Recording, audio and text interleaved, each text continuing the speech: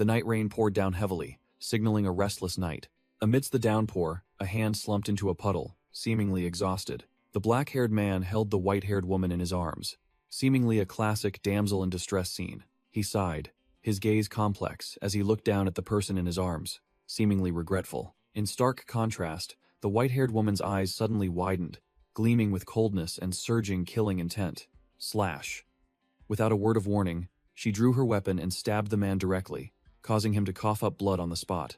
The man's hand was stained with fresh blood, proof of the sneak attack. Despite a fatal blow, the black-haired man merely smirked, his skill clearly not to be underestimated. The white-haired woman coldly wiped the streak of blood from her cheek, her gaze unwavering, preparing for round 2. The act ended, and the two stood facing each other in the rain. The real battle of life and death was just beginning. Blood trickled from the corner of his lips, but Deculine only smirked. This death was entirely within his calculations. A system notification appeared. The Break the Engagement quest has been completed, with Deculine's death as a condition. Click! The game screen displayed quest cleared, and a voice sighed in relief. Phew, thank goodness. It turned out it was all just a game. A black-haired man sitting in front of a bright white screen muttered, "Finally, no more bugs."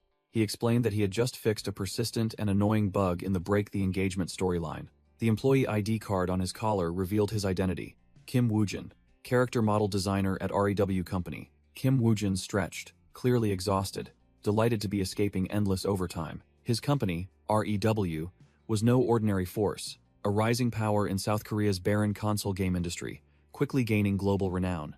And what he was testing was their latest AAA game, an all-or-nothing project for the entire company. Kim Woojin checked the time, realizing he had been grinding for 11 straight hours without a break. Truly a professional. The game's selling point was its branching storyline based on player choices, featuring NPCs with human-like AI, captivating the entire world. Players could transform into anyone: knights, mages, demons, rogues, or even royalty. Kim Woojin reminded himself that rewards came with risks. If the game failed, the company would be gone, then decided to recheck the character information after months of grinding overtime. He cursed under his breath. It's all because of this bastard. A dark silhouette with glowing eyes appeared, and the info panel confirmed his identity. Deculine von Grahan Ukline. Deculine von Grahan Ukline, a high-class villain, the game's mid-boss, sat regally on a throne of bones, exuding overwhelming aura. As a major villain with countless branching storylines, this man was a walking bug and glitch factory. But today, Kim Woojin had successfully eliminated him without any errors. The cause of Deculine's death this time: a fatal stab from behind by his own fiancée. Kim Woojin stretched refreshingly, admitting that this Deculine guy had caused too much trouble throughout the entire game. Suddenly, a voice called his name. Woojin. A beautiful female colleague approached, placed a hand on Kim Woojin's shoulder, and asked, "How's the testing going?" The one who just asked was Yu Ah-ra, Kim Woojin's development team leader, and more. It turned out she was his ex-girlfriend. This couple had spent 7 passionate years together, but their personalities were completely opposite. She was a workaholic, while he preferred to lounge around lazily. It was Yu Ah-ra who had brought him into the company and pushed him to work harder. But in the end, they went their separate ways. The outcome was still a complete bust. Kim Woojin secretly felt bitter, admitting that he couldn't change despite her many efforts. Back in the present, Yu Ah-ra began her inquiry. "I heard you struggled a lot with the bugs. Glad it's done. It's been 6 months, right? I heard you have someone new?" She added another line, feigning concern about his new relationship. While Kim Woojin clearly looked uncomfortable, he could only sigh, thinking this company was truly a madhouse, but still replied to brush it off. "It's probably fine." Yu Ah-ra concluded with a sarcastic blessing, then sent him back to work. "Then I wish you two an early happy home together. Stop messing around, get back to work." Yu Ah-ra announced that the scriptwriter was acting up again, demanding changes to the setting and character models. Kim Woojin, upon hearing this, could only grumble. Again? She turned to ask about the boss Deculine, wondering if he was truly a sub-boss that players could easily defeat early on if they were lucky. A developer guy explained that was the game's selling point. Deculine would grow stronger with the storyline, and player choices would directly increase the difficulty. Yu Ah-ra suddenly dropped a bombshell. "Do you know this character's design is based on you?" Leaving Kim Woojin stunned. She continued to tease that they both had the exact same cheesy appearance, while Kim Woojin weakly argued that he had only met the scriptwriter a few times. Kim Woojin retorted sharply, "That's why every time I play the game, the first thing I do is kill him, leaving Ura dumbfounded. Ura suggested their personalities were also similar, evidenced by Deculine's last curse before being eliminated. "You bastard," leaving Kim Woojin speechless. "Alright, no more jokes," Ura said, asking Kim Woojin's thoughts on the demo. He admitted the game was good, but worried it carried the company's survival on its shoulders. Kim Woojin reassured himself, believing that since the gameplay trailer had taken the world by storm, the game surely wouldn't flop. Suddenly, Ura pointed downstairs and asked a loaded question. "Isn't that your man?" Making Kim Woojin jump, Ura pointed to the parking lot, where a man was waiting next to a car. "See him? He's still waiting, even this late." The dapper white-haired man in a stylish suit was scrolling on his phone, and Ura urged Kim Woojin, "Why are you just standing there? Don't make him wait any longer." Kim Woojin could only silently look down. Ura continued to push. "You should go to him." He finally gave in, replying reluctantly, "You're right. I'll go now." Ura smiled and waved goodbye, her voice full of hidden meaning. "You worked hard today, Woojin." Kim Woojin turned away, muttering goodbye with a complex expression. Night fell, leaving only the bright, full moon in the sky. Time passed, the clock nearing 9 in the evening. In the deserted office, Kim Woojin sighed heavily and sat back down at his desk. Guess I'll go back to checking on Deculine. Staring at the character model on the screen, Kim Woojin still couldn't swallow his frustration. But is this scriptwriter serious? He thinks that's me? Kim Woojin looked at Deculine's trait panel and discovered an absurdity. He had 6 traits, being both a genius and a mediocre mage. Deculine's biography appeared. In his youth, he was hailed as a magic prodigy, but in reality, he was a fake, a low-level mage. An inflated ego combined with his noble background molded the worst personality in history. Superior, pathologically clean, overly competitive. Kim Woojin looked and muttered, "Is this even considered a person?" Although Deculine grew stronger later in the story, his fate was sealed, always surrounded by those who despised him. Sitting in front of the computer screen, Kim Woojin had a bold idea. Could I add some trait or personality to him that no one would notice? He suddenly froze, his hand stopping on the mouse, realizing a harsh truth. After all, I'm his original model. Kim Woojin found a new characteristic, understanding, and wondered if it could grant that scoundrel a bit of empathy. Seizing the opportunity, he decided to go all out, adding a series of high-end buffs. Filthy rich. Midas's hand sounded good, and he even threw in keen eye and iron body. After adding them to his heart's content, Kim Woojin leaned back in his chair, suddenly realizing he might have gone too far. On second thought, I shouldn't have done this.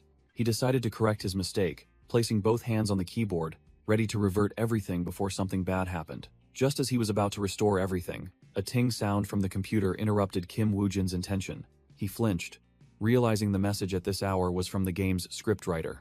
Kim Woojin hastily asked if any changes were needed to the character model, and promised to fix it immediately. The reply he received was mysterious.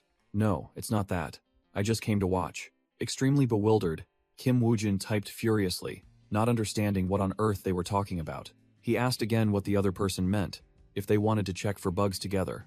The reply was even more baffling. "Haha, no.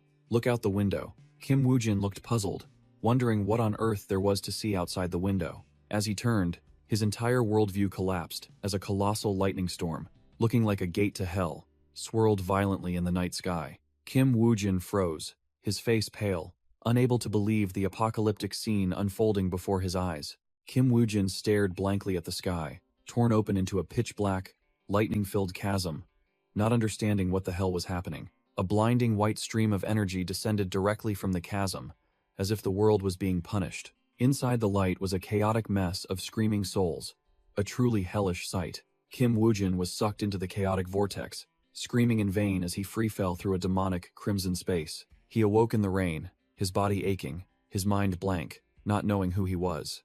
A voice echoed in his head, a strange man appearing in his memory, and warning. "Remember this, kid. Always be on your guard." Amidst a battlefield littered with corpses, the voice continued to admonish that Deculine was not an easy opponent. Deculine's image appeared, his overwhelming aura soaring amidst magical symbols and floating corpses, the voice explaining that he was merely rebalancing his talents. Deculine's face was cold, full of cruelty, and the voice concluded with a chilling statement. "After all, he is a despicable villain." A shout rang out. "Wake up, Deculine!" And in a luxurious bedroom, Kim Woojin opened his eyes in a completely unfamiliar body. Kim Woojin, in Deculine's body, awoke with sharp eyes. A black-haired younger sister burst into the room, thundering, "How long do you plan to be lazy? Do you even dare call yourself human?" Making the maid standing behind her terrified. Deculine merely replied indifferently, "Ah, I see." He suddenly sat bolt upright, looked his younger sister straight in the face, and muttered that everything felt like a dream, leaving her stunned. It turned out the original Deculine had been holed up in his room because of a woman, and his younger sister was scolding him for disgracing the family. She threw a stack of documents onto the floor, issuing an ultimatum. "If you don't want to lose your professorship, then get to work now." Amidst the chaos, Kim Woojin began to recall. "A week ago, the night sky suddenly lit up, and I woke up in a strange place, in a body that wasn't mine." He sat on the bed, facing the truth. Looking around the lavish room, he stated firmly, "Certainly I'm in the world of the game I developed myself." The familiar scenery outside the window was the final proof. The game had officially begun. Kim Woojin, in Deculine's body, bitterly realized, "What's worse is that I'm in the body of a man. A man who, no matter how the plot twists, cannot escape death." He donned the formal attire, accepting his fate. Swish, the glossy black leather gloves were pulled into place, and the demeanor of a villainous noble began to form. He had officially become the villain, Deculine. Rewinding time, a week had passed since he woke up in the Eucline mansion. In Deculine's bedroom. "At first, I thought it was all just a dream," he mused. But day by day, the feeling of living, real to every cell, forced him to accept this as reality. He wondered if, after dying so absurdly, this was some form of afterlife. But what was certain was, he, Kim Woojin, had become the villain in the very game he was developing. Deculine von Grahan Eucline. Deculine was a mid-game boss, the enemy of countless protagonists, the source of all incidents. The biggest problem now was, he didn't know what stage of the game he was in. Deculine bitterly realized he possessed an enormous amount of mana, but was completely clueless on how to use it, no different from a mobile punching bag. Recalling his life as a developer, Kim Woojin knew well. In over 4,000 game tests, Deculine had only one single scenario to survive the stage. He accepted the harsh truth that Deculine was just a mid-game boss created to be a stepping stone for the protagonist before being eliminated. On the table was a stack of documents about basic magic for a lecture at L'Imperial University, under the name of Senior Professor Deculine. The person who left the documents was Yahello von Delune Eucline, his half-sister, and the one who truly held power in the Eucline family, replacing her useless older brother. He recalled Uriel once screaming frantically. It seemed she had mentioned some woman in the past. That woman was probably Yuli, and Deculine began to suspect that there was an extremely ambiguous relationship between the original villain and her. In the flashback, Uriel threw the stack of papers to the ground, warning Deculine to get to work if he didn't want to be kicked out of his professorship. Deculine suddenly realized that today was the day he had to go to the podium to lecture with an empty head. Sighing wearily, he picked up the documents, preparing to begin his first day of work in this damned world. Although he had never lectured a day in his life, Deculine was determined to extract information at all costs. The system panel reappeared, displaying a vital objective: become essential to the game. Subquest. Lecture at the university rewards 0.5 currency. Because of the system and his younger sister Uriel Eucline, Deculine decided he had to act, for he knew that girl was one of the key pieces that could eliminate him. Moreover, currency was also important, so even though he didn't know how to lecture, he was confident he had a way, and this was his trump card: the innate characteristic understanding, the ability to comprehend everything by expending mana. He recalled that he himself had added this characteristic to Deculine when he was a designer, only hoping this villain would have something pitiable about him. Since it was an innate characteristic that only appeared in the latter half of the game, it surely had some overpowered hidden use. As he opened the door, a super luxurious bathroom-cum-dressing room caught his eye. Although everything was unfamiliar, this body used them with surprising proficiency, as if he had always been Deculine. If it were his original self, he would have called this outfit tacky, but now, he found it both elegant and comfortable, fully embodying a noble. Deculine realized this overwhelming aura wasn't just an act, but also due to the body's characteristics of intimidation, dignity, and aesthetic sense. He felt something strange, as if everything in this body is screaming, "You are me." Kim Woojin's reflection in the mirror looked utterly helpless. He admitted he was being assimilated, and things that a normal Kim Woojin would find uncomfortable now felt strangely natural. Even attending the first lecture, which should have been stressful, now felt like a casual stroll through his home, as the maids bowed deeply. He was fully immersed in the role, striding with the demeanor of a superior, exceptional, and noble aristocrat. But Kim Woojin's soul inside screamed in protest, breaking out in a cold sweat. This is ridiculous. He recalled his true self, Kim Woojin, a healthy, tall, and handsome Korean man, and according to his former boss Yu Ah-ra's blunt assessment, he was just a boring and lazy bastard. Back in reality, Deculane stepped out to his car, greeted respectfully by the driver, vowing to never let his guard down. Sitting in a luxury car for the first time in his life, Kim Woojin, in Deculane's body, couldn't help but think of his impoverished past life. But the thought of vehicles annoyed him, stirring up some unpleasant memories. Annoyed, he suddenly noticed a strange boy already sitting in the car. Deculane narrowed his eyes, assessing the boy and wondering where he had come from. Alan flinched, quickly greeted the professor, and nervously handed over a stack of documents. Deculane took the documents, asking coldly, "Are you a wizard?" He suspected this was his secretary or assistant. Alan was dumbfounded, stammering that he had studied under him for 3 years, but Deculane casually replied, "Just kidding." As the car started moving, he glanced through the documents, thinking it was some passionate lesson plan, but it turned out to be just a pre-written script to be read verbatim. Deculane smirked, knowing full well that the original, arrogant, and incompetent Deculane would never bother to properly prepare his own lectures. Kim Woojin's soul inside was visibly pleased, thinking, "Nice. Someone's doing the heavy lifting for me," Deculane uttered. "Well done," which stunned Alan, who stammered a confused question in return.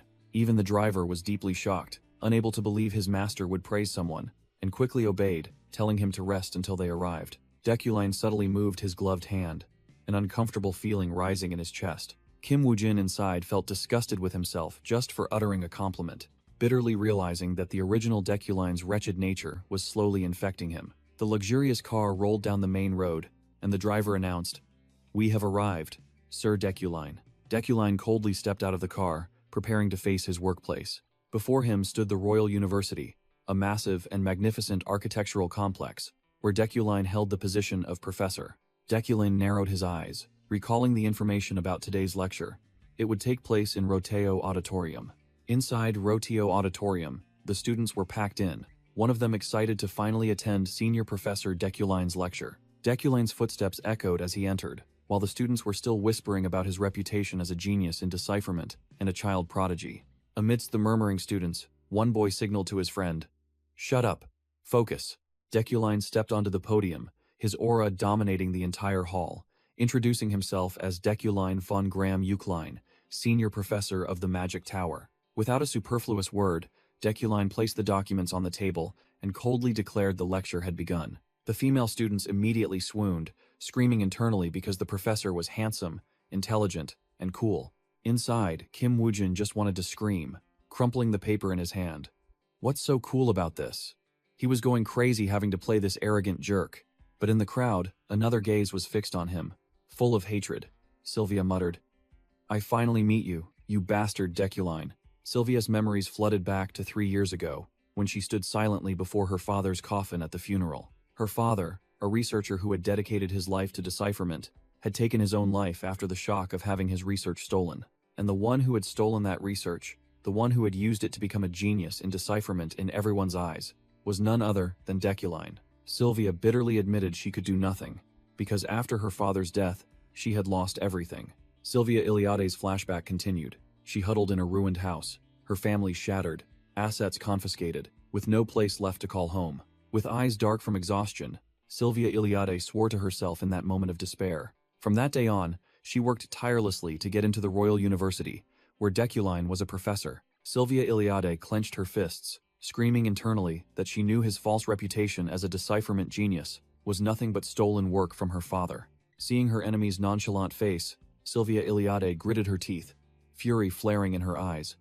"How can you be so shameless?" She glared resentfully at Deculane, who stood in a position that rightfully belonged to her father, a position built on lies. Sylvia Iliade's eyes flashed with murderous intent. She only wanted to expose his true face and send him to meet his ancestors immediately. But then she restrained herself, taking a deep breath, realizing she needed to prepare more thoroughly to completely bring that bastard down. Back in reality, Deculane's cold voice rang out, announcing the start of the lecture to all the students. He introduced himself as a senior professor of the Magic Tower, a monarch-tier wizard capable of dominating the elements, and a special lecturer for this class. Deculane began his lecture, his voice icy. As you all know, magic is divided into 3 attributes and 9 systems.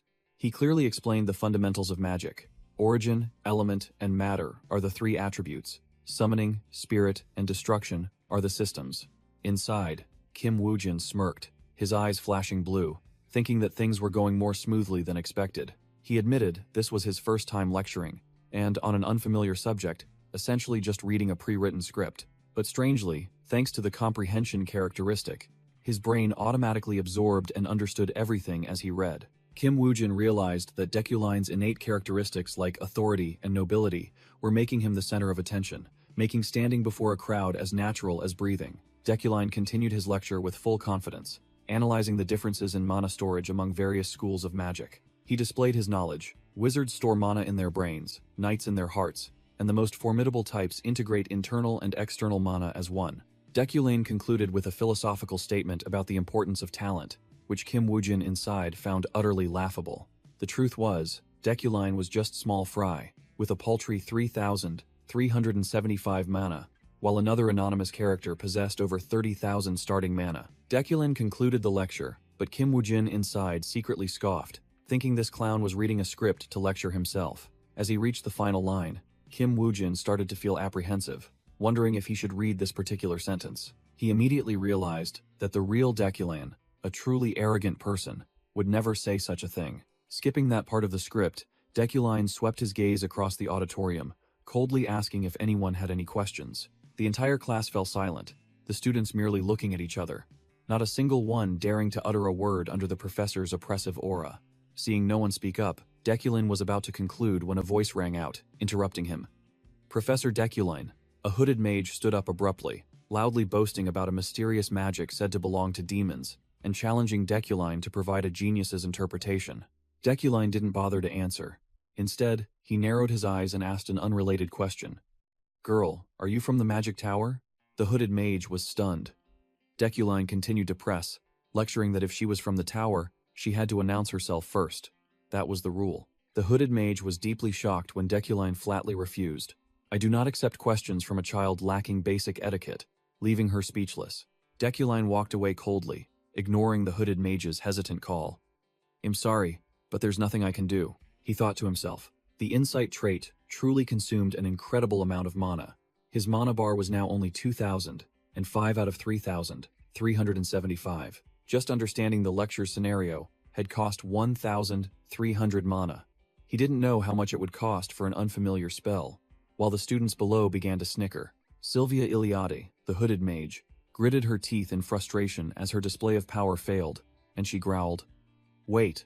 Sylvia declared that the mage tower had refused to decrypt this magic, dismissing it as a rumor, but she trusted Professor Dekuline's skill. Without further ado, Sylvia directly cast a spell, and a mesmerizing green energy flowed from her hand. A gigantic, complex magic circle appeared in the middle of the lecture hall. Sylvia officially demanded that Dekuline decrypt it on the spot. The green light reflected in Dekuline's eyes, and in just an instant, his mana bar plummeted, leaving only 360 points. Sylvia removed her hood, revealing that even the tower's low-level mages were stumped, and had only asked for a small hint. Dekuline's concise reply was, "Barrier magic." Sylvia froze, completely unable to believe her ears, but Dekuline delivered the finishing blow. Not even a hint is needed. Dekuline coldly declared that this was enhancement-type barrier magic, and someone had intended to trap all the students. With that, he turned and left, leaving the entire lecture hall silent, and a sub-quest completion notification appearing. The scene shifted to the Mage Tower's cafeteria, where the students were buzzing about the recent drama. Meanwhile, Sylvia angrily scooped up her food, muttering under her breath, "What a scoundrel." She recalled bitterly that she had intended to use an unknown spell to expose his shoddy decryption skills, but instead, he had branded her as uneducated just for forgetting to state her name, leaving her utterly humiliated. But Sylvia still tried to salvage her pride, thinking he was just flustered and bluffing, which was why he haphazardly called it enhancement magic. She was confident that enhancement magic was extremely complex and always required a medium, but there was none here. What she had demonstrated was a perfect replica of the mysterious magic circle that had appeared on the dormitory door last night. Sylvia scoffed, becoming even more certain that the professor was all talk and no substance. While another student ran up, calling Epherine's name, Julia excitedly reported to Epherine, "That magic circle from yesterday. We reconfigured it into a barrier and succeeded. Ephorine froze, her brain unable to process the shocking news. Julia praised Ephorine's courage for daring to question that terrifying professor, while Ephorine was still confused. Wait, do you mean it really was a barrier? Ephorine was utterly shocked, sweat pouring down as she realized the harsh truth. Deculine had been right. How on earth did he know it was enhancement magic without a medium? Julia waved goodbye, promising to include Ephorine's name in the report, while Ephorine could only hum in agreement, her mind spinning. Ephorine muttered bitterly, believing Deculine had just guessed by luck, while she had foolishly served as a stepping stone, inadvertently elevating him. She pulled out the registration form for the Elemental Insight Magic course, taught by none other than Professor Deculine von Grahan-Ukline himself. Ephorina's eyes sharpened. She had made up her mind. Know yourself and your enemy, and you will win 100 battles. It's time to find this scoundrel's weakness. Clenching her fists, Ephorine told herself to prepare to face that detestable professor every single day. Deculine's image appeared in her mind. Ephorine gritted her teeth and declared war. Just you wait, Deculine. I'll expose your true colors. Ding! Subquest University lecture completed. Deculine casually pocketed 0.5 shop currency as he strode down the hallway. Deculine thought to himself, that truly almost turned into a disaster. He recalled the moment he looked at that magic formula. The insight ability had automatically activated against his will. The magic circle was a chaotic mess of countless overlapping lines. Just a glance was enough to make his mana evaporate at a dizzying speed. Reflecting the complex magic circle in his eyes, he admitted he had only grasped the tip of the iceberg. Even with double his current mana, he wouldn't be able to analyze it. Breathing a sigh of relief for having passed the challenge smoothly, Deculine suddenly caught sight of a familiar figure.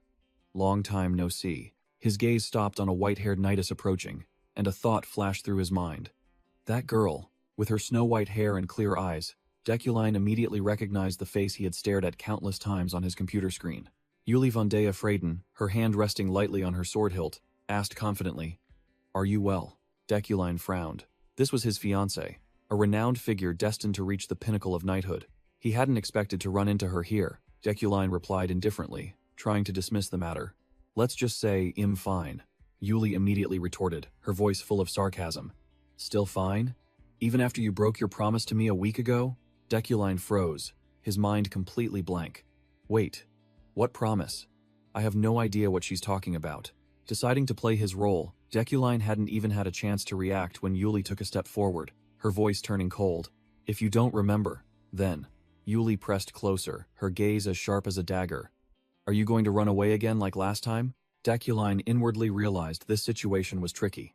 "It seems she has no intention of letting me go easily." Deculine resorted to his old trick, blaming illness. "I must have forgotten due to being ill for a while. Would you mind reminding me of our promise?" Memories flooded back. Yuli had once asked Deculine to promise that he would uphold his integrity, confess all deceptions, even if the world were to collapse. But her trust had been misplaced. Yuli realized bitterly. But trusting you was a mistake. The old Deculine had responded to that plea with a single cruel word as they both turned their backs on each other. "Be gone." After a moment of silence, Deculine merely cast an icy gaze back, without a single word of explanation. "Well then, I'm leaving now," he declared, then turned and walked away, leaving Yuli standing frozen, gritting her teeth in anger. Yuli's memories flooded back. Her marriage to Deculine was originally just a political transaction. One side, a genius mage, the other, a knight with once-in-a-century talent. A laughing noble burst into insane laughter, believing that the union of these two formidable individuals would bring immense benefits both politically and genealogically. At the meeting table of the Ukline and Freyden families, no one objected to this arranged marriage intended to consolidate power. Yuli had accepted her fate then, telling herself that this was merely a duty to her family, even though she felt no affection for him. But then both families gradually realized the harsh truth. Deculine's genius label was just a deceptive act. A newspaper article exposed the bitter truth. The fall of a genius? It clearly stated that the young Professor Deculine had stagnated for 3 years, and all his research had hit a dead end. Even knowing everything, both the Ukline and Freyden families decided to cover up the truth, concealing Deculine's incompetence. Yuli realized bitterly that for the sake of reputation and political standing, both prestigious families dared not expose their stain to be gossiped about by the world. Yuli gritted her teeth, declaring that she could endure a rotten marriage, but she could not accept deceiving the entire world. The flashback returned to when she, in her knight's armor, confronted Deculine, and asserted that it was a knight's trust. Deculine had coldly accepted then. Very well, as you wish. And Yuli bitterly recalled that he himself had agreed to the pact. Returning to reality, Yuli's eyes were filled with disappointment. In the end, you still, completely breaking our promise. Her hand clenched the sword hilt, hatred surging. The scene shifts to the Imperial University's Mage Tower, dubbed the game's final boss, standing tall and majestic. Deculine entered the campus, judging the Department of Magic here to be on par with Seoul National University's medical school, and the Mage Tower, its affiliated hospital. With the eye of a game designer, he had to admit, the design is good. The vast and magnificent campus unfolded before his eyes. The meticulously maintained gardens exuded the distinct style of American universities. In a moment of recollection, Kim Woo-jin remembered how the entire development team had to work day and night to create this premium atmosphere for the game. Back in reality, Deculine strolled through the campus, thinking that if he weren't in this awkward situation, the scenery wouldn't be bad, ignoring the female students whispering behind his back. Suddenly, hurried footsteps rushed from behind. Deculine subtly turned his head, a look of annoyance in his eyes. Crash! A clumsy student crashed straight into Deculine's back, papers and belongings scattering everywhere amidst a startled cry. The student, Alan, sat on the ground, frantically apologizing and explaining that he had an urgent report, which was why he followed the professor. Deculine recognized the young man he had once shared a carriage with, his tone condescending. Ah, it's you. I thought I was being ambushed. Your name is Zorro, isn't it? Alan's face paled as he quickly corrected him in astonishment. No, sir. I'm Alan. Deculine nonchalantly stated, my mistake, leaving Alan speechless at his professor's bluntness. In Deculine's luxurious office, Alan stood presenting, holding out a stack of documents and reporting, Professor, this is the list of sponsorships for new mages this year. Deculine sat in his chair, flipping through the list while his thoughts explained the Mage Tower's sponsorship mechanism, a system where professors would invest in promising talents. As he glanced at the list, Deculine's eyes flashed blue, a strange sensation suddenly rising within him. It turned out to be due to Deculine's hidden buffs, wealthy magnate, and keen eye, automatically scanning and marking names with money-making potential. Scanning through, he noticed a few names on the list worth paying attention to, but amidst the crowd, one name shone with a dazzling golden light, clearly a top pick, the most lucrative prospect, Ephorine Luna, a main character in the game, the daughter of the one whose career the original Deculine had ruined. The game developer's meta-knowledge came into play. Deculine looked at the sponsorship entry, around zero, no one dared to invest. The young Alan standing nearby also scratched his head in wonder, not understanding why a talent like Ephorine was being neglected like this. Deculine smirked, immediately realizing the entire Mage Tower was avoiding the name Deculine. He picked up Ephorine's file, acknowledging in his heart that her talent was genuine. To reach this level through self-study was no small feat. But here was the core issue. Ephorine was Deculine's enemy, or rather, Deculine was her sworn enemy. Deculine recalled his core characteristic in the game, villain's fate. The whole world wanted him dead. But what didn't kill him would make him stronger. In the game, this Deculine died in countless scenarios. For example, being stabbed straight through the heart by a white-haired swordsman, or having his skull smashed by some mage's staff, lying dead and contorted on the floor. There were even more absurd deaths, like being poisoned, or, more unluckily, being blown to smithereens by a bomb in the middle of the street. Deculine, Kim Woo-jin's version, realized the truth. To survive in this damn game, he had to make different choices. He made up his mind, his eyes sharp. He had to do things that the original Deculine, that piece of trash, would never dare to do. Resolutely, he picked up a quill and began to write, officially initiating his game-breaking plan. After writing, he called Alan, handed him the paper, and ordered, Alan, submit this, then borrow a few books I've listed before you go. Alan obediently followed the order, bowed, and quickly left the office. The room returned to silence, with only Deculine sitting there, beginning his first move to change the predetermined fate of a final boss. Deculine calculated that to survive, he first needed money because many fatal variables could be resolved with money. One way was to lavishly invest in potential mages to build his faction, but that alone wasn't enough, as this entire world was filled with influential characters who hated him and were eager to tear him apart. He realized the only way to truly survive was to wield absolute power himself. Sitting in the Grand Hall, he concluded, the optimal survival strategy was to become stronger. The problem was that the original Deculine's talent was merely mediocre, unable to withstand the impending dangers without preparation. Countless predetermined deaths were poised to claim him, and with his current strength, his chances of survival were almost zero. Fortunately, there was still one glimmer of hope to cling to: the specialty this body possessed. Although this Deculine couldn't control the 4 great elements, he was a master of manipulation magic, especially with earth and fire. Furthermore, combining earth and fire also helped him upgrade another unique characteristic: Midas Touch, a skill that consumed mana to unlock a target's potential. With the ability to manipulate metal, Deculine could perform sword control arts, dozens of hovering swords ready to pierce anyone to death. He flipped open the book, Basic Manipulation Magic, and smirked. The name Sword Control Arts sounded grand, but in reality, it was merely object manipulation, a mediocre branch of magic. However, to truly make it real, he needed to master manipulation, the method of controlling an object's essence. Time for a quick test, Deculine decided. Blue mana began to gather in his hand, ready for the skill test. As he placed his hand on the book, the comprehension ability activated. A massive surge of magic erupted, devouring all the knowledge within. The entire basic manipulation magic system was directly overwritten into his brain. A genuine skill hack. He exhaled, feeling the newly acquired knowledge, his eyes flashing with confidence. Now this is good. Without incantation, without unnecessary gestures, the fountain pen on the desk gently floated into the air.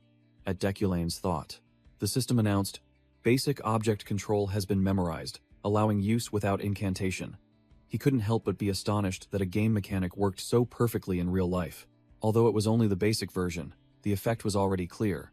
Deculine calculated that once he mastered the advanced version, he would approach the power threshold needed for survival. After grasping the basic theories, Deculine stood in his study, frowning in thought. What should I do with all this now? A crazy idea flashed in his mind. What if I engrave this entire magic circle onto my body? The logic of this world was simple. The larger the magic circle, the stronger it was, and Deculine intended to go big by using his own body as the canvas for the engraving, not just limiting it to his brain and heart. Fortunately, this body possessed the unique characteristic, Iron Body, tough enough to withstand the side effects. Deculine confidently asserted that this was a game hack only he could pull off, checking his mana, which was around 800, enough for a test. Without a moment's hesitation, he began the self-upgrade process, his entire body hovering amidst a vortex of magic and ancient runes. The magical characters began to automatically engrave themselves deep into every fiber, every cell of Deculine's body. The magical current grew increasingly frantic. The engraving process accelerated, transforming his body into a living magic circle. A terrible pain surged. Deculine gritted his teeth, feeling every nerve screaming. It felt as if his bones were shattering, and his muscles were being torn from within, a pain incomparable to anything else. However, Deculine did not waver, not even letting out a whimper, for that was the dignity of a noble, one who stood at the pinnacle. After his insane self-inflicted ordeal, Deculine sat calmly in his office, his demeanor as radiant as if nothing had happened. His status window appeared, showing his mana completely depleted, with only a single drop remaining. Deculine staggered, his hands trembling from exhaustion, admitting defeat due to running out of battery. But this failure wasn't entirely meaningless. A magic circle had been successfully carved onto his shoulder. Deculine calculated that at this rate, it would only take 2 weeks for his entire body to become hot merchandise. A month passed. At the university's Mage Tower, the first day of Deculine's class began. The university students stared blankly at the wooden sign, which displayed the professor's demand. Use any element you know, and show me the result.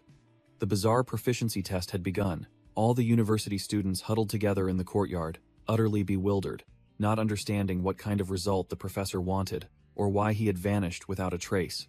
Ephraim puffed out her cheeks in annoyance, muttering under her breath, "What an irresponsible jerk." She continued to grumble about his teaching style, abandoning his students on the very first day, unable to comprehend what kind of person Deculine was. Lost in her complaints, Ephraim suddenly bumped into another blonde student walking in the opposite direction. Struck, Ephraim spun around, growling irritably.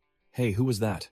Ephraim froze, her eyes wide as she recognized the person she had just bumped into. Looking up, Ephraim was stunned as the blonde student's identity slowly became clear. It was Sylvia von Josipin Iliadi, a renowned name in the mage world. Ephraim was completely speechless, standing rooted to the spot before Sylvia.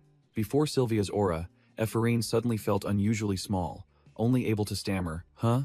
Ephraim was utterly bewildered, unable to believe that Sylvia didn't recognize her. Suddenly, a sharp pillar of ice erupted from the ground in the middle of the forest, radiating a chilling cold. Ephraim fell sprawling, staring intently at the ice magic she had just created. she muttered, asserting confidently. No mistake, that girl definitely belongs to the Iliade family. Memories flooded back. 10 years ago, the Iliade family, wary of her father's potential, had marched troops to their home to threaten them.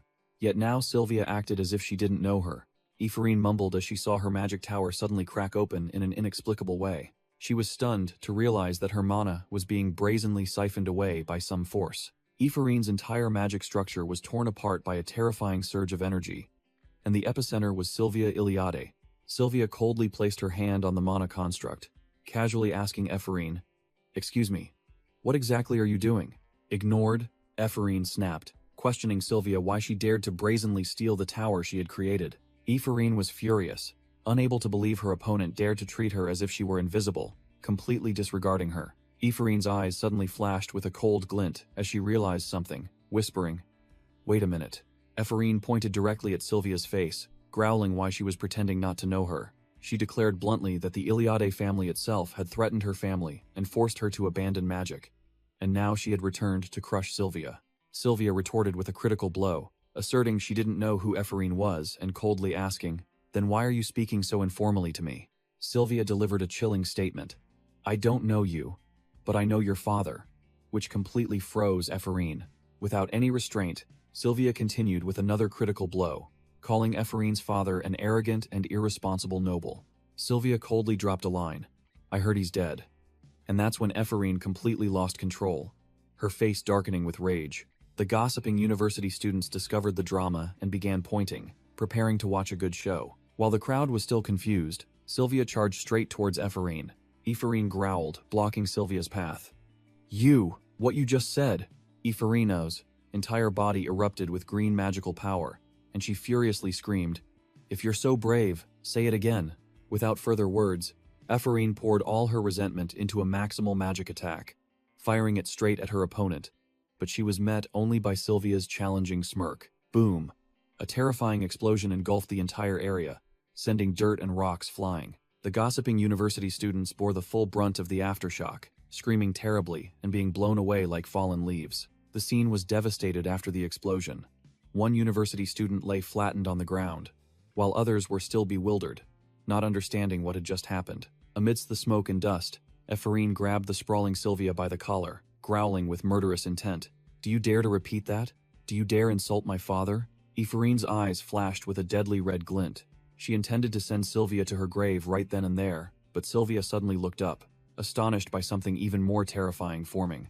A colossal, deep purple magical black hole began to form in the air, chaotic energy swirling as if about to swallow the entire world. The surrounding university students screamed in terror, while Ephraim was stunned to realize that it was a void, an extremely dangerous magical phenomenon. Ephraim understood immediately. This void was created from the very point of mana collision between her and Sylvia, and it was sucking everything around it into its center. The crowd began to flee in panic as they realized the hole was about to explode. But Ephraim froze. She knew that if it exploded, metal fragments would fly out like bullets. She realized the impending tragedy. If that void exploded, everyone here would be wiped out without a trace. Boom! The void reached its limit and exploded, unleashing a terrifying wave of destructive energy, sweeping away everything in its path. In that life or death moment, Ephraim braced herself, deploying a green magical shield to directly confront the earth-shattering explosion. Lying prone on the ground, Ephraim was bewildered when the explosion abruptly ceased, wondering what on earth had just happened. In the thick of the chaos, Deculine appeared like a god, standing tall before the deadly metal fragments hurtling towards Ephraim and the university students. Before the crowd could even process it, all the deadly fragments were frozen solid in midair, suspended impossibly. With just a flick of his hand, Deculine unleashed a colossal wave of icy magical power, manipulating the entire battlefield in an instant. The university students, who had just been fleeing for their lives, now could only gape in astonishment as they realized Deculine had used object relocation to save them all. For the magic students, this was not just a rescue, but a peak performance, showcasing the pure beauty of magic. Even Ephraim and Sylvia, the two who had just been fighting to the death, had to silently admit, this was a level of magic manipulation they could never reach in their lifetimes. Clatter, all the metal fragments were completely neutralized, falling scattered to the ground as a pile of harmless scrap. After clearing up the mess, Deculine spoke coldly, his tone as if nothing significant had just happened. "Attention everyone. Today's class is suspended here, except for those who caused this mess. All of you may leave. Ephorine's face turned pale, realizing she had just poked a hornet's nest and was about to pay the price. The two were summoned directly to the interrogation room, the atmosphere as tense as a stretched bowstring. As they entered, the two professors saw Deculine and chairwoman Adlin Cizelian already seated, and immediately offered fawning greetings. Professor Retlin and Professor Relin showered them with endless praise, saying that the diligence of the other two was a shining example for the entire mage community. Chairwoman Adlin Cizelian also responded gracefully, thanking the two old men for coming, then turned to Deculine for his agreement. A female professor on the council spoke first, her tone full of contempt, as she referred to the unknown nobody who dared to touch the daughter of the Iliade family. The rest of the professors laughed along, praising profusely how Deculine had neatly handled the situation, preventing a major scandal. Deculine knew very well these old foxes were openly flattering him, and that the disciplinary outcome had actually been arranged by them beforehand. On one side was Sylvia, the powerful lady of House Iliade. On the other was Ephorine, nothing more than a commoner. The game was too obvious for those who only knew how to cling to the powerful. But Deculine decided to overturn the tables, because he could see something these people couldn't, and he would change this disciplinary decision. With his special eyes, Deculine saw through a surge of dark energy emanating from Ephorine's body. At the same time, his passive skill activated. Villain's fate. The whole world wanted him dead, but what didn't kill him would make him stronger. A true final boss move. The disciplinary hearing officially began. Ephorine and Sylvia Iliade sat dwarfed in the empty hall, preparing for the judgment. Old Professor Retlin immediately adopted a lecturing tone, roaring, "How dare you cause trouble in this sacred classroom? If Senior Professor Deculine hadn't been there, someone would have been hurt." Facing the question, "Why did you fight?" Ephorine merely lowered her head, gritting her teeth as she replied, "I cannot say." Ephorine suddenly realized, looking up at the shadows of the professors above and thinking to herself, "Has watching from up there. That's why I can't speak." The real reason flared up in Ephorine's mind. Sylvia Iliade had started it, rubbing salt into the wound of her deceased father. But in front of her sworn enemy, Deculine, she would rather die than utter a single word.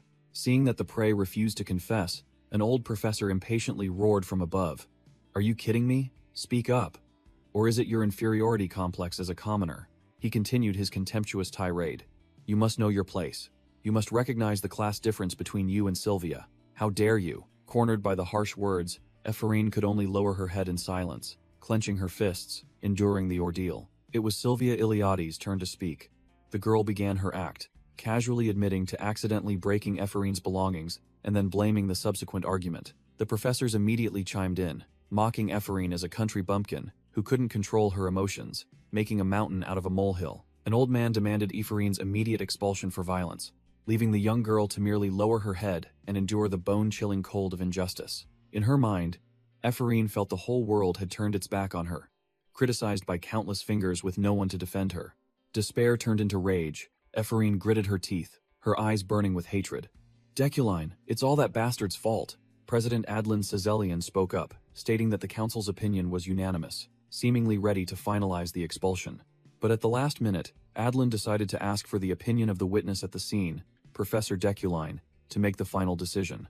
Hearing the name of her sworn enemy, Ephorine completely collapsed, thinking to herself, "It's truly over." Suddenly, a powerful voice echoed from above, not questioning Ephorine, but directly challenging the professors. "Do you truly believe you did nothing wrong in this matter?" Deculine concluded by calling out the noble lady's full name, Sylvia von Joseph Iliade, leaving Sylvia Iliade stunned, and Ephorine bewildered. Deculine directly questioned Sylvia Iliade, probing whether she was truly innocent, leaving Ephorine frozen. The entire council was bewildered by the sharp turn of events. Old Professor Retlin stammered, asking Deculine what he meant. Deculine stated bluntly, as if slapping them in the face, "You could have completely prevented this, but you did nothing." He then sarcastically remarked if Sylvia's talent, which the whole world expected so much from, was only this much. Hit where it hurt, Sylvia Iliade was speechless, her face drained of all color. Sylvia Iliade began to act, bowing her head in apology, and admitting she had intentionally let things escalate to ensure Ephorine received a severe punishment, leaving Ephorine dumbfounded. Ephorine was completely confused, not understanding why Deculine had turned to question Sylvia when it was clearly her own fault. Old Professor Retlan tried to argue stubbornly that the defender couldn't be at fault, but Deculine coldly dismissed him, threatening to take full responsibility himself for organizing the class this way and directly asking Professor Relin if he wanted that. Ephraim was utterly shocked, unable to believe Deculine dared to challenge even the professor openly backing Sylvia. In Ephraim's mind, there was now only one question, echoing amidst her confusion. Why is Deculine protecting me? President Adlan Cezelian was about to speak up to mediate, when Deculine interrupted with a single, powerful word. Stop, silencing the entire hall. President Adlan Cezelian spoke up to reconcile, stating that clashes among rookies were common, and they should be overlooked this time so they would still have motivation. Deculine concluded succinctly. There will be no punishment. Go home, leaving Ephraim frozen. As in her mind, she had already mentally prepared to be expelled from school. In the typical style of the old Deculine, old Professor Retlan immediately changed his tune, flattering Deculine that a senior professor truly was different, his vision far surpassing that of mere small fry, all for the sake of the students. Just as Deculine was about to leave, a voice rang out, blocking his path. Excuse me. It turned out to be Ephraim. The girl clenched her fists, unable to let him simply leave after turning everything upside down. Ephraim gathered all her courage to question him, with only one question swirling in her mind. Does he remember the Luna surname? Does he know my father? Standing in the middle of the vast hall, Ephraim officially confronted Deculine directly, demanding an answer. Deculine merely smirked subtly, thinking to himself, just as I predicted. Ephraim asked directly, her voice strained. I want to know if you remember the Luna family, and if you know that my father died because of your delusions? As soon as she finished speaking, Ephraim felt a pang of apprehension, fearing that bringing up the past would make Deculine overturn his decision, using punishment to silence her for his own safety.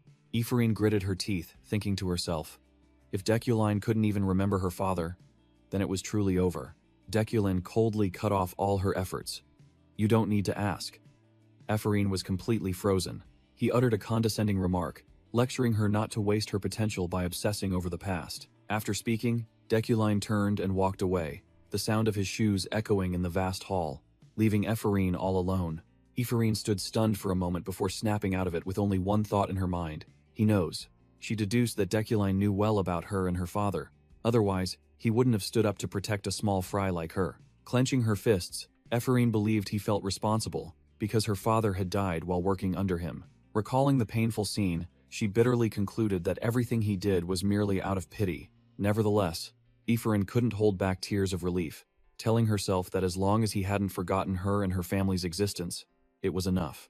While Ephraim was still immersed in her emotions, a system notification appeared, showing that Deculine had just completed a quest. Villain's Fate. Overcome the mortality variable. Shop currency +2. Scene change. A classic convertible glided along a country road. The driver, having just heard the story, merely hummed in acknowledgement. This man was Giltheon von Ludwig Iliade, the patriarch of House Iliade and Sylvia's father. He declared that his daughter would no longer need to worry about that child. Giltheon judged that Ephraim Luna, though talented, had missed her golden opportunity, while Sylvia merely rested her chin in silence, her face full of calculation. The flashback returned to 10 years ago, the day of the Academy's aptitude test, which was also the first time Sylvia and Ephraim met. An old mage examiner, after checking through a crystal ball, was left gaping, declaring that both children were born with the potential to reach the rank of archmage. The old mage couldn't believe that two such geniuses had appeared in his domain, while young Ephraim was still bewildered, not understanding what was happening. Young Sylvia seemed more mature, turning to ask Ephraim what was happening. Introducing the ultimate rank of mages, eternity, a transcendent realm that even emperors could not reach. Those who achieved it would be inscribed in history as archmages. According to the unwritten law of the magic world, only 3 archmages could exist in each era, regardless of faction or attribute. Except for one spot already occupied by Damakan, the remaining 2 positions were still vacant, and Adlan, the Mage Tower president, was a strong candidate for one of those 2 spots. Sylvia's flashback appeared. She, the daughter of House Iliade, and Ephraim, the daughter of the Luna branch family, had no choice but to fight tooth and nail for the last spot. Giltheon Iliade, Sylvia's father, his face stern, issued a warning to the patriarch of House Luna. Give up the idea of sending your daughter to the academy, Kagan Luna. The Iliad family used the excuse of inter-family tensions to deploy soldiers and crush the Luna family. But the truth behind it was entirely different. Sylvia Iliade rested her chin in thought, admitting that everything was for her, to pave the way for her to become the Archmage instead of Ephraim. For Sylvia Iliade, becoming the Archmage was not just a dream, but also a duty and responsibility as heavy as a mountain. In her mind, a challenging image of Ephraim appeared, as if asking, "Are you afraid it'll catch up to you?" Making Sylvia Iliade's irritation evident. Sylvia Iliade brushed it off, telling herself that girl was just an annoying nuisance not worth bothering with. Back in the present, Giltheon Iliade advised his daughter not to mind Ephraim anymore, but then unexpectedly warned, "Be careful of Deculine," leaving Sylvia Iliade stunned. He explained that Deculine was not a simple matter. Though he was stagnating, his prodigy label could explode back into prominence at any moment. Sylvia Iliade replied with sharp eyes, asserting that she knew that well and even suspected that Professor Deculine might already know everything. Sylvia Iliade recalled bitterly that the magic trap she had painstakingly set up had been completely seen through. Her plan was to deplete Ephraim's mana when the girl attacked. Then, she set a charm that would only explode when it sensed Ephraim's mana, aiming for the girl to be punished more severely out of spite. But Deculine, that man had seen through all her tricks, even though she had carefully checked for any magical surveillance in the lecture hall. Instead of exposing Sylvia Iliade, saying "you did it," he merely remained silent, compromising, not bothering to stop her a completely superior move. He only uttered a cold remark from above, "I know everything, so you'd better obey," leaving Sylvia Iliade with no retreat and forced to swallow her pride. Back in the present, Sylvia Iliade sat in the car, clenching her fists, utterly bewildered. What kind of person is he, really? A tear of helplessness rolled down her cheek. A few days later, a luxurious car pulled up in front of the magnificent Deculine family mansion. Inside, Deculine was adjusting his attire when a voice called out from Roy. He casually replied, "I'll be right down." A long limousine was already waiting, ready to take the overbearing professor somewhere. Deculine sat in the car, smug that his move to side with Ephraim had not only helped him eliminate a deadly variable but also earned him some shop currency. He recalled Ephraim daring to stand up and question him, admitting that the girl must have held a grudge against Deculine ever since.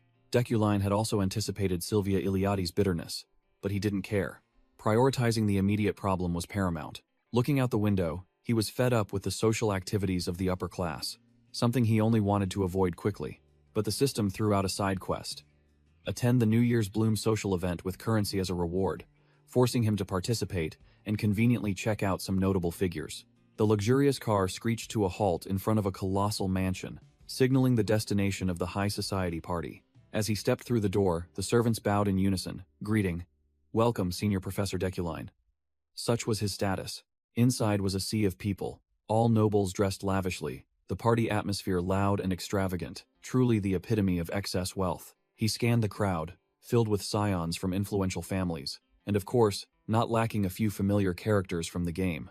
Deculine's gaze suddenly stopped, locking onto a specific target in the crowd, signaling that the fun was about to begin. A blonde noble named Ehelm was smugly showing off some model he had created himself. Deculine suddenly realized that coming here might not be as bad as he thought, while some minor noble was startled to see him. The noble was overjoyed as if head struck gold, rushing over to greet him. "Oh, isn't this Professor Deculine?" Another noble cut in, vying for attention, boasting that his son was Deculine's student. Immediately, a swarm of nobles gathered like flies, each wanting to strike up a conversation, making Deculine instantly regret his earlier thought. Amidst the noisy chatter, Deculine suddenly froze when he heard someone mention the name Miss Ganesha. Ignoring the old noble who was trying to invite him to dinner, Deculine strode straight ahead, disregarding the man's hurried calls after him. He calculated that Ganesha was an important adventurer for the storyline, and building a good relationship with her would be the greatest achievement of this event. Without wasting a second, Deculine scanned the entire banquet hall, searching for his target's silhouette. All his focus was now on a single question: where is Ganesha? Deculine scanned the banquet hall, certain his target was nearby. As he looked up, Deculine locked onto a female adventurer standing on the second-floor balcony. Found her. The red-haired adventurer with two braids stood with her arms crossed, looking extremely displeased, clearly not fond of this party. Deculine hurried towards his target, but a sarcastic voice rang out from the crowd. "Oh, look what we have here." A blonde noble blocked his path, calling out Deculine's name, making him stop. He cursed inwardly.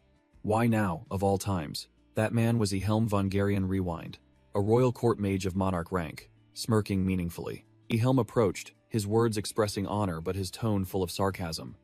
He mockingly asked about Deculine's research progress and mentioned some strange rumors. Ehelm stopped beating around the bush, directly stating that Deculine's research had made no progress for 3 years, and his attitude as a professor was being questioned. Deculine knew full well.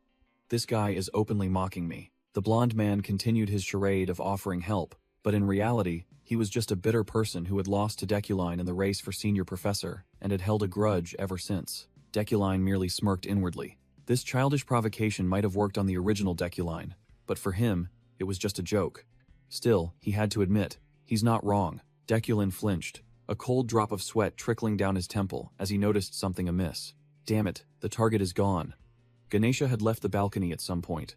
Damn it, just because I had to deal with this idiot, I lost track of Ganesha. Deculine cursed inwardly, while Ehelm continued to prattle on about how no one would like someone as arrogant as him. Losing patience, Deculine spun around, calling the annoying guy by name. Hey, Ehelm. Without another word, Deculine bluntly put him in his place. Mind your own business and get out of my sight, you rotten cheese. Ehelm froze on the spot. Leaving Ehelm sputtering in shock, Deculine walked away in annoyance, his plan falling apart as he had to find Ganesha before she left. Outside the building, under the moonlight, the crowd began to whisper, searching for the professor who had just disappeared. Escaping the crowd, Deculine sighed in exasperation. I shook off that Ehelm guy, but there are still so many clinging on. I truly despise these gatherings. Suddenly, a voice called out his name, and Deculine's eyes lit up with surprise. It turned out to be Ganesha, standing with her arms crossed on another balcony. Target acquired. Ganesha smirked provocatively, teasing. What a coincidence to meet here, isn't it? Or perhaps you were looking for me. Deculine thought to himself that he was just trying to shake off those persistent leeches when he accidentally stumbled upon Ganesha, and he realized they knew each other from before. Ganesha feigned, lost, then sneered, immediately laying her cards on the table. Stop joking. It's clear you're looking for me, because you have something to discuss. Ganesha got straight to the point, apologizing for an old mission and asserting that she had already paid the deposit and the penalty, hoping he would let it go. She frankly admitted that she hadn't brought the magically talented child as requested, but not because she couldn't, but because she didn't want to. Ganesha looked directly at Deculine, calmly stating her reason. You've grown fond of the girl, so I couldn't bring myself to hand her over to you, Professor. Deculine immediately understood the problem. The original Deculine was planning to repeat that dirty cycle, exploiting talented children to cover up his own lack of achievements. After a moment of silence, Deculine spoke. Let me ask you something. Ganesha narrowed her eyes, asking a question that struck straight at his core. Professor, how long do you intend to live like this? Ganesha's pointed question made Deculine freeze, sinking into thought. How long, indeed? Deculine recalled the original owner's wretched past, listening to useless nobles' flattery, betraying Uriel, and hurting Sylvia and Yuli, all for his own empty reputation. Breaking free from his thoughts, Deculine turned his back to Ganesha, declaring firmly, From now on, I will live differently, leaving her stunned. Ganesha was completely taken aback. She had prepared herself for a fight to the death. Not this confession. That's a strange answer. I thought you were going to eliminate me. Ganesha teased that he was overly worried, especially since she had skipped one of his secret missions, but Deculine merely looked unconcerned. Deculine thought to himself, killing Ganesha now would be suicide, as she was a true monster. He knew very well that Ganesha was a formidable figure, a renowned character in the game, one who could finish off an opponent with just a single strand of hair. Her power was real, with overwhelming characteristics like all-round master and indestructible, a warrior who had reached the pinnacle of physical strength. Deculine realized the reason the original owner hadn't sent assassins after Ganesha was because he had already possessed this body. Otherwise, the original Deculine's life would have been lost long ago. Ganesha was still suspicious, asking pointedly, Did you eat something strange today? But also told herself that her goal of building a relationship had succeeded. Deculine stated concisely, I have no reason to stay here anymore. I'm leaving, then turned and walked away, ignoring Ganesha, who was still bewildered. Ganesha still couldn't believe it, calling after him, Are you sure? You're really not ordering my assassination or expulsion? Deculine turned, throwing back a dignified remark. Doing so would be beneath me. Ganesha froze, speechless at the noble's 180-degree change. As he walked, Deculine calculated that he could use the Adventurers Guild to exert pressure, but if he made even a slight mistake, a fatal variable could appear immediately. Suddenly, a system notification appeared. Villain's fate. Death averted. Shocking Deculine, whose face changed color. What the hell? He realized that this time the system reported it as averted, not overcome. It turned out the previous conversation was a death trap. Deculine broke out in a cold sweat, a feeling of unease rising to its peak, as he realized there was no safe corner in this world. Scene change. A blonde girl named Rayleigh, Yuli's relative and a rookie adventurer ranked 42, was irritably calling out, "Sister, how long are you going to sit here?" Yuli, the white-haired girl, coldly replied from the dining table, "I didn't want to come in the first place," then flatly refused Rayleigh's plea with a single, "No." Rayleigh was speechless, completely helpless against her sister's stubbornness. As Rayleigh inquired about that person's recent situation, Yuli froze, her face darkening. Rayleigh looked worried, stating directly that many unpleasant rumors about Professor Deculine were spreading. In Yuli's mind, the image of Deculine coldly turning his back and walking away reappeared, plunging her into a terrible mood. Yuli gritted her teeth, admitting to Rayleigh that things were extremely bad. Hearing this, Rayleigh frantically warned Yuli not to speak such things loudly, just as a decisive set of footsteps echoed nearby.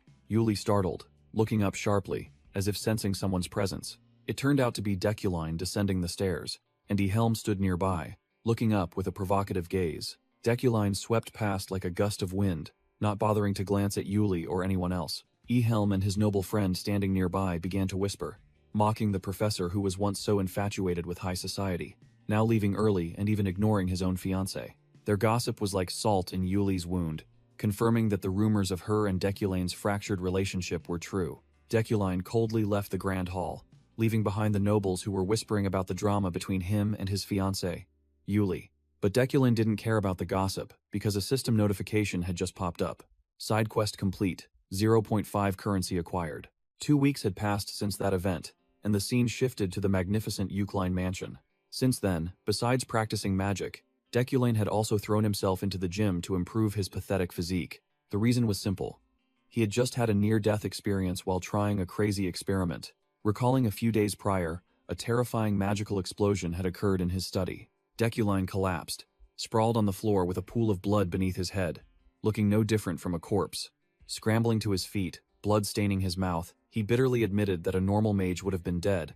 Only his iron body characteristic could withstand this backlash, when he tried to infuse fire magic into metal magic. Although this magic upgrade helped him grow stronger quickly, it was also extremely dangerous and brutally wore down his body.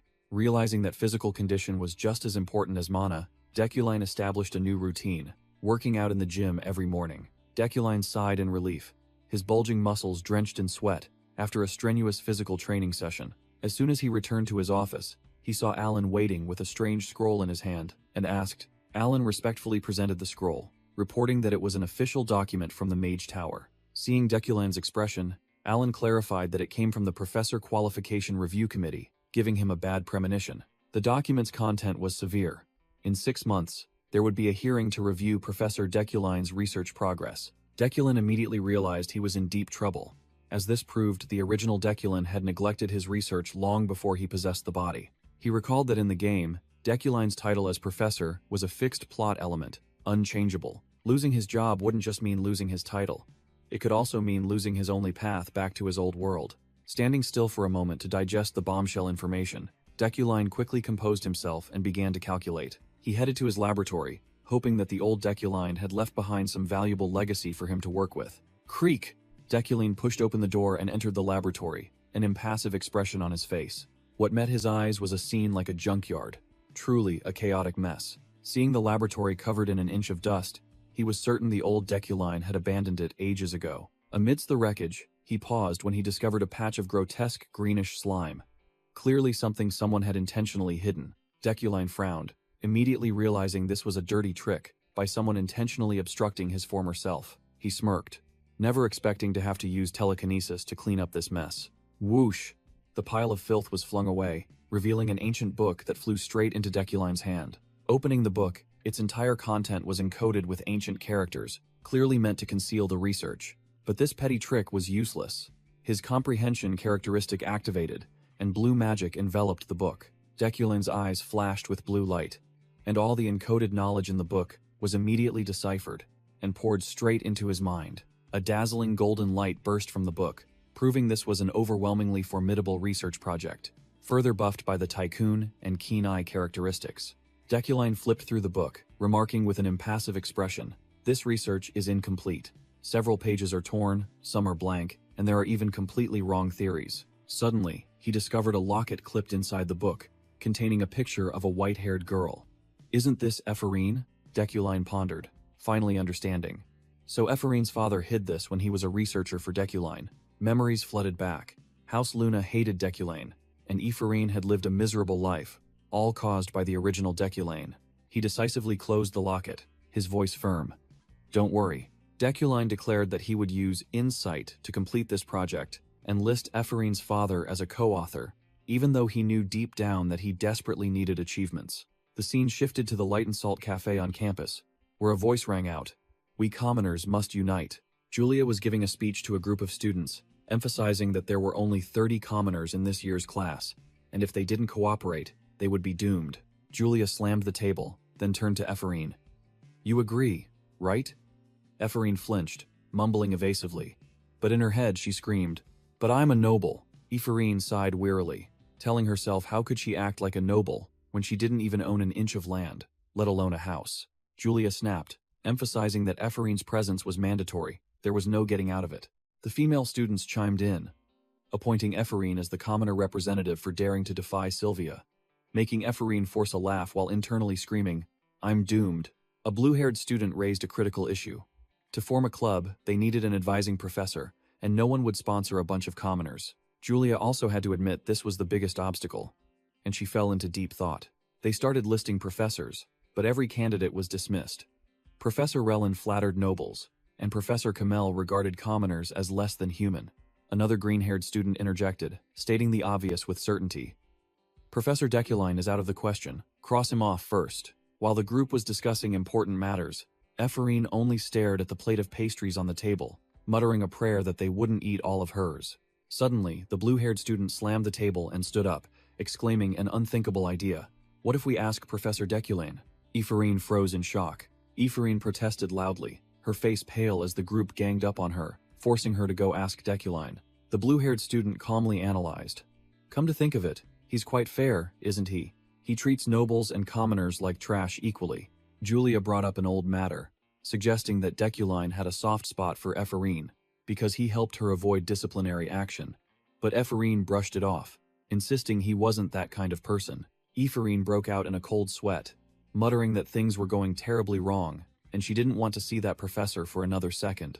Despite Ephorine's protests that asking him would only make things worse, Julia resolutely dragged her away. As she was being dragged, Julia suddenly stopped, dead in her tracks, leaving Ephorine bewildered. Ephorine looked up and asked Julia what was wrong, then realized a figure was standing tall right in front of them. An icy voice commanded, "Move aside," and Ephorine began to feel something was amiss. And that person was none other than Deculine, the professor she was desperately trying to avoid. Ephorine was speechless, her face drained of color. Ephorine gathered all her courage to block Deculine's path, her face drained of color, but still bracing herself to face the final boss. Meanwhile, her best friend Julia had slipped away unnoticed, only daring to peek out from behind the door to cheer her on, making Ephorine scream in silent fury. Traitor! Deculine completely disregarded Ephorine, walking past with the air of a superior being, making her flinch. Seeing her target about to escape, Ephorine frantically called out, Professor Deculine. Desperate times called for desperate measures. Ephorine bowed deeply, holding out the form and shouting, I'm trying to start a club and I need your signature, Professor. Ephorine explained her reasons, saying that the other professors were all discriminatory towards commoners, and swore she would never bother him again, thinking to herself that she'd rather face this boss than be harassed by those small fries. She recalled the group's discussion, concluding that the other professors were only good at stalling for time and offered no hope, which was why they had to turn to Deculine as a last resort. Expecting a harsh refusal, Ephorine was stunned when Deculine coldly took the form, only managing to think, huh? Deculine casually signed it, then said curtly, prepare detailed documents and send them to my office, leaving Ephorine frozen with a huge question mark above her head. Deculine coldly handed the signed form back to Ephorine, with a single, curt word, here, making her bewilderedly accept it. Ephorine gaped at the signature on the paper, her mind blank, unable to believe the truth. He actually signed it? Deculine turned and walked away with a dominant aura, leaving Ephorine still stunned in the middle of the campus with her friend Julia, who had just run over. Julia ran over, asking excitedly, but Ephorine was lost in a jumble of chaotic thoughts, unable to understand why her enemy had suddenly been kind to her. The scene shifted to the classroom, where Deculine began his lecture on pure elements, pointing out the fundamental mistakes rookie mages often made.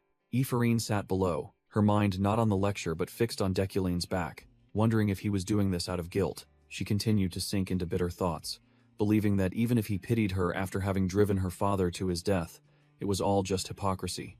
A murderous aura flared. Ephraim clenched her fists, her face darkened, and she growled in her mind that if he was truly remorseful, he should publicly confess his crimes to the whole world. Julia, seeing her friend's face full of murderous intent, shook her shoulder and asked, pulling Ephraim out of her hateful thoughts. Julia angrily whispered to Ephraim, telling her friend to just ignore those loud-mouthed but empty-headed nobles. Ephraim's gaze swept over to the noble ladies who were whispering and mocking the low-born girl trying to appear studious. The blonde student and her friends looked extremely annoyed, while Ephraim was at a loss for words, realizing she had become the common enemy of the nobility. Ephraim reassured Julia, calmly saying this wasn't the first time, and urged her friend to focus on the lecture. At the podium, Deculine began his lesson, emphasizing that every magic circle had a reason behind each stroke, even if the rookies only knew how to use them instinctively. Although she initially didn't want to listen, Ephraim had to pay attention when Deculine demonstrated changing the color of the ignition magic circle with just 2 strokes, subtly showcasing his supreme understanding.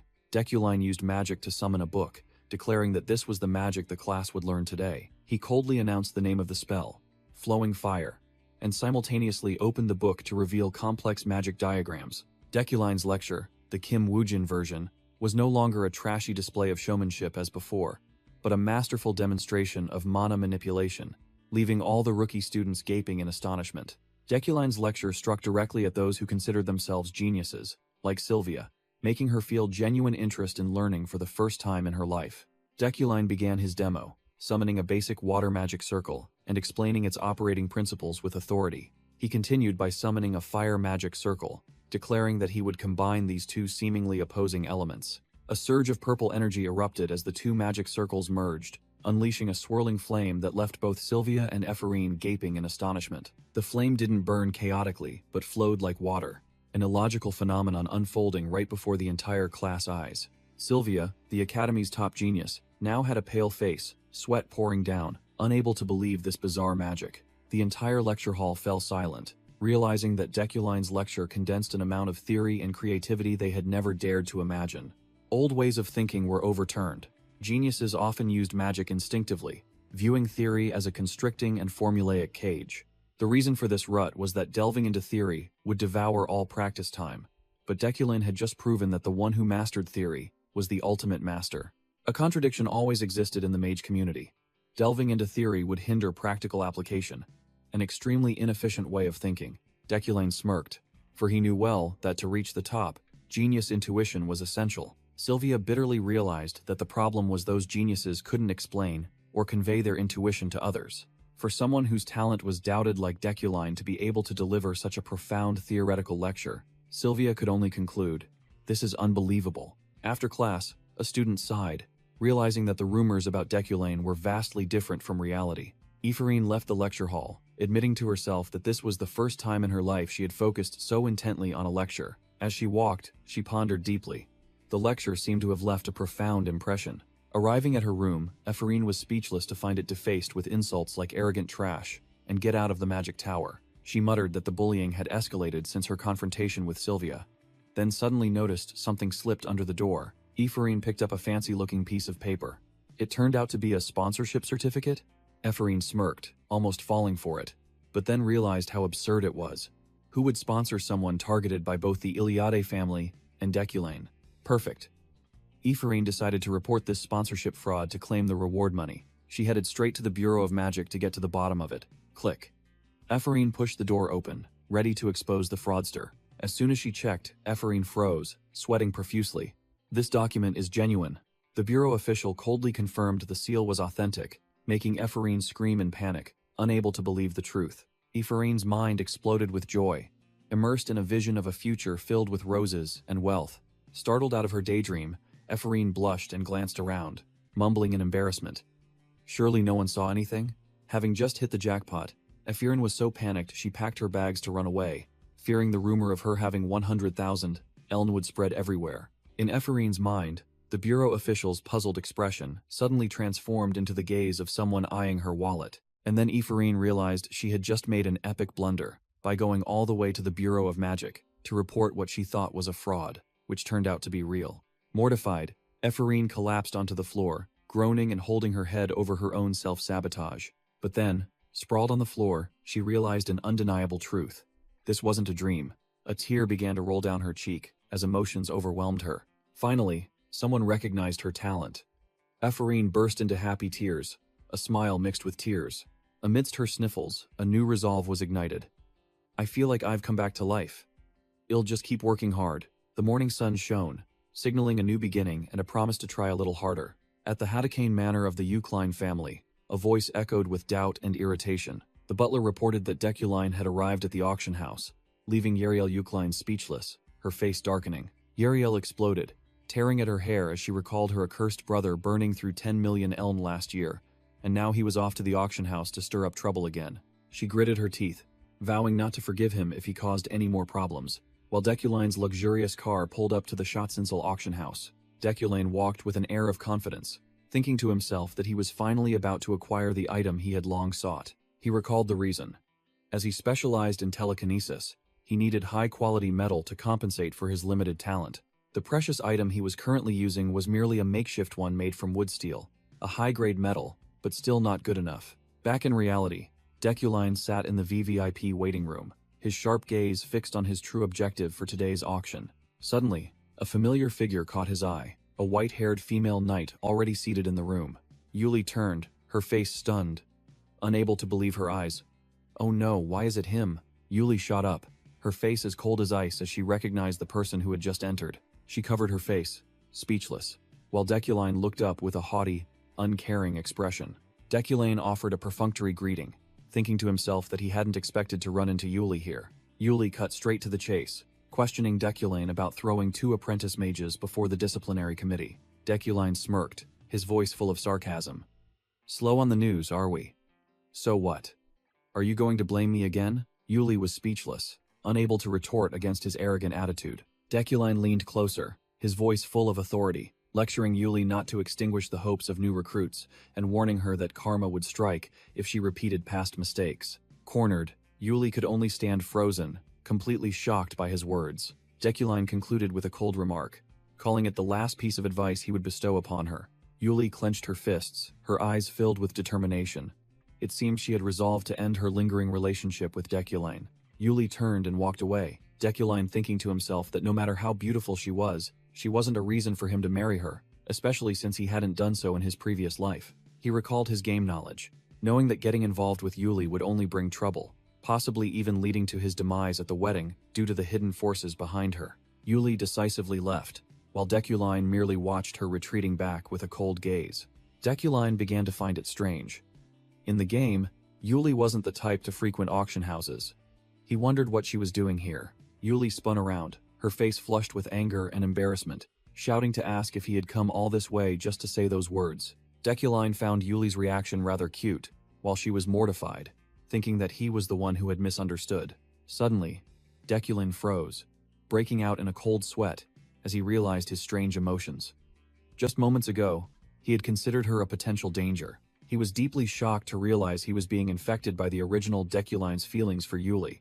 His personality was being affected. A beep sounded, announcing the imminent start of the auction, interrupting Deculine's train of thought. Deculine tried to reassure himself, claiming his heart hadn't skipped a beat, and he was just being foolishly anxious. Deculine took his seat, his aristocratic demeanor cold and ready for the auction. The auctioneer began, introducing the first item, an oriental ceramic vase. Immediately, Deculine's insight swept over it. The ordinary ceramic vase suddenly radiated the brilliant golden aura of a high-quality item.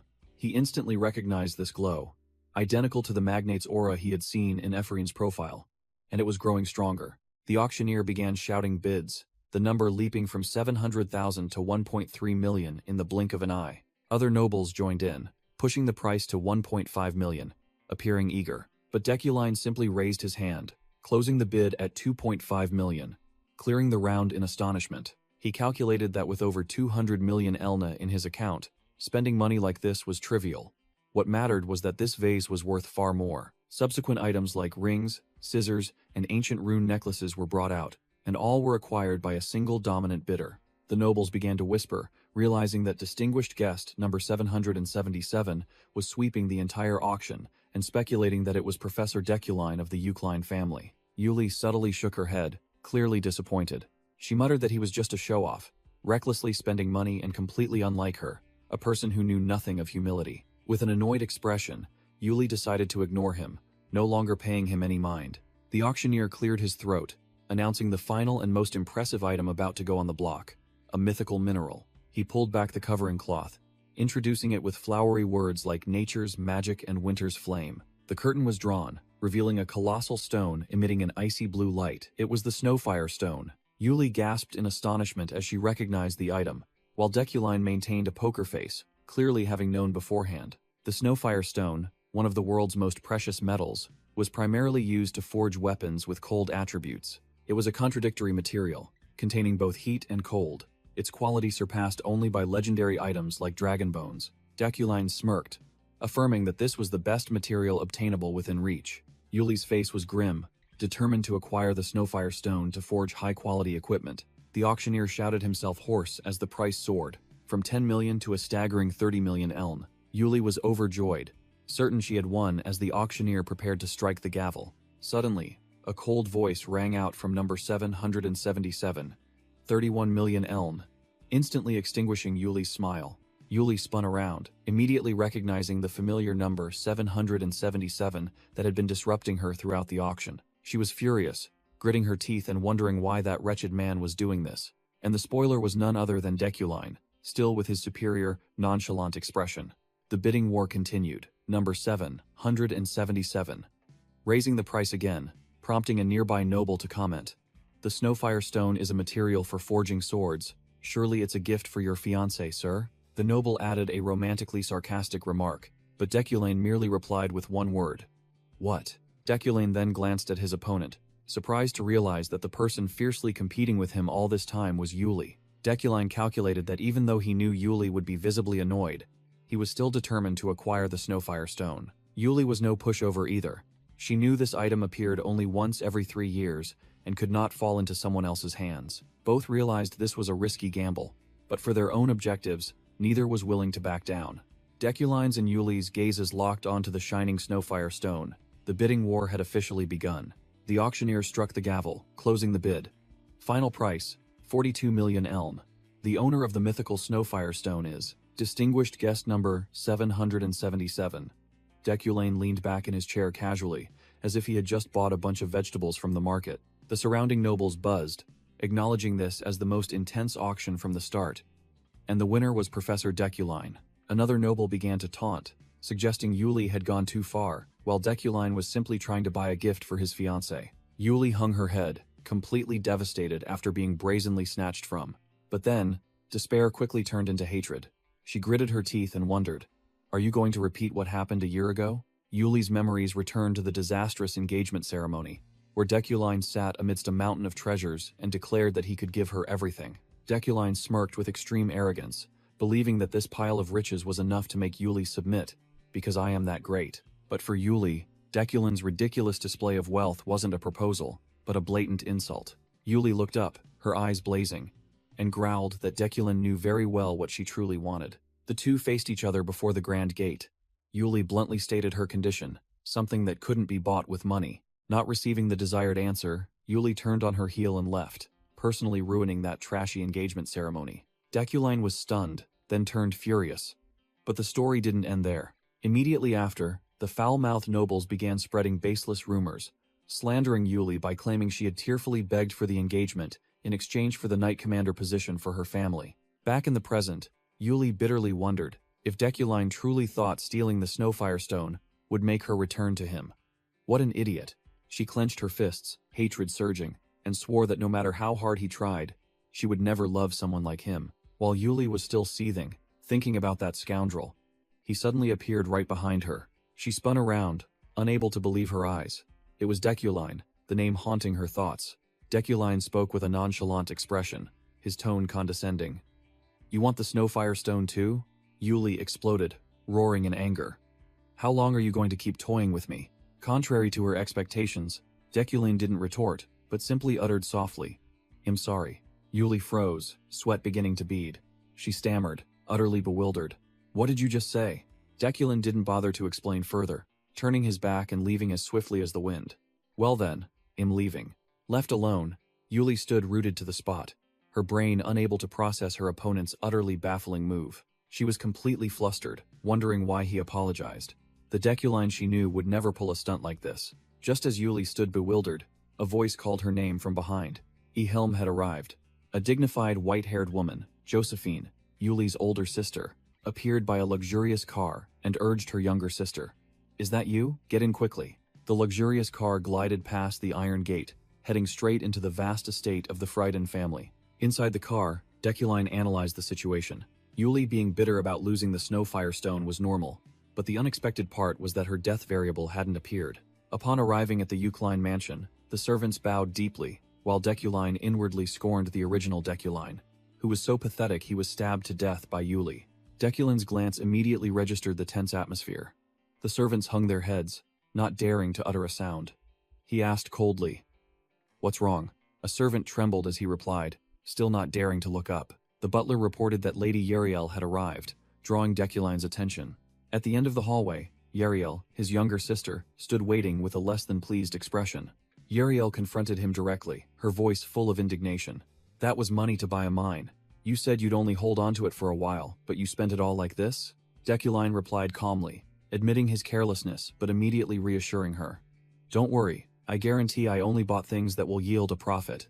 Yariel pointed directly at Deculine, growling in a fit of rage. "You!" Deculine inwardly thought the situation was bad. The original Deculine was truly seen as a trash can in his sister's eyes. With tears welling up, Yariel choked out, asking if her sole purpose was merely to clean up his messes. She continued to pour out her heart, saying that while she and the servants struggled to shore up the family's dwindling finances, he had squandered all the money in a single day. An ominous red aura flared from Yariel as she screamed, calling him an idiot for throwing all the family's money into gambling. Dark energy erupted, engulfing the entire room in Yariel's fury. Deculine frowned, recognizing it instantly. This was the manifestation of the villain's destiny, a deadly variable in the game. He analyzed further, noticing a golden light within the red energy. It was Uriel's Tycoon's power also being activated. Deculine calculated in a flash. If he couldn't handle this, it would be a death variable. But if he overcame it, it would become a massive source of funds. Deculine's blue eyes flashed. He had a solution and inwardly reassured her. "Don't worry, Yariel." Yariel exploded, grabbing Deculine and unleashing all her resentment, screaming that because of him, her life was ruined, forcing her to drop out of school and live a half-dead existence. Tears streaming down her face, Yariel continued to curse, questioning Deculine why he had squandered 150 million eln in just one day, calling him a scoundrel. Right in the midst of her fury, Deculine delivered a critical blow. "I will grant you the position of family head." Yariel's tear-filled eyes immediately widened in stunned silence. Still in shock, Yariel stammered a question, and Deculine coldly confirmed once more.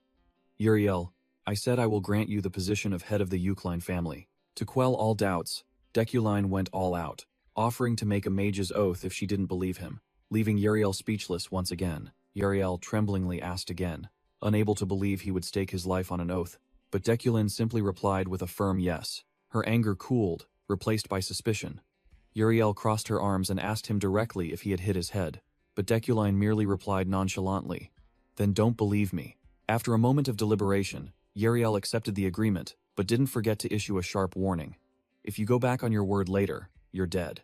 Having said that, Yariel turned on her heel and left, declaring that she had to go to the auction house to clean up the mess someone had just made. The door slammed shut. Deculine stood alone in the room, and a system notification appeared. Villain's destiny. Death variable overcome. Shop currency +2. Quest complete. Deculine breathed a sigh of relief, feeling as if a storm had just passed. He inwardly thought that giving up the family head position wasn't a big deal at all. He looked up at the sky, a glimmer of hope in his eyes. Just change one step at a time, and one day, he would escape this damned fate. Suddenly, a female voice spoke from behind, admitting that his words weren't just empty boasts. Deculine looked up and recognized the intruder. Ganesha, perched casually on the windowsill, as if she owned the place. She hopped into the room, nonchalantly apologizing for passing by out of curiosity, but then overhearing something too shocking not to stop and watch. Deculine crossed his arms, coldly asking what was so shocking, asserting that Yariel would do even better than him as family head, which made Ganesha freeze. Ganesha narrowed her eyes, muttering the name Yeriel von Delun Uklein, clearly implying something, and then she dropped a bombshell. Yeriel didn't have a single drop of Uklein blood. Deculine's eyes flashed blue. He was stunned, not understanding what the hell Ganesha was talking about. Ganesha calmly repeated it once more, firmly asserting that Yeriel von Delun Uklein was not a member of this family. Deculine told himself that he already knew Yeriel was his half-sister. This was the original setting, but not a single drop of Uklein blood? Where did this bizarre setting come from? It wasn't in the game. Ganesha nonchalantly exposed him. Didn't you yourself ask me to check if the girl was truly of your blood? Turns out the original Deculine already knew, and was even pulling the strings. Deculine smirked, his eyes flashing with a powerful blue light, his attitude dismissive. So what? Yeriel is still Yeriel. Ganesha froze, surprised that a man like the professor could say such a thing, while Deculine thought to himself, I didn't even know this setting. How could I have predicted it? Seeing his attitude, Ganesha concluded, all right, I'll keep your sister's secret. Before leaping out the window and disappearing, Ganesha paused, dropping another bombshell of information. She warned, I hear the six-headed snakes have already started to make their move. The six-headed snakes were the 6 most notorious crime bosses on the continent, each with a bounty of tens of millions on their heads. Ganesha finished, stating that their target was the items Deculine had just won at the auction, warning him to be careful when receiving them. A strange masked man appeared, taunting Deculine that his magical defenses were too lax, which was why he got in so easily, then bid farewell and vanished. The man left behind a white handkerchief radiating magic before dissolving. Deculine let out a tired sigh, slumping into his chair after having to digest too much shocking information. He clutched his head, telling himself that this was a truth he shouldn't have had to know. But then he quickly regained his composure, because he wasn't the real Deculine anyway. So whether Yeriel was his biological sister or not changed nothing. With eyes flashing with authoritative blue light, Deculine firmly declared, Yeriel is still Deculine's sister, period. Under the moonlight, a truth was decided to be buried forever. Meanwhile, in a forest, Ganesha and her party sat around a campfire, discussing how Professor Deculin had changed so much, as if he were a different person wearing a mask. Ganesha pouted, wondering how a scumbag could look so cool with just a few words, and was immediately teased by her male companion for being attracted to handsome men. While Ganesha was fuming and about to beat up her companion, Rayleigh, the rookie adventurer and Yuli's cousin, pondered whether Deculine truly possessed such a human side.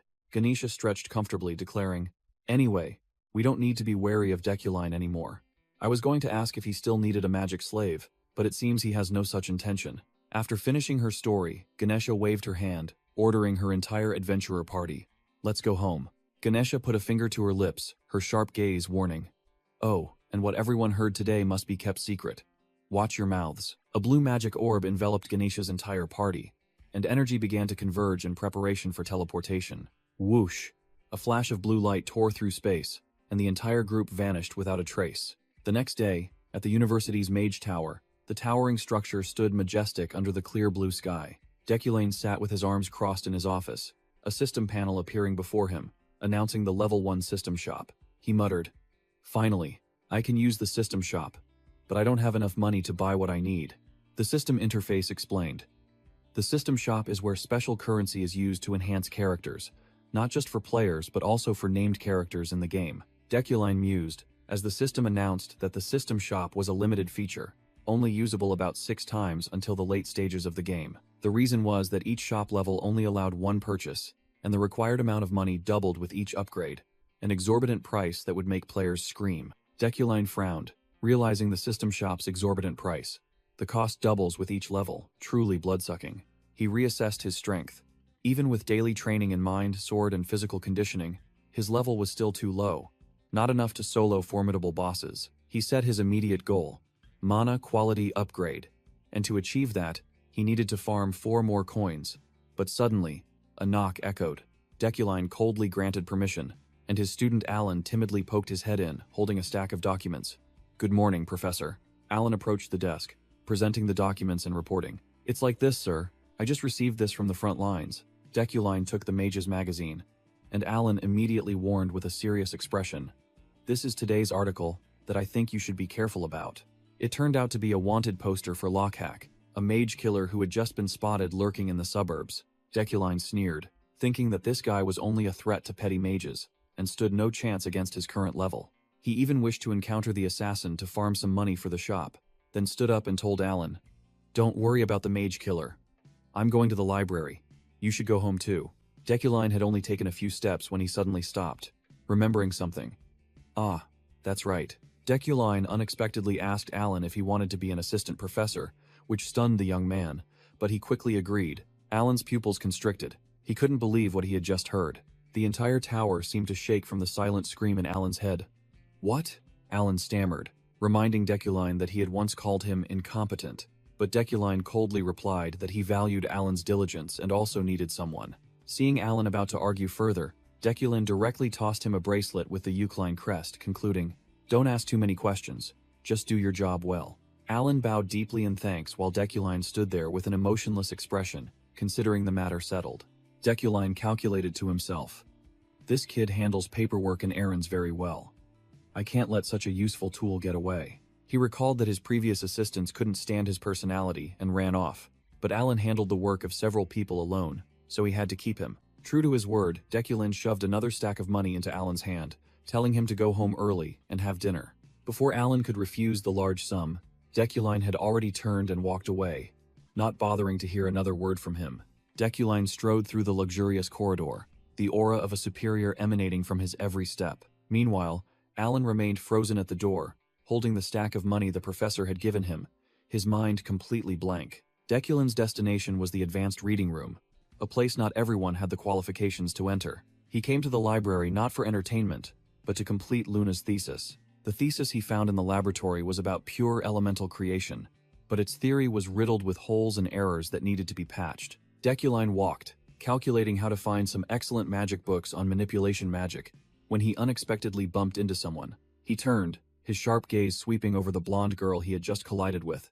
Deculine narrowed his eyes, his voice icy as he questioned, "Why are you in the advanced reading room?" It turned out the unauthorized person there was Sylvia, a newcomer who had just debuted in noble society. Intimidated by Deculine's presence, Sylvia could only stammer an "ah" in confusion. Rewind 10 minutes. A librarian was explaining why Sylvia was present in the exclusive advanced reading room. Professor Relin, through a crystal ball, brushed aside the trivial rules, declaring Sylvia the Iliade heir and Rookie of the Year, thus granting her special privileges. The librarian immediately changed his attitude, informing Sylvia that she had been granted access and could search freely. It turned out Sylvia had infiltrated this restricted area to indulge her passion for literature and languages. Her goal was an ancient novel written in Etenel, the language of the elven race, a rare commodity since their disappearance. Sylvia was unaware that while she was engrossed in finding books, Deculine, like a silent reaper, had quietly approached right behind her. A sense of unease arose, and Sylvia startled, spinning around. Facing Deculine, he immediately fixed her with a knife-sharp gaze and questioned her directly. "Why are you in the advanced reading room?" Sylvia broke out in a cold sweat, her mind unable to process why the boss, who never set foot in the library, was here, while Deculine uttered a threat. "Do you want another disciplinary committee meeting?" Regaining her composure, Sylvia hastily explained that she was there to find documents, and had been given permission by Professor Relin himself. Deculine coldly declared that once the rules were ignored, both the professor and the librarian who covered for Sylvia would face disciplinary action. Sylvia's face paled, and she stammered, unable to speak, seeing Deculine about to make a big deal out of it, still holding the precious book. Without another word, Deculine snatched the book from Sylvia's hand to inspect it. He glanced at it and immediately exposed her. An Etenel language novel, breaking the rules, just for a romance story about the fairy race? Sylvia quickly denied it, claiming she was only passionate about literature and languages. Unexpectedly, Deculine tossed the book back to Sylvia, stating curtly, "I'll let it slide this time." He warned her that if she didn't want to be sneaky and instead wanted to flaunt her family background, next time she should properly send someone to borrow books. Any repeat offense would result in immediate disciplinary action. With that, Deculine turned on his heel and walked away with an air of absolute authority, leaving Sylvia standing stunned in the middle of the library. Sylvia clutched the book tightly, grinding her teeth, feeling deeply humiliated. She turned away indignantly, muttering to herself that she only wanted to learn about the fairy race through this novel. But then Sylvia froze, a deadly question forming in her mind. How could Deculine read Etenel, an ancient language that was almost impossible to decipher? In the forest near the academy, the university students were having their first outdoor practical training, shouting as they chased their targets. Observing from a distance, Deculine appeared cold, but he had to admit that these rookies handled themselves quite calmly compared to the fear of Shadow Mountain. A brief introduction to Shadow Mountain. An extremely important experience and magic material farming ground for the Mage Tower.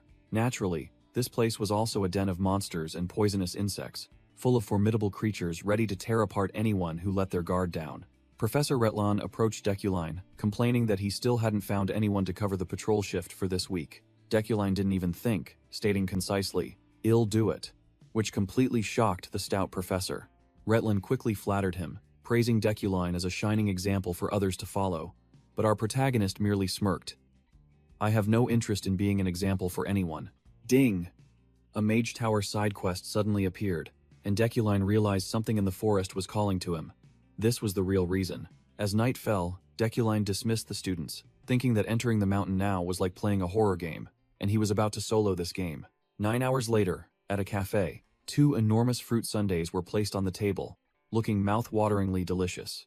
Ephraim grinned, announcing that she had just earned 100,000 eln and would treat everyone today. The group of 4, including Julia and 2 male friends, cheered excitedly as Ephraim boldly declared, "This one's on me." Julia announced that she had submitted an application to form a club, and this was their first gathering. She was a little worried because not many people had joined yet, but her friends encouraged her. Ephraim chatted while eating ice cream about the practical training on Shadow Mountain, where 50 reckless students participated despite its reputation for accidents. Suddenly, a strong tremor occurred, startling everyone, and the cheerful atmosphere immediately vanished. The group of friends jumped up, looking at each other in confusion as they heard a strange sound. Deciding to run and see what was happening, Julia and her 2 male friends scrambled towards the source of the sound.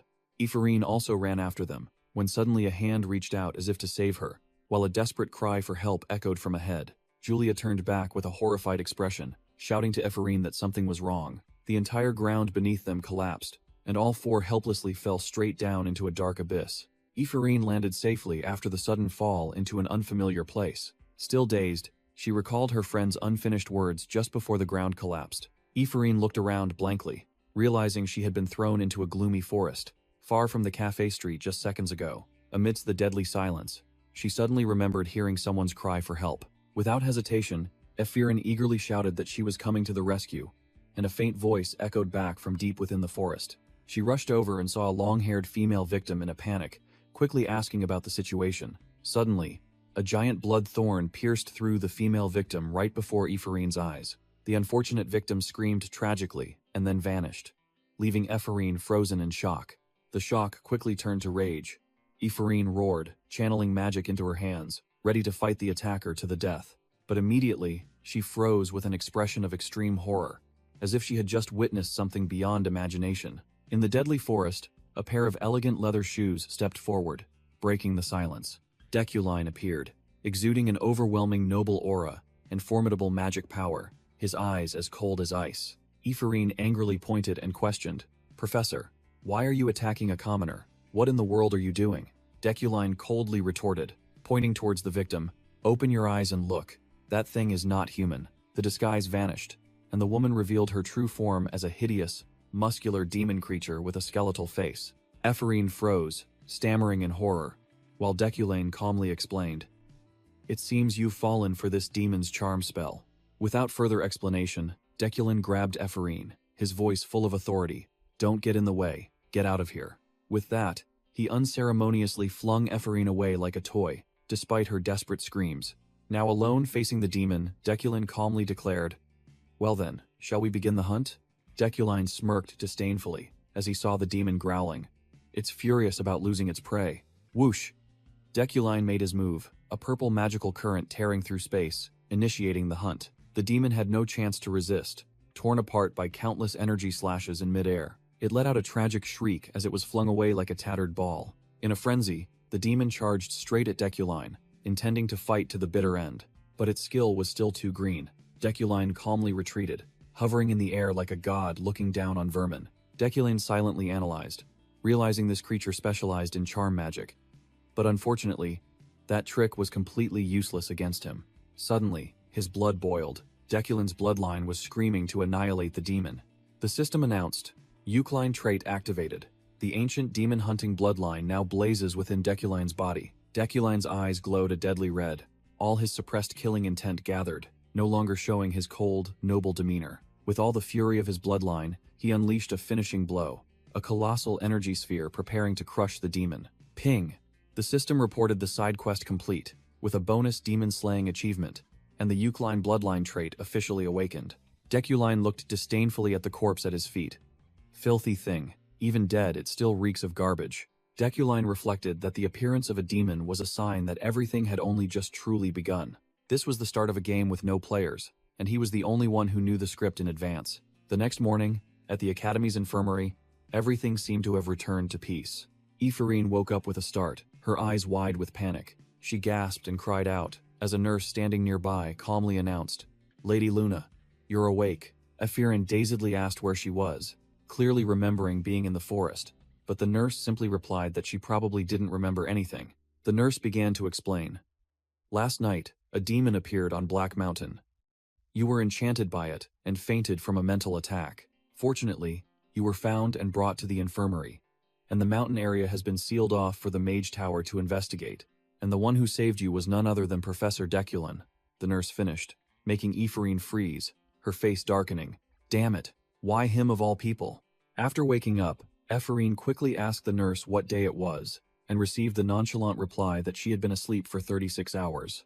Ephorine realized it was Wednesday, a fact that stunned her on the spot. "I'm screwed," she cried out in despair as she realized she was late for class, the magnificent image of the academy appearing as if to mock her. Crash! The classroom door burst open, making the students inside jump and turn to look. Ephorine panted, leaning against the door, secretly pleased that she had made it just in the nick of time. Amidst the crowd, Julia happily raised her hand and waved to her best friend. "Effie, over here." Ephorine walked over to Julia, who asked if she was all right, having been very worried. But Ephorine simply replied that she felt perfectly fine after a long sleep. Noticing the unusual arrangement of desks and chairs, Ephorine wondered if she had missed any announcements, but Julia didn't know either, guessing that today would be a special class. Just then, Deculine entered with his usual overwhelming presence, followed by Alan carrying a large box. Another student curiously asked who the man accompanying the professor was, while Ephorine also stared intently at them. Standing at the podium, Deculine announced new information, introducing Alan as the newly appointed assistant professor, which left Ephorine in the audience utterly shocked. The entire class immediately began to whisper and discuss, as everyone knew Deculine's reputation for never having had an assistant throughout his career. They continued to speculate, believing that someone like Deculine would never facilitate another's advancement, as the assistant position was a stepping stone to being evaluated for a professorship.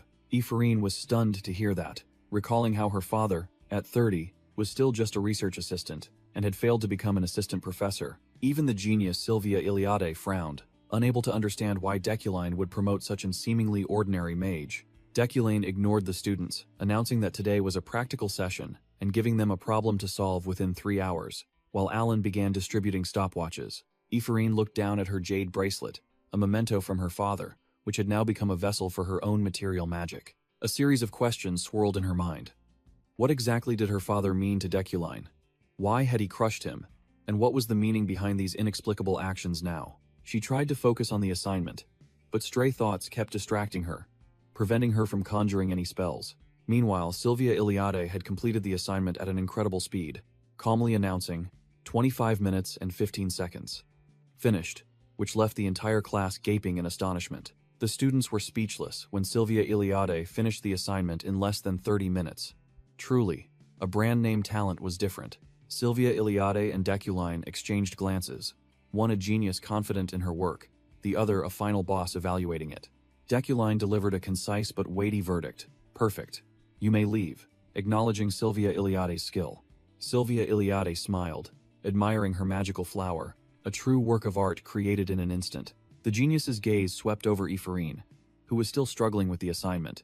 The contrast in their levels was starkly evident. Sylvia Iliade smirked smugly, while Ephorine gritted her teeth, bitter at being so far outclassed by her rival. Ephorine watched Sylvia Iliade's retreating back, a fierce determination screaming in her mind that she could not accept being left behind as a failure. Time was up, and Deculine began calling names. Julia and a few others passed, while 2 unfortunate students were immediately eliminated. When a student announced that the 3 hours were over, Deculine coldly dismissed the remaining students, without a trace of emotion.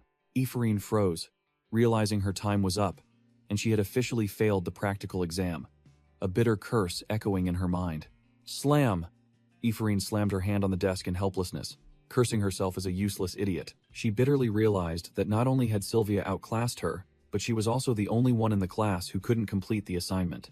Burying her face in her arms on the desk, Ephraim questioned herself in despair. What am I even?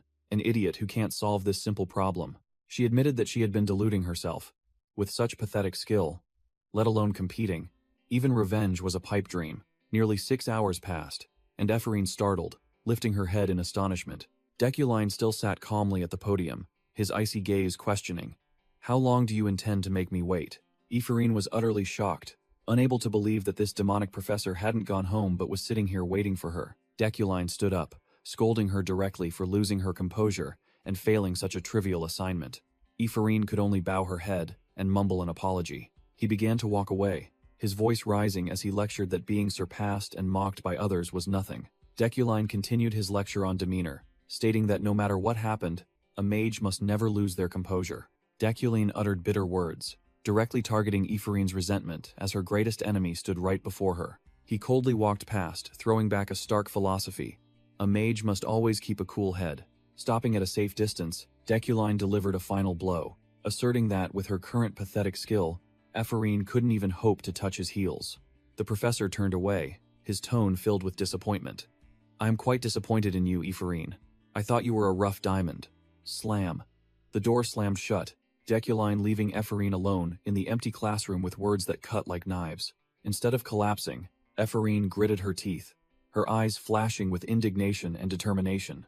She would not accept being looked down upon like this. Time continued to tick by, the clock's steady rhythm echoing, but Ephraim remained unmoving, determined to persevere to the very end. Bang! Ephraim slammed her hand hard on the desk, casting aside her weakness, and beginning to focus on solving the damned magic problem again. In another moment, Deculine reiterated his thought, that he had truly seen Ephraim's potential. Deculine's hand, adorned with the jade bracelet, clenched tightly, showing that his disappointment was not feigned. He was betting on this rough diamond. Cornered, Ephraim gritted her teeth, her attitude defiant. So what? Green mana violently erupted around her as she growled, declaring that she didn't need pity and would solve everything herself. She pushed herself to her limits, a nosebleed starting from mana overload, but her will remained unshaken. Ephraim's hand reached out, trying to control the raging magical current, determined to succeed at all costs. With fiery eyes, Ephraim roared, asserting that she could do it, magic gushing forth like a torrent. It turned out Deculine was still standing outside, arms crossed, observing the green light emanating from the window, muttering contentedly. This is enough. Deculine silently calculated that the 6 hours spent on Ephraim was a necessary investment, as her growth was key to what was coming. He recalled the demon that had been defeated, revealing that the main quest was about to begin with the appearance of a demon from Black Mountain. A vision appeared of Ephraim in the future, domineering and powerful, destined to be one of the named characters to clear the main quest. Deculine admitted that Ephraim was still immature now, but if she overcame this challenge, she would make a leap in power, a power he would never let slip from his control. For Deculine, fate was merely an excuse for the lazy. The only thing he trusted was himself. With Deculine's personality, he would never accept being surpassed by a rookie. And just then, a sound echoed. Click! The door burst open, and Ephraim stumbled out, her body exhausted but her gaze still terrifyingly resolute. She dragged her heavy steps across the vast hall, heading straight towards Deculine, who was waiting in the distance. Deculine merely stood there, his face as cold as stone, observing the results of the hellish training he had devised. A lily made of pure and complex magic bloomed right before him, radiating a brilliant light, proving that Ephraim had succeeded. Deculine coldly announced the result. 6 hours and 25 minutes. Exercise complete. He sat at the table, writing his evaluation of Ephraim, remarking that the girl embodied all the bad habits of untrained mages. But he paused his pen for a moment, preparing to deliver his final conclusion. He finished the concluding sentence. The quality of the finished product was top tier. At the same time, the system panel displayed a notification that a subquest was complete, adding 1 shop point. Having finished with Ephraim, Deculine also prepared to leave the academy. But after only a few steps, a figure blocked his path. Oh, Professor Deculine, a burly, white-haired man with a wild grin appeared, introducing himself as Zeit, and greeting him with a wide smile. Deculine broke out in a cold sweat, his mind racing. Why is this guy here? Memories flooded back. Zeit von Freyden, the current patriarch of the Freyden family and Yuli's older brother. This was the man who had orchestrated and forced Yuli into a political marriage with Deculine. But more importantly, in the game, he was a named character ranked 3rd in combat power, even stronger than Ganesha. Deculine surmised that the man might have come here for Yuli's Snowfire Stone. The situation was tense. Deculine realized this was a genuine death variable, and with his current skill level, he stood no chance against this monster in a solo fight. Zeit feigned casualness, asking about his relationship with Yuli, but Deculine merely gave a bland, cold reply. Zeit von Freyden opened his mouth to invite him to dinner, but Deculine knew it wasn't a good deal, secretly thinking, fortunately, he's still pretending to be friendly for now. Deculine clenched his fists, gritting his teeth as he accepted the invitation. Zeit von Freyden burst out laughing, giving Deculine a strong pat on the shoulder, delighted that his opponent wasn't being difficult, and declared that everything was taken care of from A to Z. The burly man bared his sharp teeth, his eyes flashing with deadly danger. Then, "I'll see you again, Professor Deculine." Zeit von Freyden turned and left, leaving Deculine frozen in place, realizing he didn't even have the option to refuse. Deculine narrowed his eyes, his mind racing. No, perhaps refusal was never an option to begin with. Deculine analyzed this monster. Family was everything to Zeit von Freyden, and if anyone dared to obstruct his plans, the consequences would be unimaginable. A cold wind blew past. Deculine knew this arrangement couldn't be cancelled. The scene shifted to the next day at the Freyden estate, where a grumpy female voice rang out. "I don't want to. Why do I hate him so much?" Yuli, in her knight's armor, her face scowling, yelled, "We argued. Besides, I'm busy training knights. I don't have time to meet him." Zeit von Freyden teased Yuli, asking if she was sulking because she lost a measly Snowfire Stone, making her fume and vehemently deny it. From a distance, Deculine had just arrived and witnessed the Freyden family's domestic drama. Zeit von Freyden continued his persuasive speech, suggesting that Deculine bought the metal to forge weapons for her, but Yuli snapped, declaring that if that man dared to give her a sword, she would announce the annulment of their engagement right then and there, her eyes blazing with determination. Zeit von Freyden froze, realizing the girl wasn't joking and was truly serious. The Freyden family patriarch began to rage, his crimson killing intent erupting overwhelmingly, as he growled a warning.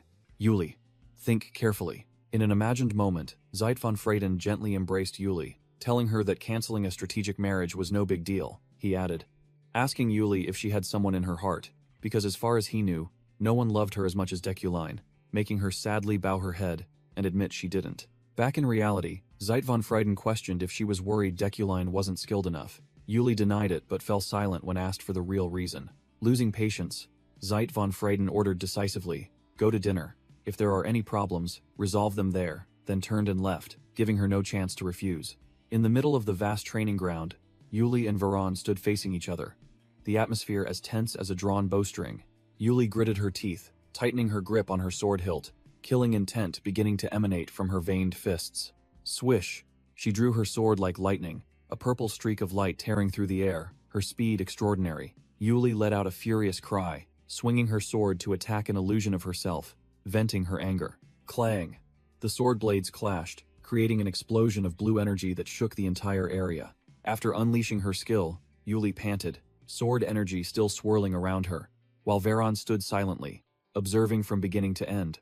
Veron spoke, his critique blunt and unreserved. "Your swordsmanship is still quite crude, my lady." It turned out this was Veron, a Hydecane knight and Yuli's direct subordinate, his face cold with one eye obscured by his hair. Caught off guard, Yuli's face flushed red, and she turned away, muttering an apology for letting him see her lose control. Veron replied with loyal crimson eyes, his voice firm.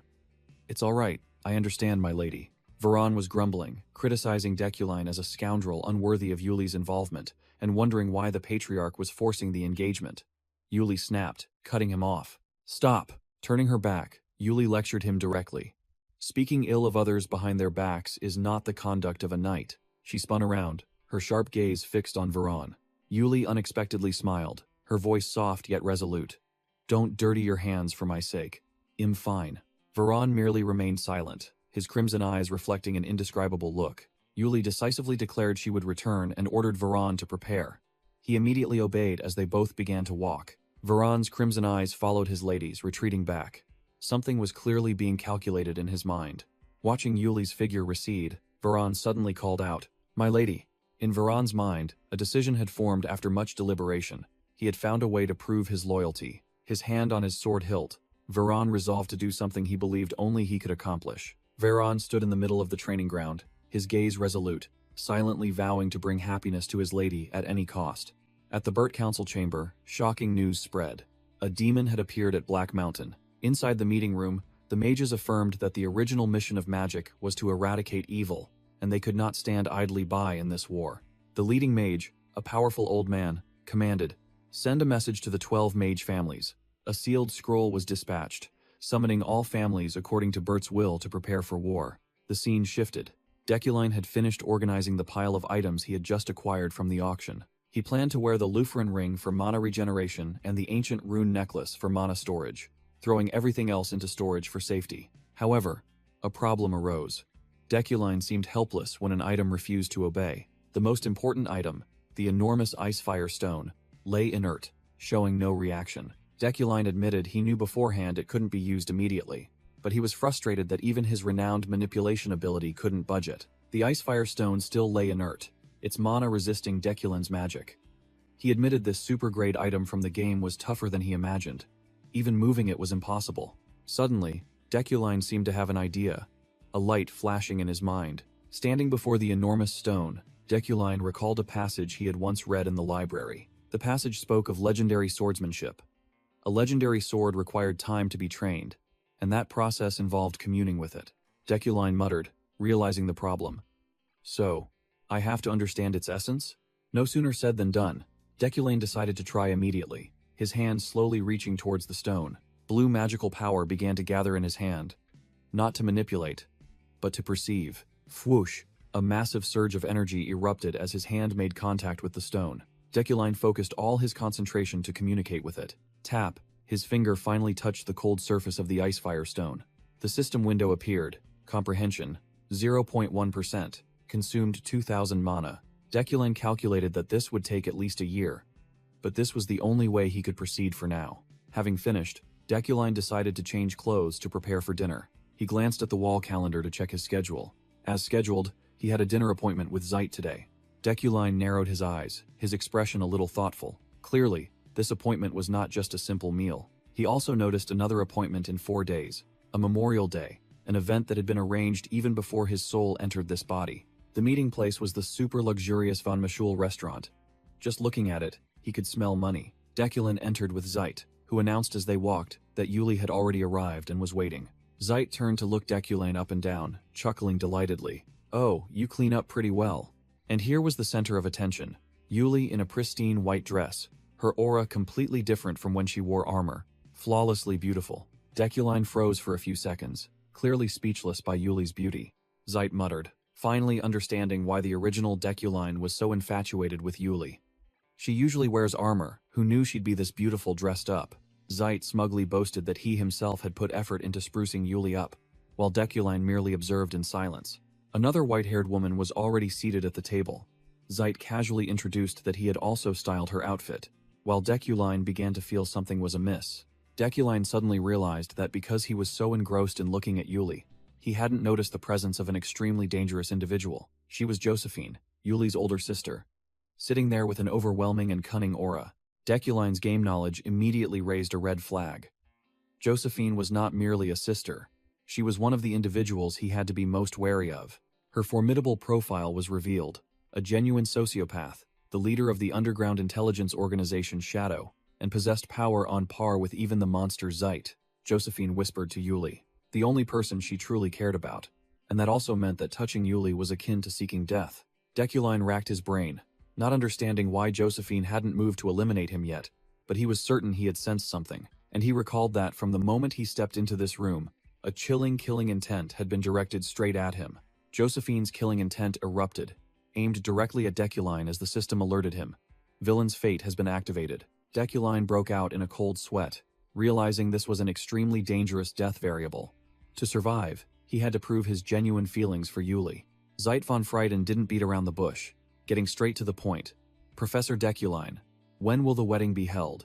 You two have been engaged for almost 3 years now." Yuli frantically called out Zeit's name, but a hand stopped her before she could react. Her brother cut her off, stating this was a matter for the family head. Yuli could only fall silent, gritting her teeth in endurance. Deculine looked directly at Yuli, breaking the silence. Go ahead and speak freely. Deculine's eyes flashed with blue magic. He already had a plan to turn the tables. Josephine smirked, showing extreme interest in the drama about to unfold. Deculine made a bold statement, dropping a bombshell in the middle of the dinner table. I want to entrust the full decision-making power for this relationship to Yuli. He added a final blow, ready to annul the engagement if Yuli wasn't confident, leaving her stunned, her entire body trembling. Zeit von Frieden growled, questioning Deculine why he could demand to annul the engagement so lightly. He continued to exert pressure, sarcastically remarking that Deculine shouldn't think breaking an engagement was easy, making Yuli tremble with anger. Zeit concluded, declaring that the family elders would never allow this to happen. Unable to endure any longer, Yuli exploded, yelling directly at her autocratic brother. Suppressing her anger, she turned to Zeit von Frieden and asked him to give her and Deculine some private space to talk. Zeit von Frieden lightly tapped his hand on the table, signaling his agreement to his sister's request. Zeit stood up and invited Josephine to leave with him. She even waved goodbye dramatically, wishing them a pleasant conversation. The room was now left with only Deculine and Yuli. The atmosphere was as tense as a taut string. Deculine looked directly at Yuli, his voice icy, asking her directly what she was up to. Struck by the unexpected psychological blow, Yuli was deeply shocked and could only stammer in extreme confusion. What? In a moment of contemplation, Josephine, in her alluring black dress, sipped her wine, her gaze directed towards Deculine.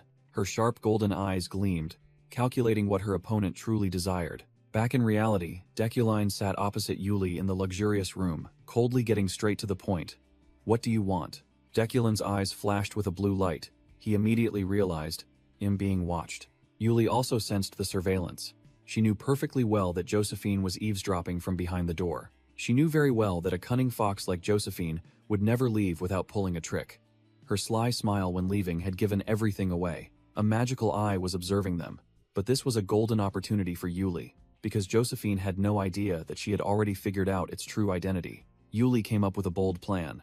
If she could put on a convincing act that Deculine truly loved her, she could avoid the death variable hanging over her head. Deculine, still unaware of the drama about to unfold, sternly called Yuli's name, awaiting an answer.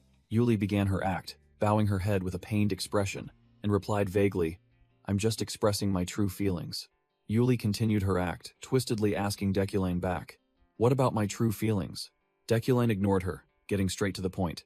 It seems you can't annul this engagement on your own. More accurately, both of us are already too deeply involved. He clenched his fist, his voice full of contempt. So what? Are you going to play your dirty tricks to torment me again? Deculine laid his cards on the table, exposing the fact that Yuli had used money to bribe the elders to force this marriage.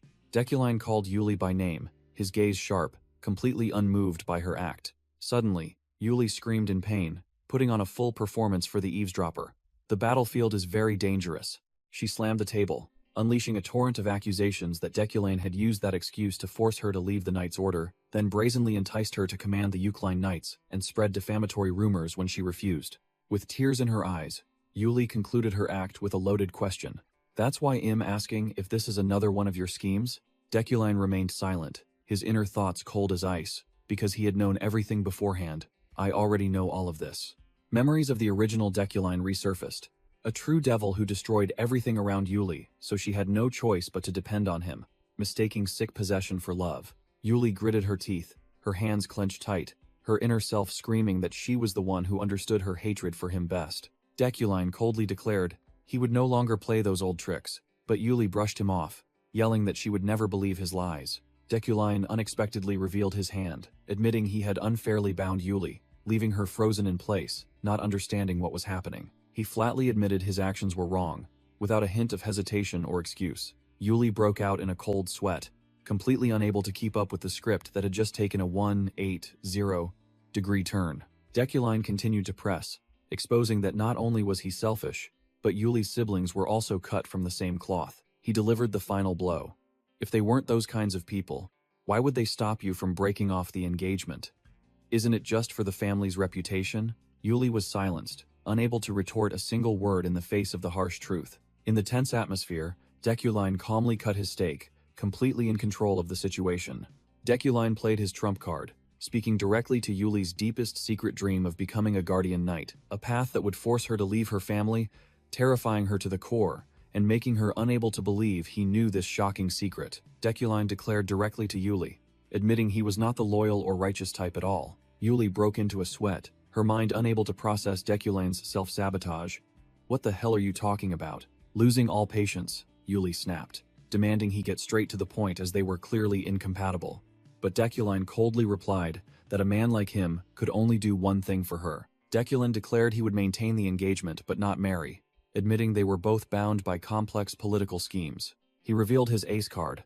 Yuli could use his reputation as a shield until she achieved her dream, and he would wait. Completely shocked by the suspicious generosity, Yuli questioned his motives, unable to believe why he would do this after everything. Deculine firmly stated that he was not doing it to demand anything in return. Yuli held her breath, waiting, and Deculine finally presented his sole condition. And then he delivered a cheesy but fatal final blow. "I just want to see your smile once a month." Deculine ended his psychological reversal with a concise statement, his eyes unruffled, leaving Yuli completely stunned. Yuli blushed furiously, her mind unable to process Deculine's cheesy but fatal words. From afar, Josephine and Zeit von Freyden were watching through a magical eye, both heavily shocked by the unpredictable turn of events. Deculine thought to himself, all these sweet words were just to avoid the death variable. However, his plan had an unexpected variable. Yuli's confused reaction, as she stammered, asking why he would make such a promise, looked incredibly adorable in Deculine's eyes. He had to admit a harsh truth. It seemed he had inherited the original Deculine's feelings for Yuli. Sitting opposite him, Yuli was still confused, screaming in her head that he was using sweet words to tease her. She tried to act tough, declaring she would never be fooled, while Deculine merely chuckled casually at her naivety. Josephine, the eavesdropper, remarked with a smirk, "It's cheesy, but his feelings seem genuine." Seeing that the situation was stable, Josephine decided to continue observing. At the same time, a system notification appeared for Deculine. Villain's fate overcome, death variable. Received +2 shop currency. 3 days later, a luxurious car rolled down a tree-lined road. Sitting inside, Deculine mused how quickly time passed. He glanced at the calendar. Today was the circled anniversary of death. Deculine strode alone into the cemetery in the twilight. He thought to himself, a cemetery was a special place, its atmosphere capable of stirring the strongest emotions. The warm evening sun enveloped each tombstone, creating an unusually serene scene. Deculine felt his soul had merged with this place even before his body arrived. He stood silently before a tombstone, affirming that this was where his memories resided. But those were not Deculine's memories, but Kim Woojin's, the man with blue eyes and brown hair. Before him was a tombstone engraved with Kim Woojin's name, the resting place of his own soul's former body. Amidst his somber thoughts, Kim Woojin's memories suddenly flashed with the image of a girl smiling brightly. The flashback shifted to introduce the Bloodshroud clan, a race born from ancient demons, identifiable by the blood membrane that enveloped them as infants. The Bloodshroud clan had to live in hiding across the continent, concealing their identities, as they were creatures completely antithetical to mages. The war between mages and the Bloodshroud clan was one of the main storylines, the backbone of this entire game world. Returning to reality, Mage Killer Lockhack had been pinned to the ground by Deculine, without a chance to resist. Lockhack growled, bitterly saying that just for carrying the Bloodshroud blood, his entire life had been lived in danger. Deculine coldly speculated, it was very possible that a purge targeting the Bloodshroud clan was happening somewhere right now. Deculine looked down at the defeated man, admitting that he understood the oppression Lockhack had to endure was a disgrace. But then he delivered a fatal line. If you kill an innocent mage, you are just a monster like them. Lockhack furiously roared, telling Deculine to shut up and stop preaching, and to just kill him already if he dared. Deculine declared bluntly that he knew the Bloodshroud clan was also innocent, stunning Lockhack, who was lying face down. Lockhack furiously yelled, unable to believe his ears. What? What the hell did a petty mage just say? Deculine coldly declared, I am Deculine of the Eucline family, a noble lineage that has never lost its dignity. Even while being utterly defeated, Lockhack still strained his neck to curse. Are you trying to show off before killing me? Useless, Deculine retorted, revealing the only time he had lost his dignity was when facing a demon, and a ghostly apparition appeared behind him, leaving Lockhack speechless. He explained that the Eucline bloodline, demon hunters from ancient times, would boil as if wanting to incinerate everything upon seeing a demon. An irresistible instinct. Deculine turned to Lockhack and asked directly, his voice full of sarcasm. Lockhack, have I lost my dignity and composure in front of you? Then he delivered a final blow to Lockhack's pride. or did I waver at your provocations?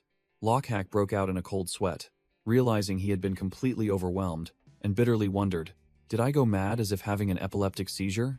He looked up to see Deculane looking down with icy eyes, declaring a harsh truth. You are humans. Deculane, with an overwhelming aura, concluded his lesson on class. This is the true dignity of a genuine noble. Just then, hurried footsteps echoed along with shouts of, over there, hurry up, Deculane said to Lockhart, who was sprawled on the ground. You can trust me. With that, Deculane delivered a devastating kick to Lockhart's chest, sending blood splattering and ending all resistance. Deculane stood over him, ordering the unconscious defeated foe. Then lie still and be bound. A man in uniform appeared, saluted formally, and introduced himself. I am Inspector Ropa. Inspector Ropa flattered. Head Professor Deculane's kick was truly worthy of his reputation, then turned to the soldier about to deliver another blow to Lockhart. Leave him be. Deculane waved his hand, and a brilliant blue spatial gate opened right in the middle of the forest, while Inspector Ropa and Lockhart, lying, motionless, could only watch in stunned silence. Deculane coldly opened a brilliant blue magic gate, demonstrating his superior class as he prepared to leave the scene. Inspector Ropa froze, completely overwhelmed by the display of power. I never imagined magic could be this impressive. Deculane quickly explained that this guy had the ability to nullify magic, so magic cuffs were useless, then threw the inspector a coil of steel wire, used this to tie him up. Deculane turned to question Inspector Ropa, his eyes full of scrutiny. You arrived quite early. Are you on patrol? Inspector Ropa hastily explained that they came because someone reported a crime, not because Deculane called, but the cold noble denied. It wasn't me. Done with the matter, Deculane turned his back and walked away decisively. Then I'll be going. Well done. Inspector Ropa could only bow in obedience while his subordinates tied up Lockhart. Walking in silence, Deculane thought to himself, it's a good thing everything ended without bloodshed. He gently closed his eyes, a thought flashing through his mind. In a place where traces of that person still linger, under the moonlight, Deculane's solitary figure faded into the night, concluding his thoughts. I didn't want to hurt anyone. The next day, in the training room of the Eucline mansion, a shocking announcement was made.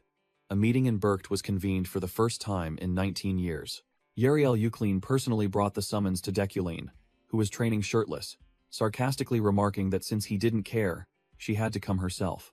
Deculane merely smirked, replying that caring for the family was the role of the current head, subtly asserting his position. Teased, Yahello blushed and changed the subject, announcing the appearance of a demon on Dark Mountain, and the system immediately activated the main quest. The summons of Berkt. Deculane skimmed the notification while Yahello clarified the conditions.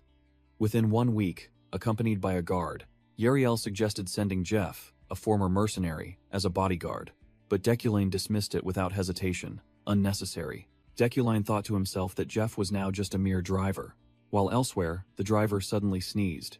Despite Yahello's worry that he couldn't go without a guard, Deculane coldly asserted, I know what I'm doing. With eyes gleaming with magic, Deculane understood that the trip to Berkt was a life-or-death mission, but he remained completely unfazed. Deculane smirked and directly asked his younger sister, Worried about me? Yahello Eucline flinched, vehemently denying, Nonsense. It's just that I can't let you die before I officially claim the position of family head. Hit where it hurt. Yahello Eucline blushed awkwardly, quickly changing the subject. She asserted, Leave the guard matter to me. I will entrust it to a reliable place. The scene shifted to the guard post of the Freeheim Knights Order, where new recruits were sparring fiercely during a training session. A white-haired female knight, seemingly a commander, shouted loudly to encourage the soldiers, Good, that attitude.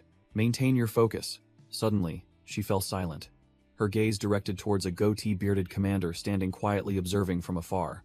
The goatee-bearded commander looked confused, asking someone behind him, What should I do? But only received a cold counter-question. Varan, the knight with long black hair covering one side of his face, silently appeared, his crimson eyes flashing with a deadly glint. The goatee-bearded commander jumped when Varan suddenly appeared behind him, yelping, Ah, you should make some noise when you walk, Varan. The goatee-bearded commander lamented about a lucrative but problematic mission, to the point he didn't dare report it to the captain. Varan coldly replied, telling him not to shoulder all the worries himself. The goatee-bearded commander swallowed, revealing that the difficult mission was to escort Deculane, which stunned Varan. He further explained that it was actually about protecting the entire convoy, but the other party knew the Knight's Order would refuse if it involved Deculane, so they downplayed it. After hearing this, the goatee-bearded commander unexpectedly gave a decisive order. Take that mission. Veron immediately analyzed the benefits. Escorting an entire convoy was no small feat, and success would skyrocket the Knights Order's reputation and solve their financial problems. The goatee-bearded commander interrupted, concerned about the relationship between the captain and Deculine, but Veron brushed him off, his crimson eyes flashing with a sharp glint. Veron firmly stated that their captain was a professional who would never let personal feelings interfere with a mission, then pressured the commander with a counter-question. Right? Without waiting for an answer, Veron turned and walked away, declaring he would report directly to the captain, leaving the commander behind. Veron's face was shrouded in shadow, only his bloodshot eyes, full of hidden meaning, remained visible, indicating that this matter was not just a simple mission.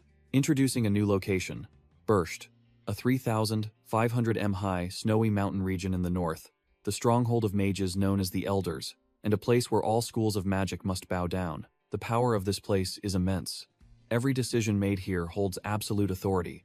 Even the floating island of mages must obey. The door to supreme power opens, revealing the Summoning Conference, an extremely rare event, held only once every few decades. Attending this conference is an honor, proof of a renowned mage's status, gathering all kinds of elites in the magical world. However, the summons from Burst also carries another deadly name, the Mage's Graveyard, signaling an ominous journey. The scene shifts to the Burst train station, a magnificent station amidst the white snow. A long black-haired knight asked her short white-haired knight companion if she was fully prepared, receiving a firm affirmative.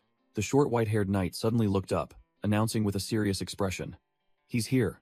Deculine appeared with the demeanor of a magnate, accompanied by his student Alan, who was marveling at the heavy snowfall despite it being April. Deculine glanced ahead, his deep voice thanking someone for coming all this way to greet him. The goatee knight commander announced that the Freyheim Knights would be in charge of the escort, but Deculine ignored him, staring intently at the white-haired knight and calling her name. Julie? Julie froze, her face flushing as if short-circuited, stammering promises of a comfortable journey while Deculine merely wore a puzzled expression. It turned out that in the past, Deculine had once taunted her, saying she should smile at least once a month, a remark that had stuck in her mind and still flustered Julie to this day. Julie's inner self screamed, frantically wondering whether to offer a faint smile or a full-toothed grin to get it right. The goatee knight commander standing nearby secretly admired her, thinking his captain was truly respectable for trying to appear professional before someone she detested. Seeing the tense situation, the goatee knight commander intended to step in and relieve his captain, volunteering to handle everything. But a long black-haired knight was a step faster, interrupting the commander and introducing himself to Deculine. "My name is Veron." The long black-haired knight also spoke up, declaring that he was the one primarily responsible for this mission, while the other two were merely here to show respect. The goatee knight commander quickly chimed in with a boast, telling Deculine that Veron was a renowned figure recognized by the entire order, and he could safely entrust the task to him. Deculine scrutinized Veron from head to toe, muttering the words "renowned figure" with a probing gaze, clearly assessing his opponent's skill. Deculine narrowed his eyes, activating his clairvoyant sight to thoroughly check Veron. Veron's skill was too meager. He looked at Deculine but couldn't sense any special energy, wondering if he was overthinking things. Veron announced the rules. Each mage would have a personal escort, and he would be Deculine's constant companion in the cabin. After the arrangements were made, Julie offered a polite farewell and prepared to leave. "Well then, I'm off. I wish you a safe journey." With that, Julie turned on her heel and walked straight away, not once looking back. Deculine stood watching her retreating back, his expression puzzled. Suddenly, Julie stopped dead, her face beat red, grinding her teeth as if undergoing a fierce internal psychological battle. The goatee knight commander froze, bewildered by his superior's expression. "Captain?" Contrary to everyone else, Deculine smirked subtly, his eyes full of hidden meaning. "So, you kept your promise."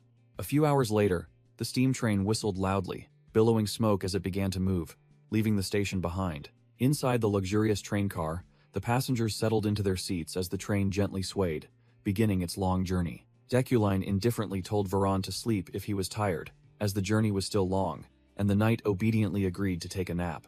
The steam train accelerated, its iron wheels grinding on the tracks at dizzying speed. His student Alan could no longer hold on, and slumped forward, fast asleep. Deculine mused, knowing well that this journey to Burst also went by another name, the Mage's Graveyard, a place that was both a pillar of the magical world and yet harbored a completely opposite facade.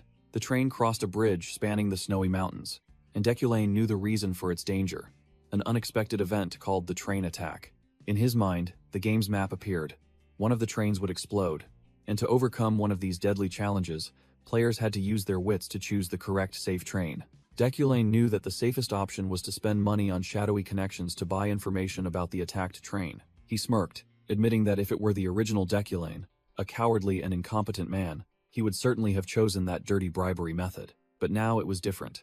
The soul of Kim Woojin was in control, and he affirmed that he had severed all the shady connections of the previous owner. Deculane silently pondered his preparations, including mastering the martial arts of the legend Strong, while the boy Alan beside him was fast asleep after his earlier excitement. A few days prior, Deculane had invited Alan to accompany him to Burst, casually adding a perfunctory remark. "Of course it's dangerous, so you're allowed to refuse." Alan immediately teared up and sniffled with emotion, but Deculane instantly doused him with a cold splash, true to his fastidious nature. "If your snot drips, stay home." Back in the present, Deculane was quite surprised that Alan dared to follow, despite knowing the dangers, wondering if the boy was more ambitious than he appeared. Alan remained deep in slumber, completely unaware of the professor's calculations. The train's iron wheels screeched on the tracks, sparking as it hurtled forward at terrifying speed. The scene shifted to a vast, snow-covered station, signaling the train's imminent arrival at Burkt. Inside the luxury train car, Alan was still dozing, while Deculane sat with his legs crossed in a noble manner, calmly waiting. Deculane glanced outside, noticing that only Burke Station remained, and everything was suspiciously peaceful, making him wonder if he had chosen the correct safe train. He smirked confidently, revealing that he had prepared thoroughly, even using Midas Touch to reinforce his entire suit, maximizing his defensive capabilities to be ready for any variable. Deculane subtly glanced up. A wooden steel dart hidden in the train car's ceiling flashed with magical light. It turned out there wasn't just one. He had scattered wooden steel darts, reinforced by Midas Touch, throughout the train like a deadly trap. Even the boy Alan's clothes had been casually enchanted by him into a high-grade protective cloak. Deculane looked speechless. He truly was prepared to the teeth. He thought to himself, preparation was one thing, but it would be best if nothing happened to avoid trouble. Deculane let out a sigh of relief, hoping the journey would continue to be this peaceful. The train sped across the bridge, spanning the majestic snowy mountain range, a suspiciously peaceful scene. Boom! An earth-shattering explosion obliterated the bridge right in front of the train, ending all peace. The scene shifted back to a few days before Deculane's departure, a voice remarking on his incessant reading habit. It turned out to be Giltheon Iliade asking his daughter Sylvia about her studies at the Mage Tower. Giltheon Iliade was proud of his daughter Sylvia. "Even though you'll become an archmage someday, you still work harder than anyone," Sylvia replied ambitiously, stating that if she didn't strive so hard, how could she possibly become an archmage? Sylvia secretly thought she wasn't worried about Ephraim, but she deeply regretted missing Deculane's lectures. Sylvia turned to question her father. "Why did we leave the summoning conference in Burkt so early?" Giltheon Iliade fell silent, his expression hardening, clearly concealing an unpleasant truth. He changed the subject, asking his daughter if she had heard about the journey to the mage's graveyard in Burst, to which Sylvia innocently replied that she thought it was just a ghost story. Giltheon Iliade immediately extinguished that innocence with a firm declaration, leaving Sylvia Iliade speechless with shock. The naked truth was revealed. Each summons to Burkt resulted in several mages perishing. 15 years ago, 11 lives were lost. Giltheon Iliade explained that in the past, being summoned was the highest honor, a way for the 20 families to etch their names into history. But the rules of the game had changed. Any family called upon that failed to attend would be permanently erased, and a new family would take its place. Giltheon Iliade pressed his daughter. "Do you think there's an easy way to bring down prestigious families?" Sylvia Iliade stammered a denial, but he replied curtly, "There is." He explained that the journey to Burkt was a playground for those who wished to climb to the top by hunting down the lives of existing mages. Sylvia Iliade froze, her eyes wide with horror, as she realized the true nature of what was called family honor. Giltheon Iliade revealed why they had to leave urgently. "I received intelligence that a group is planning to attack the next departing train, and I want to take Sylvia Iliade with me to ensure her safety." He thought to himself that despite the risks, Sylvia Iliade had to know the truth, as she was about to face the cruelty of this world. Giltheon Iliade continued to question the nature of power, suggesting that if anyone had to be punished, it should be all mages. He concluded with a chilling statement that perishing on the way to this conference was essentially considered a natural death in the magical world. Scene change. Deculane was calmly reading a book in a luxurious train car, while Alan slept soundly beside him. Whoosh! A propelled missile slammed straight into the side of the train, signaling that a bloody spectacle was about to begin. Boom! A terrifying explosion ripped through the train car, shattering all false peace. Veron, the escort knight, glanced at Deculine with a tense expression, but our protagonist maintained an unnervingly calm demeanor. In that moment of danger, Deculine's eyes flashed with magical blue light, a sign that his true power was about to be unleashed. Whoosh! A colossal magic circle enveloped the entire train car, emitting an intensely powerful blue light, activating just before disaster struck. The shock startled Alan, who had been sleeping like a log, awake, his face bewildered, not understanding what had just happened. The boy screamed in panic, stammering to call out to his professor as he saw the horrifying scene outside. "Professor, look, the train." The entire colossal train was suspended in mid-air, held up entirely by magic, with a deep chasm and treacherous mountains below. In contrast to everyone's panic, Deculine merely let out a soft sigh of relief, as if lifting an entire train was trivial. What a relief. It turned out he had just managed to memorize the basic object teleportation spell, right before the train fell. Truly, it was like hacking a game. Thud. A figure lightly landed on the train's roof, signaling that the bloody spectacle had only just begun. On the bridge ahead, a group of hooded assassins stood waiting, astonished by the display of power. Absurd. An entire train? Those arch-professors truly are monsters. The leader of the hooded assassins raised his voice to encourage his subordinates. A bit unexpected, but the fun has only just begun. Focus up. There'll be a hefty reward once this is done. Crash. The side of the train car was shattered, and a hooded assassin rappelled inside, initiating the attack. Whoosh! Another one swiftly lunged in, and the entire group began to pour in like a storm. Shatter. The train car floor broke apart, and Deculine, Alan, and the hooded assassins fell freely through the air. In mid-air, Deculine merely smirked, his eyes flashing with a blue magical gleam. Fools.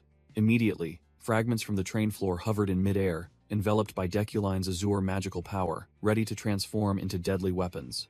"Too bad for you, I've anticipated everything," Deculine declared coldly, waving his hand to control the dagger-sharp wooden fragments, which pierced through the hooded assassins, splattering blood everywhere. A surviving hooded assassin could only stare in wide-eyed horror, unable to believe the massacre that had just unfolded in an instant. Meanwhile, Alan was still screaming in panic like a child. "Professor, it's an attack! What the hell is going on?" "Get some rest, Alan," Deculine said casually, then swung his hand and struck the back of his noisy student's neck, sending him into slumber. After the blow to send Alan to sleep, Deculine cast a cold glance, completely unbothered by the recent commotion. He turned and ordered Veron, "Take this boy to safety. Evacuate any other passengers if there are any." Without another word, Veron scooped up Alan and flew straight out of the hole in the train's side, landing in the snowy mountains below like a phantom. Alone amidst the shattered train car, Deculine stood, silently gazing into the void, with the demeanor of a predator lying in wait. He suddenly realized that the blow to the neck felt unusually soft, a detail his hypersensitive iron body senses couldn't overlook. "Put that aside for now. I'll deal with these pests first." Deculine dismissed the thought, and magical power began to surge around him. The fragments of the train floor hovered, sharp as daggers, and Deculine spoke menacingly. "You lot started this, so you must be ready, aren't you?" The hooded assassins froze, cold sweat pouring down as they heard the deathly question from the figure before them. "Your deaths here will simply be considered natural deaths," Deculine declared, and azure magical power erupted, signaling a massacre. Meanwhile, in a safe spot on the mountainside, the unconscious Alan was gently laid on the ground. Veron landed safely with the unconscious boy Alan, silently turning his gaze towards the devastated train. A colossal surge of azure magical power violently erupted from the train car, sweeping everything away in an instant. Inside, the result of the cleanup was a pile of assassin corpses strewn across the floor, blood staining the entire train car red. Deculine slumped onto a seat, panting, his face smeared with blood, admitting that this fight had been more draining than expected. His hands trembled. Having to both mitigate the explosion's damage and deal with the small fry had depleted his mana, leaving only 10 drops. Just then, Veron suddenly reappeared, standing amidst the ruined train car. Veron reported that all passengers had been evacuated to safety, and Deculine nodded, acknowledging. Deculine remained silent, his gaze sharp, looking like someone who had just finished a cleanup. Veron thought to himself that this man's eyes were completely different from before, a change that only elite knights would notice. Deculine merely smirked, thinking to himself that even he was surprised by the attack, so it was only natural for the knight to be astonished. Deculine, still out of breath, suddenly froze as a crimson surge of killing intent erupted from behind him, catching even him by surprise. Varan slowly advanced, enveloped in overwhelming killing intent, and the system blared the fatal question. The villain's fate? Deculine clicked his tongue, admitting he had been too careless, not expecting this knight to have hidden his true strength all this time. Varan's sword gleamed with a deadly light, and he coldly declared, "It's fortunate you're still alive." Immediately after, he pointed his sword directly at Deculine, growling, "Allow me to personally finish you off." Despite being low on mana, Deculine maintained his boss-like composure, his eyes glowing with blue magical power as he asked directly, "Is someone pulling your strings?" Deculine had just begun to mouth, "Is it Jewel?" when Varan screamed as if poked with a hot poker, his neck veins bulging as he immediately cut him off. "Shut your filthy mouth," Varan roared, declaring he would not forgive anyone who dared to utter his master's name, a righteous and honorable knight. Varan's eyes blazed, and he asserted firmly, "You will die by my hand for my master." Seeing the knight's excessive reaction, Deculine smirked, his mind racing. It seems this has nothing to do with Julie after all. Deculine's mind raced, acknowledging that Varan was an elite of the Freeheim Knights, while he himself had only 10 drops of mana left. Giving his opponent no time to breathe, Varan declared his escort duty over and charged straight at Deculine with blinding speed, crimson killing intent enveloping his body. Deculine took a full kick to the shoulder, but his face remained stone cold, muttering that this was the only path to take. Varan froze in astonishment, seeing Deculine block his blade with a wooden stick. An unbelievable feat, but that was just a feint. Deculine growled, "Cancel object teleportation," and the entire train car exploded in a blinding blue magical light. Deculine annihilated the entire train, sending it plummeting from the broken bridge into the bottomless snowy chasm. A drastic self-destruct move to turn the tables. Scene change. In a cozy room, a voice echoed, "Young lady, would you like something to eat?" Sylvia sat on the floor with a dejected expression, refusing the snow cream that Knight Sirio brought, saying she was utterly sick of it. Knight Sirio, the Iliade family's guard, bewilderedly held 2 ice creams, not understanding who Sylvia was referring to when she mentioned everyone. Sylvia muttered that everyone was already here, except for Deculine and Ephraim, her gaze still fixed on the window, waiting. Sylvia coldly and decisively replied with a curt, "No." Knight Sirio could only silently accept, her expression slightly flustered. Sirio left, leaving Sylvia alone in the quiet room. She sat on the bed with a distant look on her face. Only one name lingered in her mind at that moment, Deculine.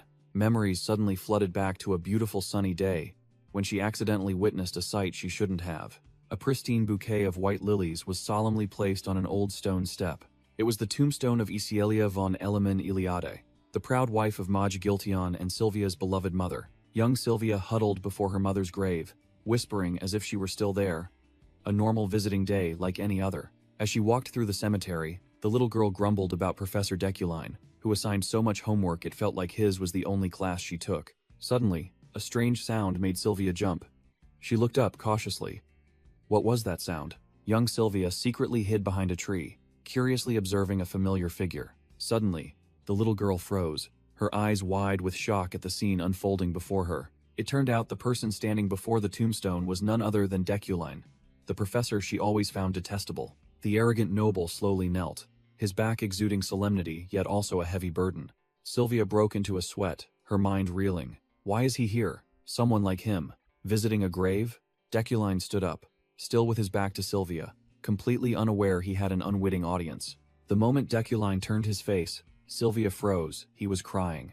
A tear rolled down the cheek of the man who always appeared cold and arrogant, shattering in the silent space. The sight was too shocking. Sylvia quickly turned and ran, her mind incessantly wondering, does that annoying professor also have memories of a lost loved one? The image of Deculine's tear, beautiful as a shooting star, continued to haunt her young mind. After fleeing, Sylvia remained dazed, her mind in turmoil from the scene she had just witnessed. In her memory, Giltheon Iliade announced shocking intelligence. A certain group was planning to attack the departing train. Her father's warning made Sylvia even more uneasy, a discomfort rising within her. She suddenly recalled Deculine's lecture, and an idea sparked in the genius mind. Sylvia decided to experiment immediately, taking out a mana stone as a conduit, preparing to cast magic. Based on the theory of the 3 attributes of magic, Sylvia channeled the energy of the 3 primary colors into the stone, causing it to begin taking shape. Success. A small bird composed of pure light was created. She whispered, "I did it. It's the primeval color creation magic." Sylvia gently stroked the magical creature, giving it a name. From now on, your name is Swift. Swift, the energy bird, responded to its master's words with an affectionate nuzzle. Sylvia released Swift, commanding, "Fly and show me what you see." Crash, crash, crash. The train car shook violently, dust flying everywhere, signaling a horrific collision. Deculin scrambled to his feet amidst the wreckage, his face smudged, but his eyes still razor-sharp. He let out a growl. The entire train had derailed, hanging precariously over a sheer snowy cliff, a sight enough to make the faint of heart swoon. Deculine brushed dust from his clothes, muttering that even if he broke a few bones, thanks to his iron body characteristic, he would soon recover. A crimson killing intent flared around Deculine. He had identified his target. Without a moment's hesitation, Deculine shot forward like a phantom, heading straight for the enemy, standing at the end of the train car. The attacker unleashed an energy slash that struck Deculine squarely, but he only paused for a moment, shocking his opponent. "He's still fine?" Julie, the white-haired knight, couldn't believe her eyes, pouring all her strength into a direct slash of light at Deculine. Julie's attack struck an invisible wall. She exclaimed in surprise, "An aura shield?" Deculine, with the crimson eyes of his activated Eucline bloodline, seized Julie's energy blade and growled, "You're truly persistent."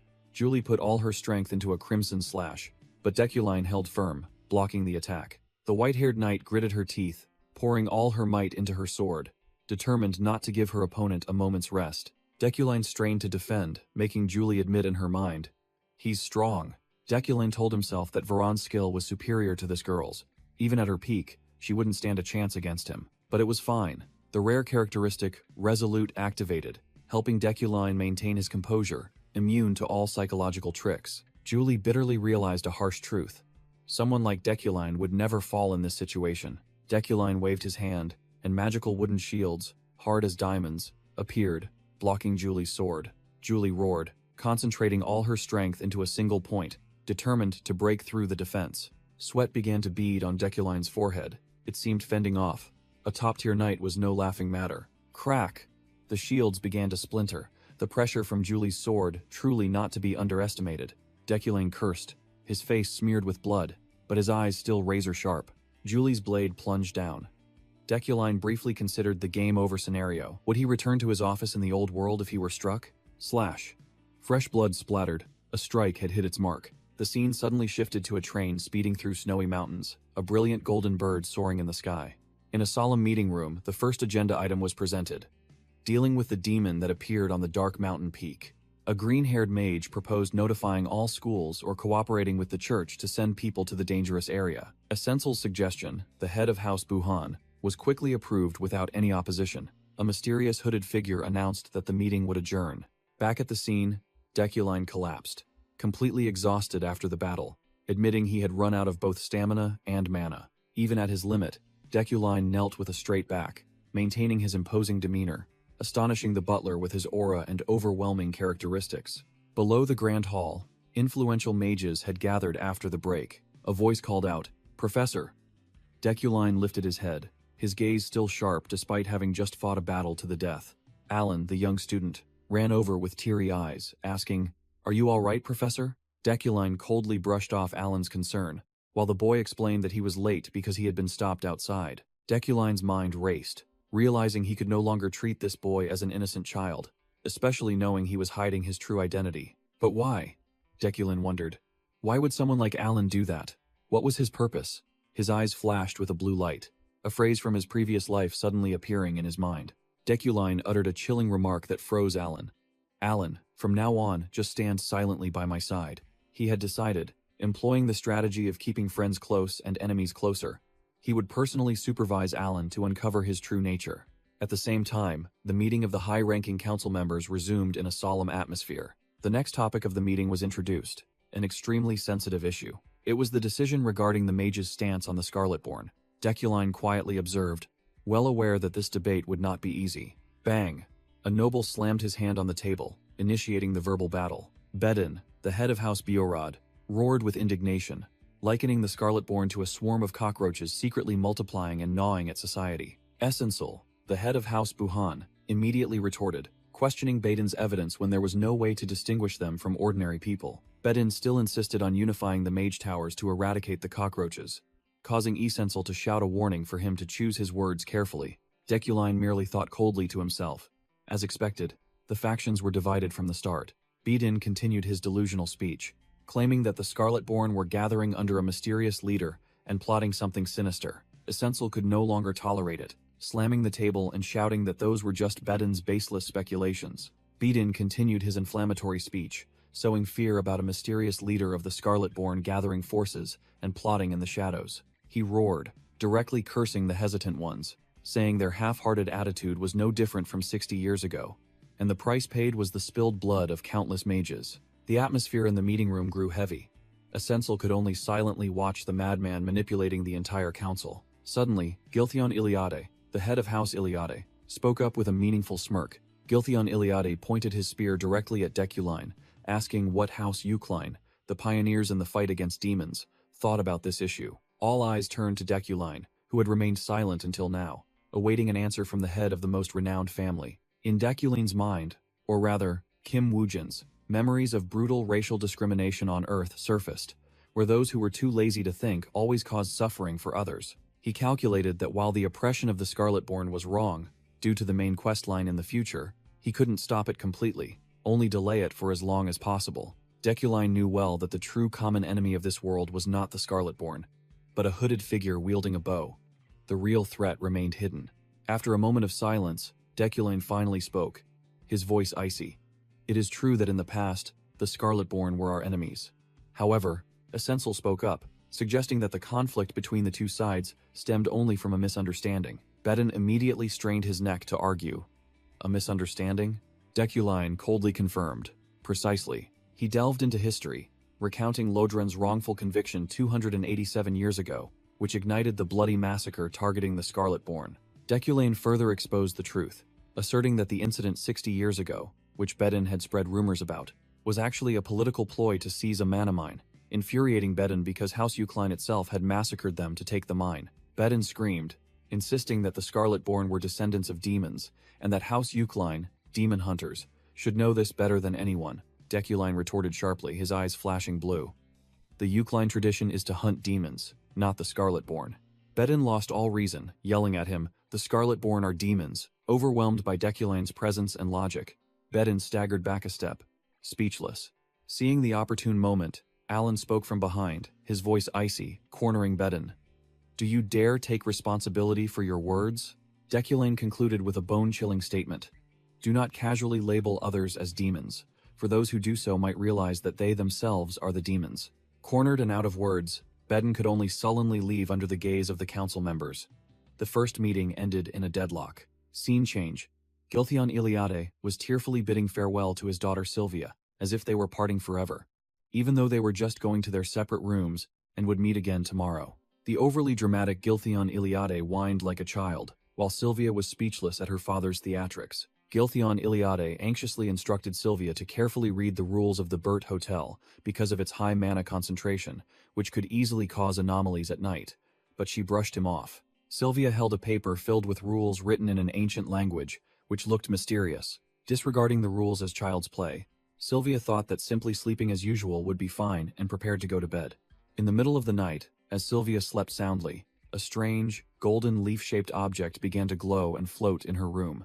Sylvia suddenly opened her eyes wide, her gaze vacant as if controlled by some invisible force. The girl stepped barefoot onto the cold floor, her body moving unconsciously as she mumbled, "So thirsty." Still sleepwalking, Sylvia slowly advanced towards the mirror in the pitch-dark room. Suddenly, a surge of purple magical energy erupted, jolting Sylvia out of her unconscious state. The entire space around her began to crack and violently distort. The floor shattered into crystal fragments, throwing Sylvia into a chaotic dimension. The space suddenly turned into a corridor. Damn it, did I do something wrong? Sylvia realized with a shock that she had fallen into a trap. Sweat poured down her face, and she began to feel a chill down her spine as she realized the gravity of the situation. Looking back at the rules, Sylvia was stunned to read the warning. Once you lie down in bed, do not wake up until morning, or you will be instantly teleported. She realized the mana concentration here was much denser, especially as she got closer to the Burt Council chamber. I was too careless, Sylvia chastised herself, trying in vain to calm down. But the space continued to twist, Sylvia's eyes widening in horror as the anomaly worsened. Sylvia panicked, sensing a terrifying presence lurking in this distorted space. She ran frantically without direction, wondering where she could hide in this damned trap.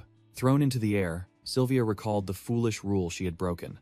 The hotel had only one floor. Going up or down stairs was forbidden.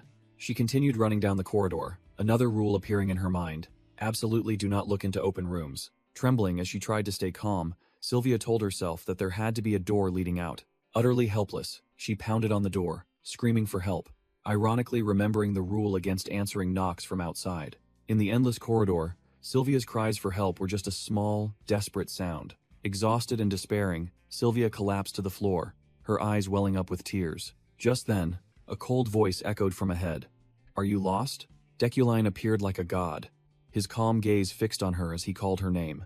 Sylvia. Having just escaped death, Sylvia sniffled, her face tear-streaked, staring at her savior. Deculine coldly allowed Sylvia into the room. She mumbled her thanks and timidly stepped inside. By the fireplace, Sylvia stammered, explaining that she had just woken up to find herself in the eerie corridor. Deculine, with the air of an omniscient being, explained that in Bert, mana anomalies created sentient specters, and chastised Sylvia for not following the rules.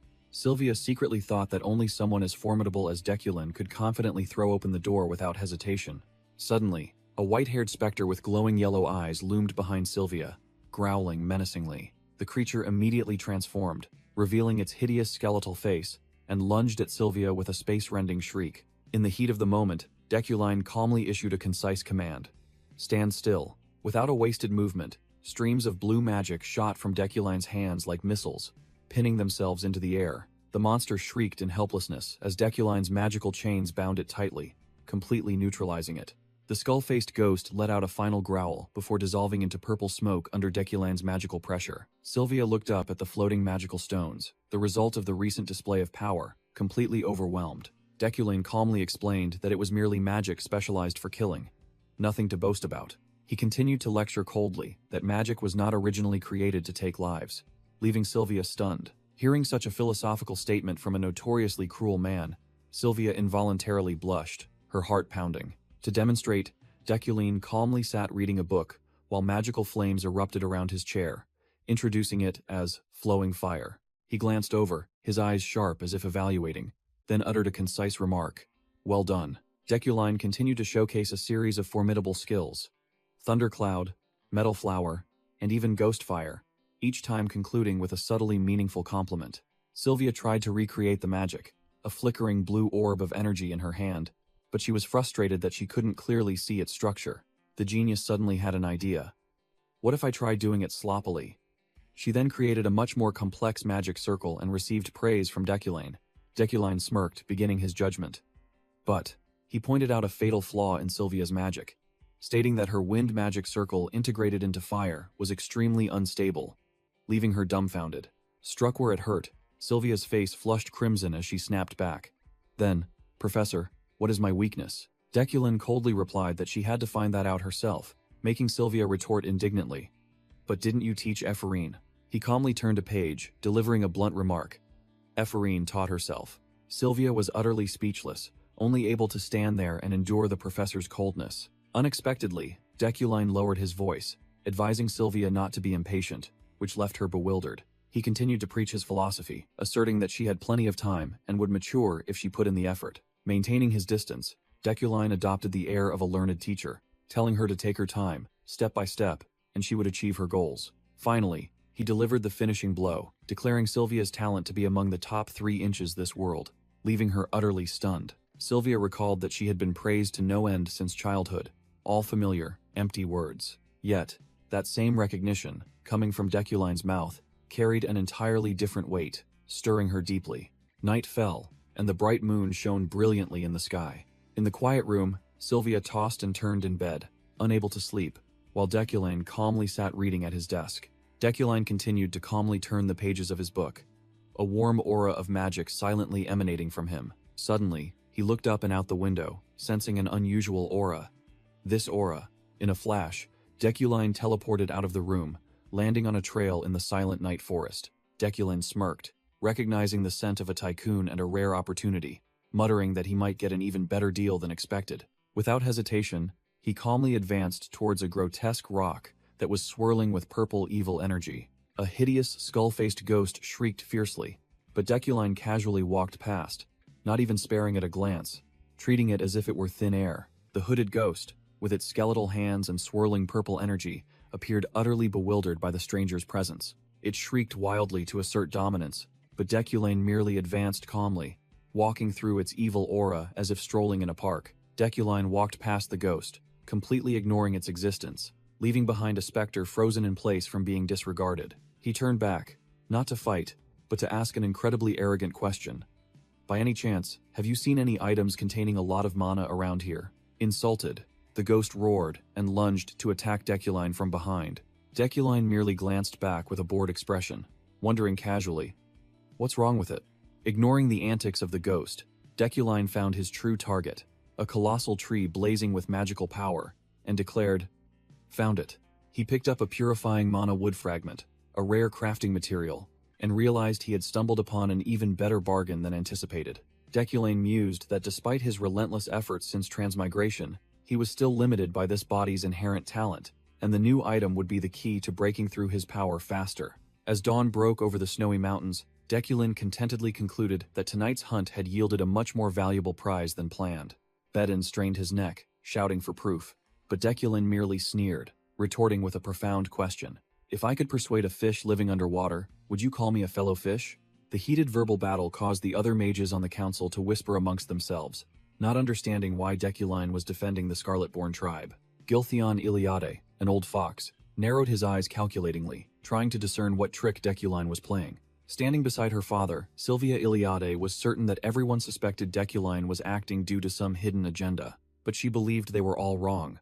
Deculine was simply stating an obvious truth that no one dared to confront.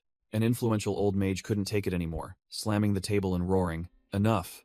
Cutting short the argument, the presiding mage declared that the meeting had not reached a consensus, and the topic of the Scarlet-born tribe would be postponed for later discussion. The multi-day meeting finally concluded, and the mages began to leave the grand hall. The irritated old mage from earlier walked past Deculine, letting out a loud, disgruntled huff, but our protagonist merely gave a slight glance, not bothering to acknowledge it. Deculine mused that, despite his best efforts for the future main quest, it seemed he couldn't avoid making enemies with a few people. The next day, at the Burt shopping district, the atmosphere seemed peaceful. Deculine and Alan browsed a materials shop, examining various crafting items. Deculine held 2 magic stones, his mind calculating the necessary materials to craft a high-grade staff from the mana tree. Suddenly, Alan was startled when he spotted a familiar figure. The boy quickly called out to Deculine, making him turn and ask what was wrong. Alan excitedly pointed, showing that the benefactor who helped him arrive safely was right there. Deculine glanced over, curious to see who the boy was so flustered about. It turned out to be Lilia Primian, Deputy Director of the Security Bureau. She immediately recognized Deculine as well. To repay Lilia Primian for safely escorting Alan, Deculine decided to invite her to a meal. After the meal, Lilia thanked him, but immediately got down to business, stating she needed to ask Deculine a few questions to complete her investigation. Deculine directly asked about the fate of the escort knight Varan. Lilia Primian coldly replied, "He died in the ambush." Servants served lavish dishes onto the table. Deculine, Lilia Primian, and Alan dined together in a luxurious restaurant. While Deculine calmly enjoyed his meal, Lilia Primian narrowed her eyes, observing him, her mind filled with doubt. This man is very different. The scene shifts to the Empire's Security Bureau, where the notorious criminal Lockhak was about to be sent to Rekordak, the worst prison, for murdering countless mages. In the interrogation room, Lockhak, the mage killer, sat opposite Lilia Primian, silent as a statue despite her questions. Lilia Primian sneered mockingly, clearly accustomed to his stubborn attitude. "Humph, you only keep your mouth shut when you're in the interrogation room, don't you?"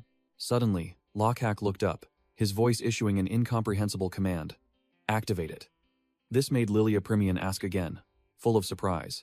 Lilia Primian growled, giving a direct order rather than asking, "Activate your ability." Lockhak gritted his teeth, enduring as a surge of magic power began to leak from his body. A violent explosion of purple magical energy erupted from Lockhak, engulfing the entire interrogation room before Lilia Primian's unwavering gaze. Lockhak's magic power violently exploded, a giant, ghostly purple eye forming from the energy. The energy sphere dissipated.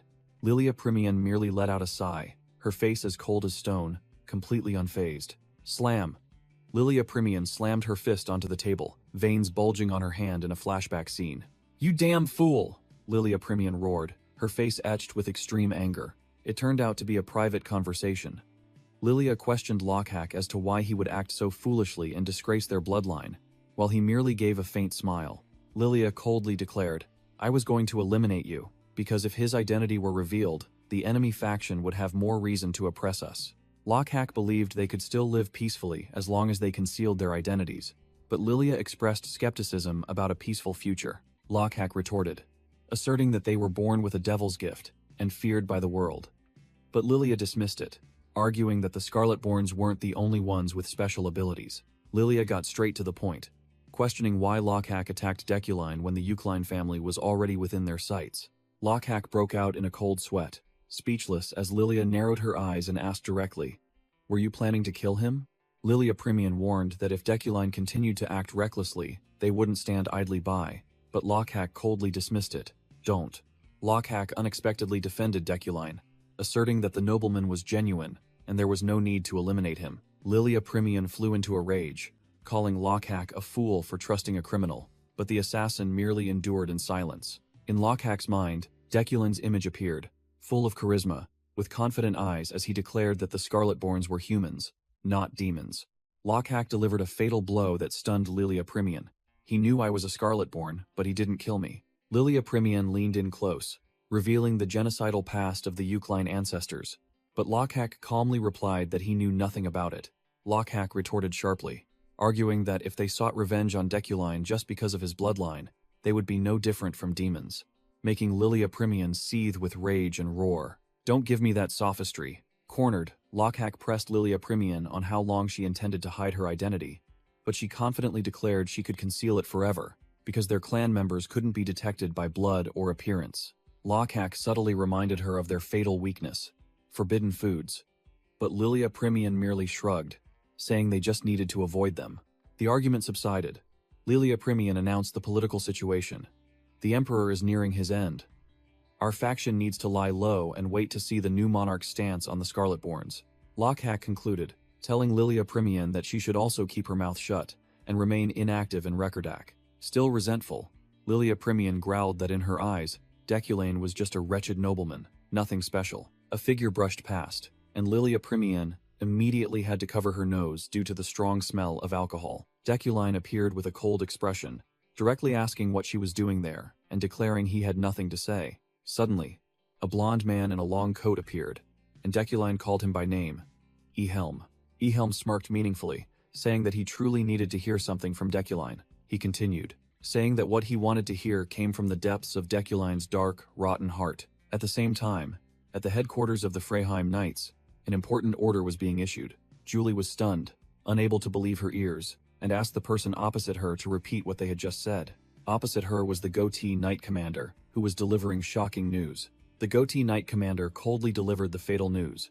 Varan sacrificed himself during the mission, leaving Julie frozen in place. Suppressing her grief, Julie slammed the table and ordered the commander, "Immediately prepare everything for me." Meanwhile, at a luxurious restaurant, Julie was determined to question Deculine as soon as he returned. At the dining table, Deculine, Yahello, Alan, and Lilia Primian sat in an atmosphere as tense as a stretched bowstring. Lilia Primian thought to herself, "I can't believe this man is the head of the Rewind family. What in the world is going on?" Yahello couldn't take it anymore and directly asked Deculine why he acted so unpredictably and angered the other mage families. Yahello's gaze was sharp. He truly wanted an explanation for Deculine's insane actions. Deculine maintained his indifferent attitude, delivering a sharp counter. "Are you afraid of the Scarletborns?" Lilia Primian froze upon hearing that, unable to believe what she had just heard. Yahello smirked, retorting dangerously, "Didn't you yourself once clamor for the slaughter of the Scarletborns, deeming them an inferior race unworthy of life?" Deculine coldly countered, reminding Yahello that his thesis advocating for the extermination of the Scarletborns was still in the university archives. Yahello furiously retorted, questioning whether the new slave in Deculine's research was a Scarletborn, causing Alan to jump up and shout, "You've gone too far, don't insult my professor." Deculine remained unfazed, gesturing for Alan to sit down and gently wiping his mouth. "Calm down, Alan. I'm fine." Deculine delivered a deeply sarcastic remark, comparing Yahello's brain to rotten cheese. implying his lack of understanding was natural, which infuriated his opponent. Ehelm sneered, his eyes flashing with resentment and a determination to fight to the end. Ehelm issued a threat, reminding Deculine of his upcoming research presentation and declaring he would wait to see how long he could keep up his act before being exposed. Having said that, Ehelm turned and left, leaving Liliaprimian stunned, unable to process what had just happened.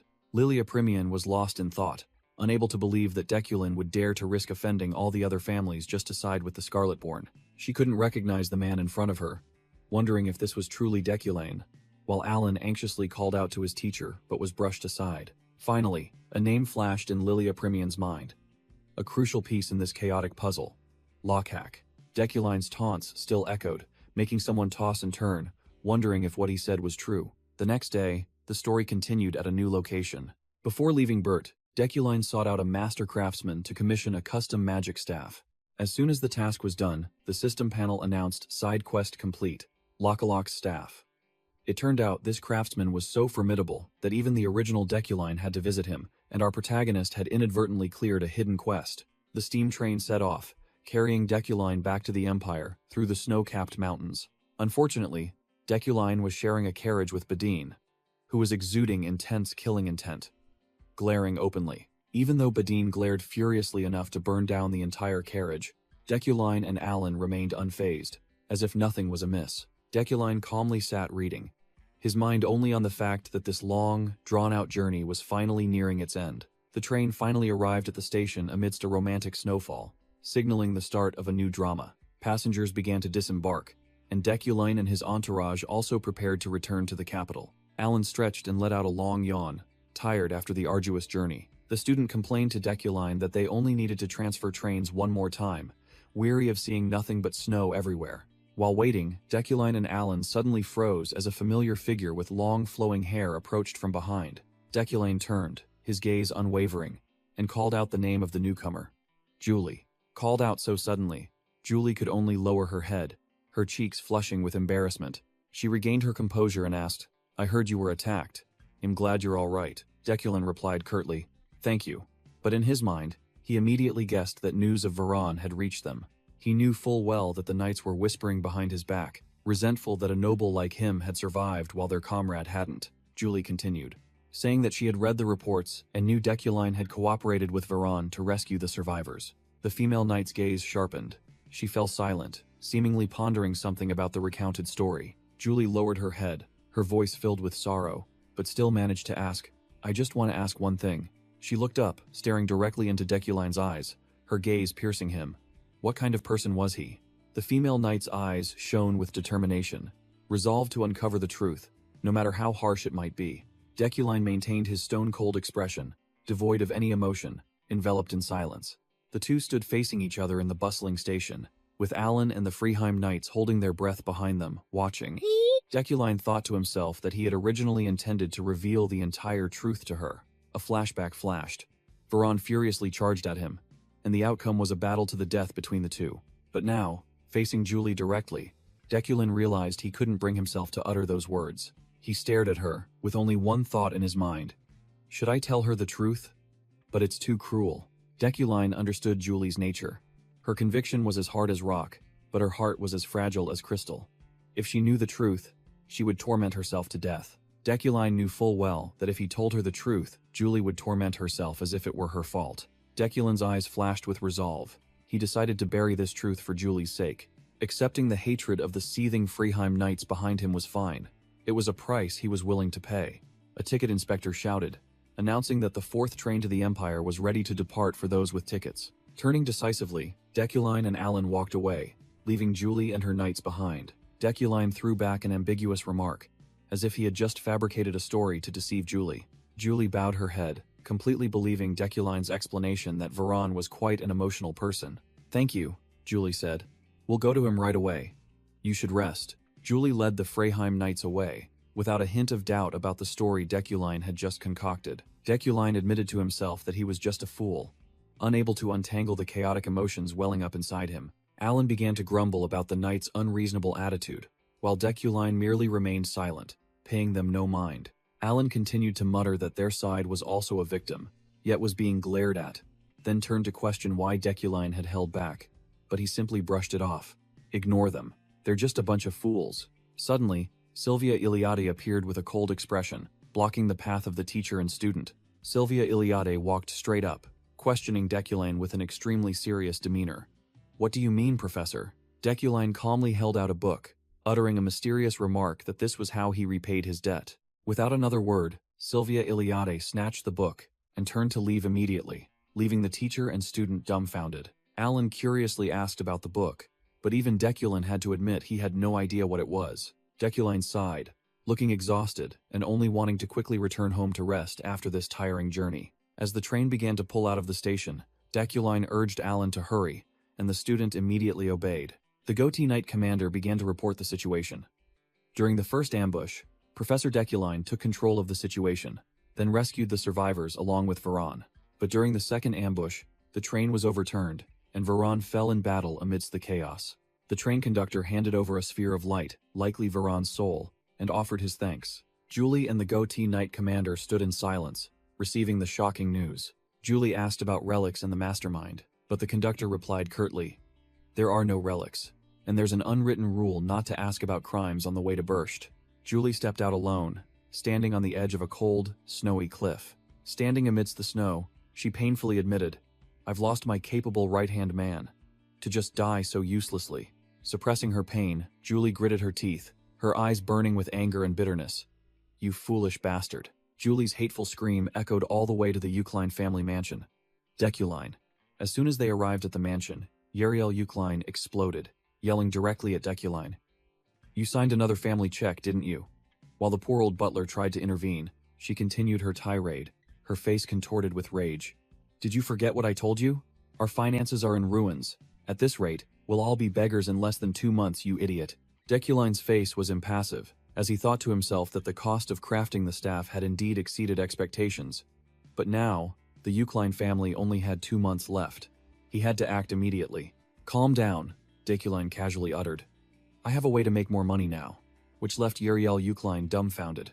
The scene shifts to a luxurious room, filled with precious items, from golden cups and silver shields, to various glittering treasures. Deculine led Uriel Eucline and the butler into the storage room, standing with his arms crossed, looking at the mountain of riches. "What on earth are you doing?"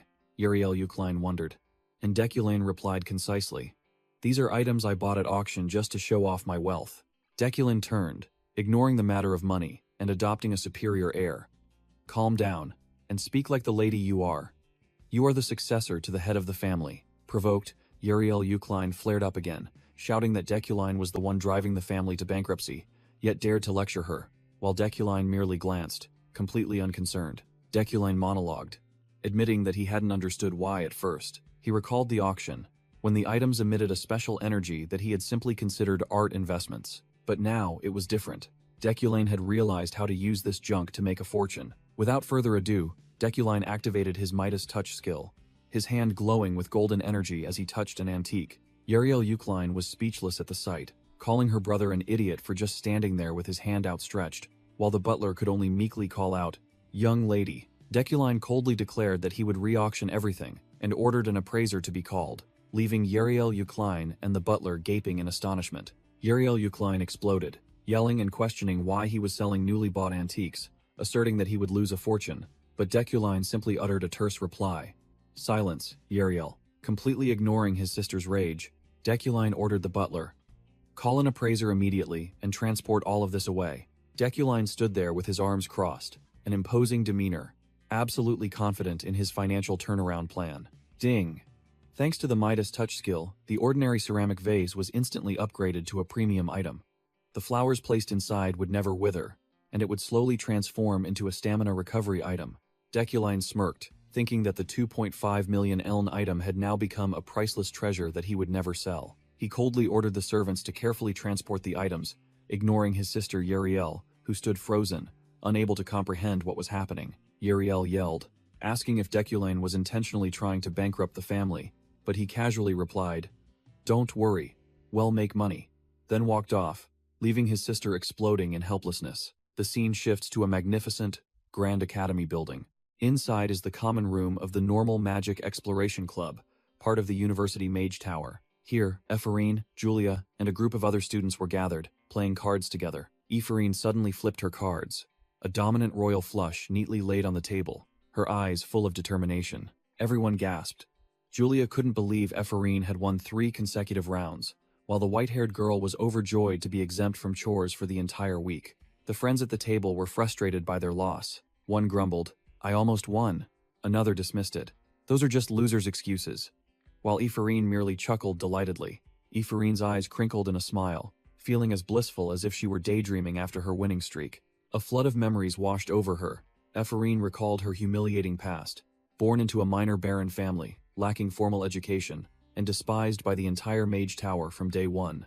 Not just the students, even the professors, led by Deculine, looked at her with contempt, treating her like trash. Countless times bullied and isolated, Ephraim could only grit her teeth and endure it all alone in resentment. Back in reality, Ephraim unconsciously blushed, her heart warming as she thought of what she now had. She couldn't believe that she now had a club where she could socialize with real friends. Ephraim turned to Julia, grinning widely, and saying that she really liked this normal magic exploration club, leaving her friend bewildered. An unidentified man suddenly appeared behind the door, his voice cold as he warned Julia. "Watch your words," then muttered, "Stupid kids." Making her jump and quickly apologize, a strange man kicked open the door and roared, "What the hell is this? What kind of nonsense is this club doing?" Startling Ephraim and the others. It turned out to be 2 old professors. The thin Relin sneered and tattled. "As I've said, Professor, these low-class commoners just take up space in the Mage Tower and do useless things." Ephraim immediately recognized the 2 thorns in her side, Professor Relin and Retlan, 2 old men who specialized in bothering commoner students. Retlan's disdain was evident as he read the club's name, Normal Magic Exploration Club? How ridiculous. Yelled at by Retlan, Ephraim quietly closed her eyes, telling herself that she had anticipated this and had to handle it with dignity. Ephraim stood tall, calmly replying, "We submitted an application for establishment, and it was approved. This is an official club." Retlan was furious, pointing directly at Ephraim and shouting, "What? Who the hell approved this idiotic club?"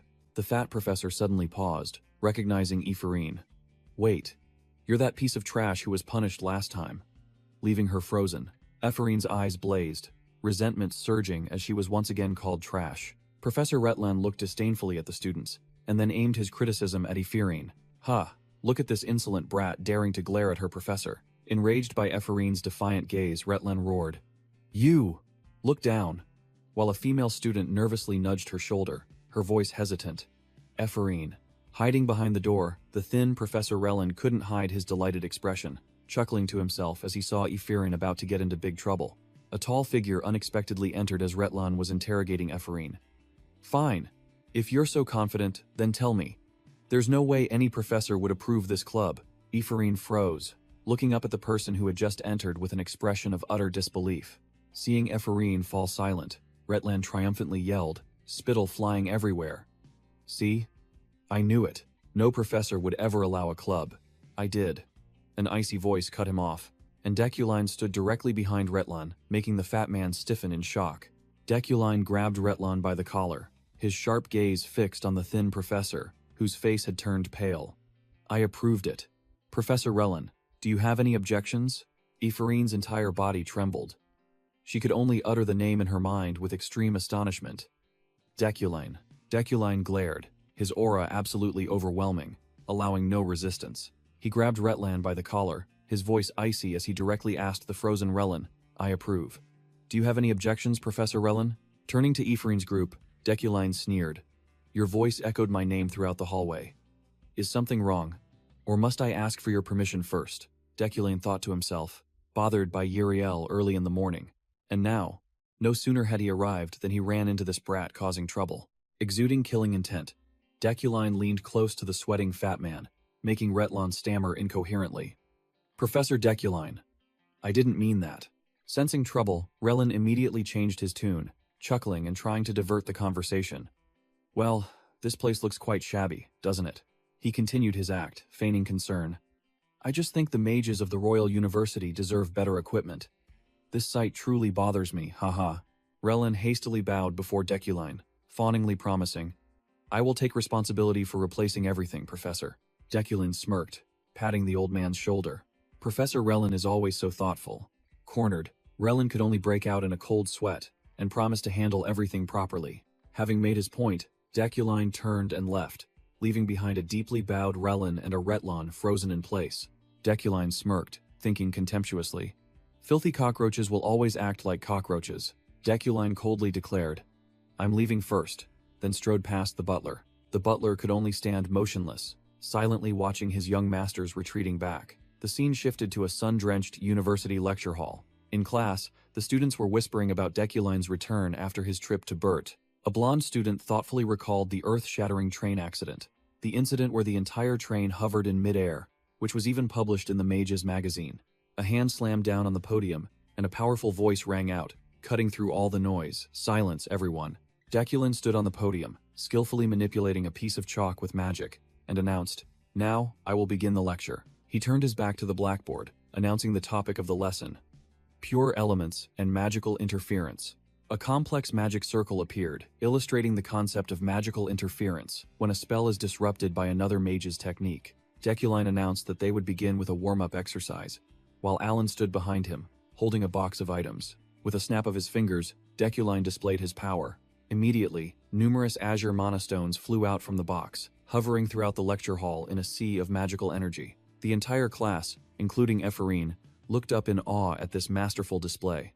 Deculine coldly announced the value of each stone: 3,000 elna, a sum that made any student swallow hard. He laid down a tough challenge. I will leave them hovering here. Whoever is skilled enough, use magical interference to snatch them from my spell. Hearing about the money, Ephorine's eyes lit up like headlights, screaming internally at the bargain before her. Julia had to quickly cover her best friend's mouth before Ephorine did something foolish. Deculine looked annoyed, explaining that for a mage, resisting interference was as important as casting it, and even though the defender had an advantage, they should still try. He concentrated his mana, enveloping a mana stone with a dense orb of energy, demonstrating a completely different level of magical control. The entire lecture hall erupted with mana as the inexperienced students simultaneously made their moves, attempting to snatch the mana stones. Deculine stood still, thinking to himself that this was also an opportunity to test his skills with the basic object teleportation spell he had recently learned. He also wanted to see how long his lame spell would last against 150 apprentice mages. In particular, he wanted to see his skill when facing the top-tier geniuses, his gaze fixed on Sylvia Iliade and Ephorine, who were exuding overwhelming auras. Meanwhile, Ephorine's eyes gleamed as she calculated. Hey, I'm running out of money, and that old man Deculine is giving out gifts. It'd be a waste not to take them. Sylvia Iliade squinted, observing, realizing that Ephorine was the first to act, her green mana attempting to break through. Sylvia briefly recalled Deculine's words about Ephorine teaching herself everything, her gaze becoming complex. I can't lose. Sylvia also joined in, directly confronting Ephorine, both geniuses seriously competing with their mana. But the other small fry didn't stand a chance. A blonde student buried her face, groaning as her magic was mercilessly repelled. Another met the same fate, repelled by Deculine's orb of energy, only able to helplessly stare at the mana stone without being able to do anything. Alan stood behind him, his eyes wide in admiration. Professor, you're incredible. Taking on 150 students without a single opening, they don't stand a chance. Deculine thought to himself. Even he was a little surprised. He hadn't expected the rookies to be so stubborn that they'd bleed from their noses and still fail. Suddenly, a mana stone broke the stalemate, flying straight towards Deculine, making him glance over. And the owner of that attack was none other than Sylvia Iliade. She was panting, but had successfully claimed the first mana stone. Ephorine looked visibly annoyed, seeing Sylvia, who was sitting far away, had been one step faster than her, while Julia was still trying to cast her spell. Sylvia was sweating, but her eyes were still full of challenge, as if to say, see, that's how it's done. Deculine turned, coldly acknowledging, well done, Sylvia. You are the first. Praised, Sylvia could only bow her head, her expression complex, unsure if she was happy or deep in thought. Deculine again monologued internally, admitting that he had anticipated Sylvia, as a genius, would be able to do this. Meanwhile, the remaining small fry were still struggling in vain, being thoroughly beaten by Deculine's magical orbs. He raised his voice and asked, is there no one else? Deculine glanced around, coldly leaving a sentence hanging. If not. Suddenly, a blonde female student cried out as Deculine announced, ah, another one has succeeded. Ephorine, bruised but grinning from ear to ear, held up the mana stone she had just claimed, proving her potential. The blonde female student broke out in a cold sweat, speechless at Ephorine's success. clearly unconvinced. Meanwhile, the remaining students were still being battered by the magical orbs, screaming in helplessness. Deculine uttered a single word, "Enough," ending the torture as the students collapsed, some vomiting, others unconscious. He rubbed his forehead, looking utterly disgusted with the small fry before him, and announced a break for them to clean up the battlefield themselves. The students dragged themselves out of the lecture hall, each one looking as if they had just escaped death. Julia slumped onto her desk, incredulously asking Ephraim how she passed the hellish test, while Ephraim complained about almost dying and her tongue still being numb. Despite her exhaustion, Ephraim looked up with sharp eyes, declaring that she had realized something important. Ephraim explained to Julia that even though she didn't fully understand mental power, she felt as if something inside her had opened up when she tried to break the magic. The blonde female student looked visibly resentful, unable to believe that a bottom-ranked student like Ephraim could climb to second place overnight, especially when Deculine had explicitly stated he wasn't giving private lessons. In her mind, a scene of Deculine staying late to tutor Ephraim flashed, confirming the rumors were true. The blonde female student froze, realizing a bitter truth. So, he lied to me? Meanwhile, Ephraim was joyfully hugging the mana stone to her cheek, while the blonde female student jealously wondered why Deculine cared about that foolish girl. The blonde female student's eyes blazed, growling in her mind. That arrogant woman. Deculine stood before the class, preparing to begin his formal lecture after the brutal warm-up. He pointed out that all the students had struggled with something called magic interference, but there was actually a simpler way to dispel incantations. Both Ephraim and Beck listened intently, as Deculine said that those who succeeded had probably begun to feel what it was. Deculine concluded with a sharp gaze, revealing the main topic of the lesson. What I am talking about is mana interference.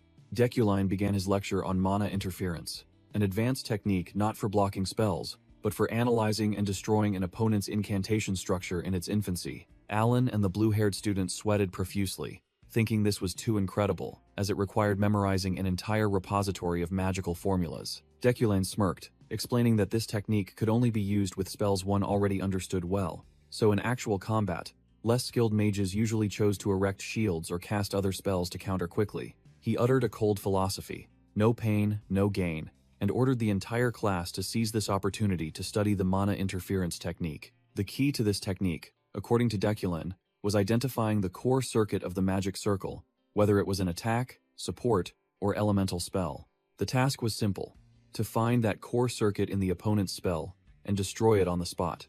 Once mastered, comprehensive magical interference would become as easy as pie. Words alone were not enough, so Deculine began to demonstrate, dark purple magical power surging around him as he prepared to demonstrate how to find the core circuits. He gave his first example with the magic circle of the piercing wind blade, pointing out that the circuits of destructive spells always radiated from the center, as if an explosion from within. When Deculine moved on to an example of support-type magic, all the students frantically took notes, not daring to miss a single word. 2 hours passed, and Deculine's lecture continued under the afternoon sun.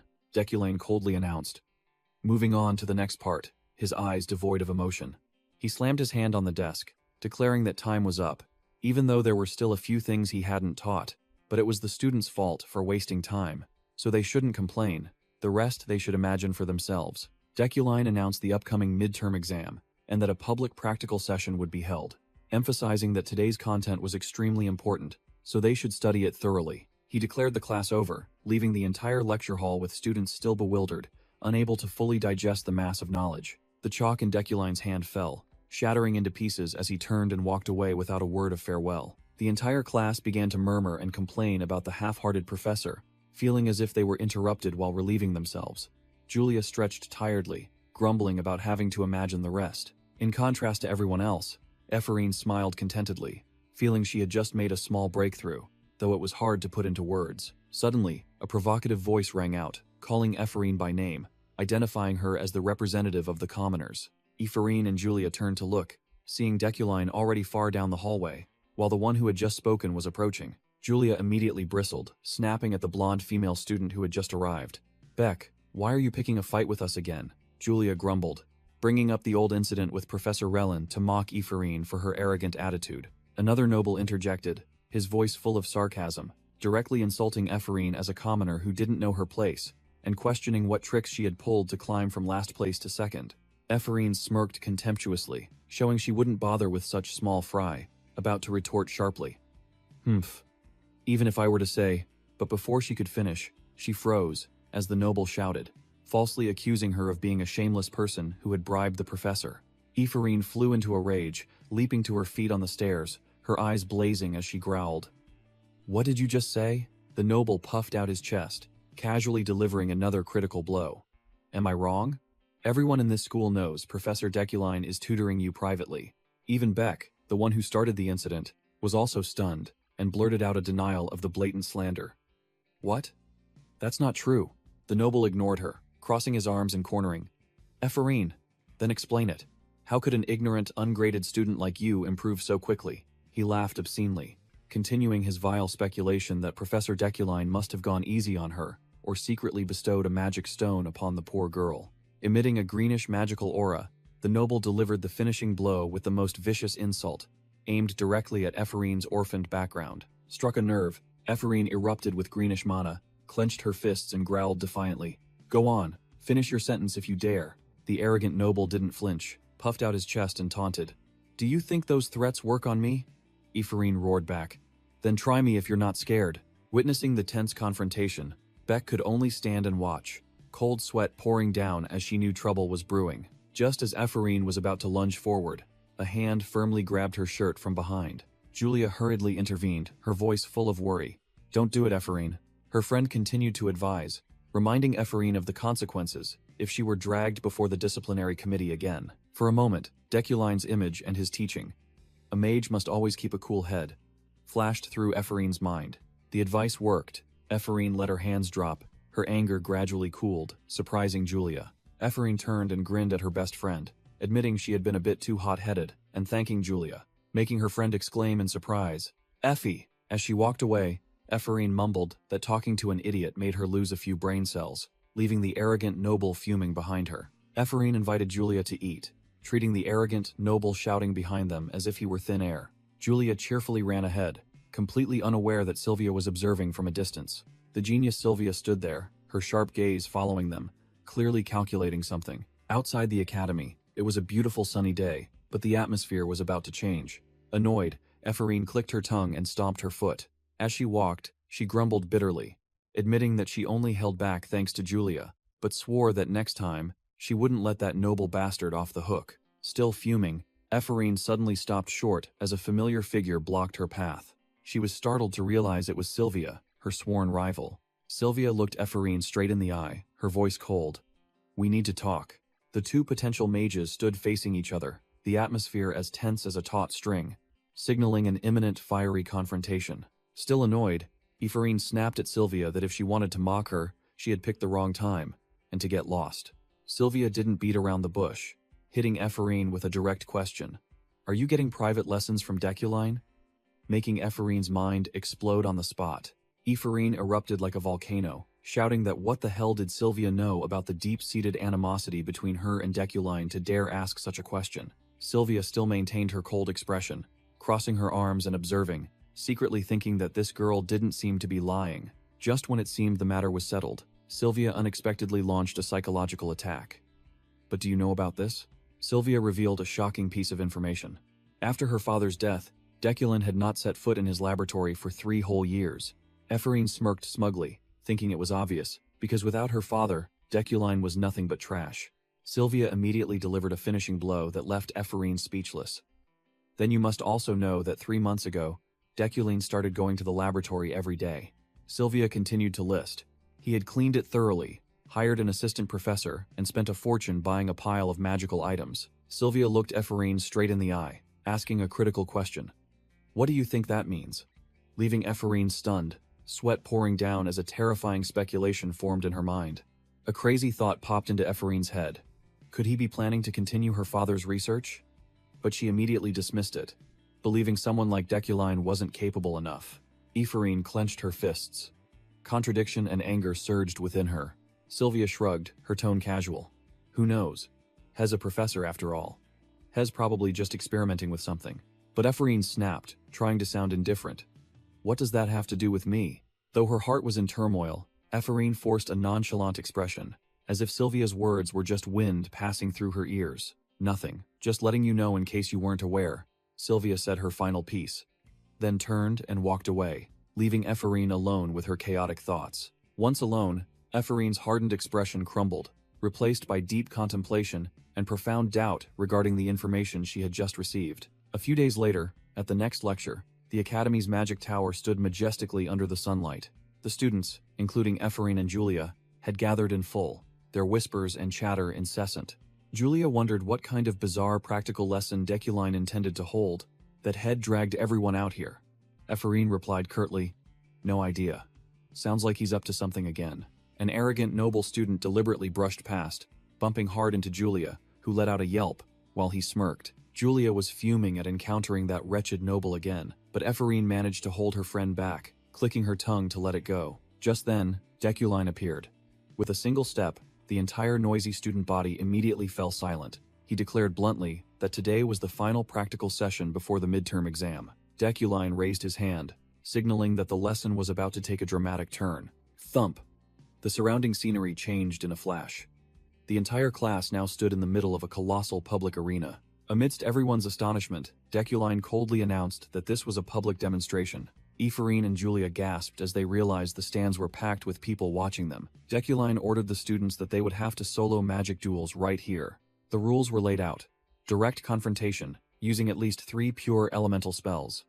Winning or losing didn't matter, as he would personally observe and point out each individual's strengths and weaknesses. To ensure everyone gave their all, Deculine announced that Professor Relin was here to handle safety, so they should fight fiercely without holding back. Deculine wasted no time, calling Eurozan directly to the stage and ordering him to choose an opponent. In the vast public arena, Eurozan and another commoner student stood face to face, ready to fight to the death. From above, Deculine smirked, his eyes signaling his readiness to enjoy the spectacle he himself had directed. As soon as the start command was given, mana erupted, and fire and wind clashed fiercely as the duels proceeded smoothly. One student was blown away by wind magic like a puppet, crashing face first onto the ground without mercy. Professor Relin stood nearby, sweating profusely from the pressure, while Deculine maintained his poker face, notebook in hand. Initially bewildered, the students quickly got into form. A pink-haired student flexed his arm, unleashing a scorching fireball. Boom! A terrifying fire explosion engulfed a corner of the arena, its destructive power no laughing matter. Sylvia stood tall, while her opponent lay defeated on the ground. Deculine coldly declared, "The winner, Sylvia." 2 scummy nobles in the stands burst into delighted laughter, mocking another commoner's defeat and suggesting they should have just become servants. Hearing the wretched noble's jeers, Ephorine glared fiercely, silently cursing, "Those bastards," and thinking that if it were Sylvia, they would have been thoroughly beaten. Seeing the defeated student slink away, Ephorine shouted encouragement, "Keep it up, you did great." Deculine, with a cold expression, called the next match. "Beck, choose your opponent." An arrogant noble named Beck stepped forward, arms crossed, and smirked. "I choose." He pointed directly at Ephorine, his voice full of provocation and challenge. Ephorine. Ephorine didn't flinch, her sharp gaze meeting the challenge. "Fine by me." The two stood facing each other in the vast arena, the atmosphere as taut as a bowstring before the decisive moment. Beck began his trash talk, sneeringly asking Ephorine, "Are you sure you're okay? There's no one secretly teaching you how to win here, is there?" Ephorine coldly cut off his verbal sparring. "That's enough. Did your parents teach you to babble nonsense all day?" She delivered a critical blow, mocking him directly. "By the way, your imitation of Deculine's demeanor looks pathetic," leaving Beck speechless and utterly shocked. Ephorine didn't bother to argue further. Green mana erupted around her, as she declared she would show her opponent that his magic was as trashy as he was. Insulted, Beck roared and charged straight at Ephorine like a wild beast, cursing her as a lowly worm. The noble unleashed a massive fireball, yelling that he would help Ephorine reunite with her grandparents. The explosion completely engulfed her in a sea of flames. Julia screamed Ephorine's name in horror as the magic explosion ravaged the arena floor. Believing he had won, Beck smirked smugly, muttering curses at Ephorine for being stupid. But before he could finish gloating, his fire magic was suddenly overwhelmed from within by a surge of green energy, leaving Beck stunned. It turned out Ephorine had erected a magic shield as solid as a fortress, easily neutralizing Beck's attack completely. Standing amidst the smoke, Ephorine coldly declared that there was a maxim she had always cherished since entering the Mage Tower. With that, she unleashed a colossal magical energy in the shape of a beast, growling, "All nobles deserve a beating," leaving Beck pale as a ghost. A massive energy punch sent Beck flying into the air like a ragdoll. Julia in the stands cheered excitedly. You did great, Ephraim. Beck lay on the ground, eyes wide, groaning after taking the devastating blow. The noble slowly regained consciousness, still not understanding what the hell had just happened to him. Ephraim stood with her hands on her hips, looking down from above with a provocative, taunting expression. How was it? How does it feel to be squashed by a worm? Hearing the referee's loud declaration, the winner, Ephraim. Beck clicked his tongue in frustration, bitterly muttering, "Just luck, you low-class commoner." Standing on the judging platform, Deculine complained that these small fries fights were boring and ended too quickly, leaving his guests with nothing to watch. Hearing this, Ephraim spun around, her sharp eyes directly asking Deculine, "Then, Professor, could you grant me another opportunity?"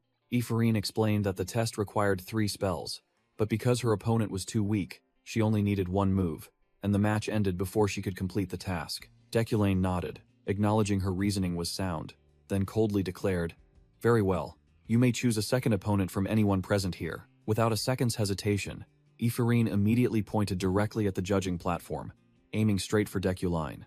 With an arrogant smile and fiery eyes, Ephraim enunciated each word. "I choose Professor Deculine as my opponent." Professor Retland and all the students were utterly shocked, shouting loudly, "This girl is crazy! What the hell are you saying?" Julia, Ephraim's best friend, could only remain silent, unable to believe her ears. Ignoring the chaotic uproar in the stands, Ephraim stood firm, thinking, just as expected, I'm not foolish enough not to have anticipated this. In the white-haired girl's mind, this was a golden opportunity to confront Deculine, an opportunity she had long craved and was willing to be considered insane to seize. In contrast to the chaos, Deculine merely gave a slight smirk, showing extreme interest. Retland was still flustered and shouting, but Deculine cut him off coldly. "Calm down, Professor Retland." With an overwhelming aura, Deculine raised his head and declared, "Good. I permit it." Deculine clearly explained to the entire arena, "I said you could choose anyone. There are no limits. Therefore, I will be your opponent." The professor continued to lay down a harsh condition. "A professor cannot fight fairly against a rookie. I will not attack first." Deculine finalized the victory condition. "You win if you can make me move from this spot." Ephraim broke into a sweat, but her eyes still blazed with fire as she nodded, accepting the challenge. On the vast arena, Ephraim faced Deculine directly, and the life-or-death match officially began. Her heart pounded, and green mana erupted around Ephraim as she channeled her power. Ephraim's eyes blazed with fire. She had longed for this battle for a very long time. Deculine stood tall, coldly uttering a single word. "Begin." Without a second's hesitation, Ephraim opened fire, unleashing a barrage of greenish magic bullets toward Deculine. She knew her skill was still lacking. There was no way she could do anything against an opponent of a completely different caliber. But Deculine merely stood with his arms crossed, an invisible shield effortlessly blocking every attack as if they were child's play. Even knowing this was a desperate battle, Ephraim still wanted to seize this opportunity, to measure for herself the unimaginable power gap between her and the professor. With a roar, Ephraim poured all her mana into a giant, blazing fire magic circle, preparing to unleash her ultimate attack. Deculine smirked, showing a hint of interest in the girl's efforts. Flames from Ephraim's magic circle erupted fiercely, engulfing the professor. It wasn't over yet. Ephraim pushed further, summoning the earth element as well, determined to fight to the bitter end. A colossal fireball, combining the power of 2 elements, shot straight towards its target. Professor Retland's jaw dropped in horror, while Beck could only exclaim in astonishment at this insane power. Ephraim poured all her focus into the magic circle, her eyes gleaming with absolute determination. The blazing meteor was about to collide, carrying enough power to flatten the entire arena. But no, the orb shattered into pieces before Deculine, who didn't even bother to lift a finger, his face as cold as stone. Ephraim gasped for breath, exhausted after unleashing her full power without even scratching her opponent. Not giving up, she unleashed another rapid-fire volley of magic bullets, determined not to let the match end so easily. Deculine, his face as cold as stone, stated bluntly, "You have a habit when using magic." He continued to nitpick, saying that the habit became more apparent with stronger magic, making Ephraim realize her magic was being interfered with again. Annoyed, Ephraim braced herself to unleash her next move, but then froze. She fumbled, her limbs feeling awkward as she tried to cast a spell. Sweat poured down, and Ephraim frantically realized her magic couldn't activate, suspecting he had tampered with her magic circuits. From afar, Deculine delivered a cold verdict. "In front of me, you can no longer use magic," leaving Ephraim completely stunned. However, she still refused to give up, her eyes flashing with stubbornness. Shouting that the magic battle wasn't over, Efirin abandoned her spells and charged straight in for a hand-to-hand fight. She roared, more confident in her close-quarters combat ability, and swung a punch straight at Deculine's face. Thwack! The punch was easily blocked, Deculine's hand firmly grasping Efirin's face, leaving her dumbfounded. Without another word, Deculine unceremoniously tossed Efirin, sending her flying like a toy. Thud! Efirin face-planted onto the arena ground, creating a cloud of dust right before the professor's indifferent gaze. Deculine merely clicked his tongue softly, showing annoyance at his student's immature performance. He silently analyzed. This girl has excellent magical senses, knows how to combine wind and fire, then uses earth to create a dust explosion. But her skill is still raw. Though the idea is good, it lacks the finesse to execute, resulting in her injuring herself. Deculine realized that what made this potential overwhelming power was Efirin's vessel talent. Just by wearing the bracelet, she could use all elements. A power any mage would drool over, he thought to himself. If it were the original Deculine, he would surely be insanely jealous of such a talent, and consider it a waste if it wasn't developed properly. The outcome was clear. Efirin knelt. Completely helpless and unable to resist, Deculine looked down at the stunned girl, offering a concise yet weighty remark. Not bad. Efirin froze, her eyes wide open, completely unable to believe her ears after Deculine's rare compliment.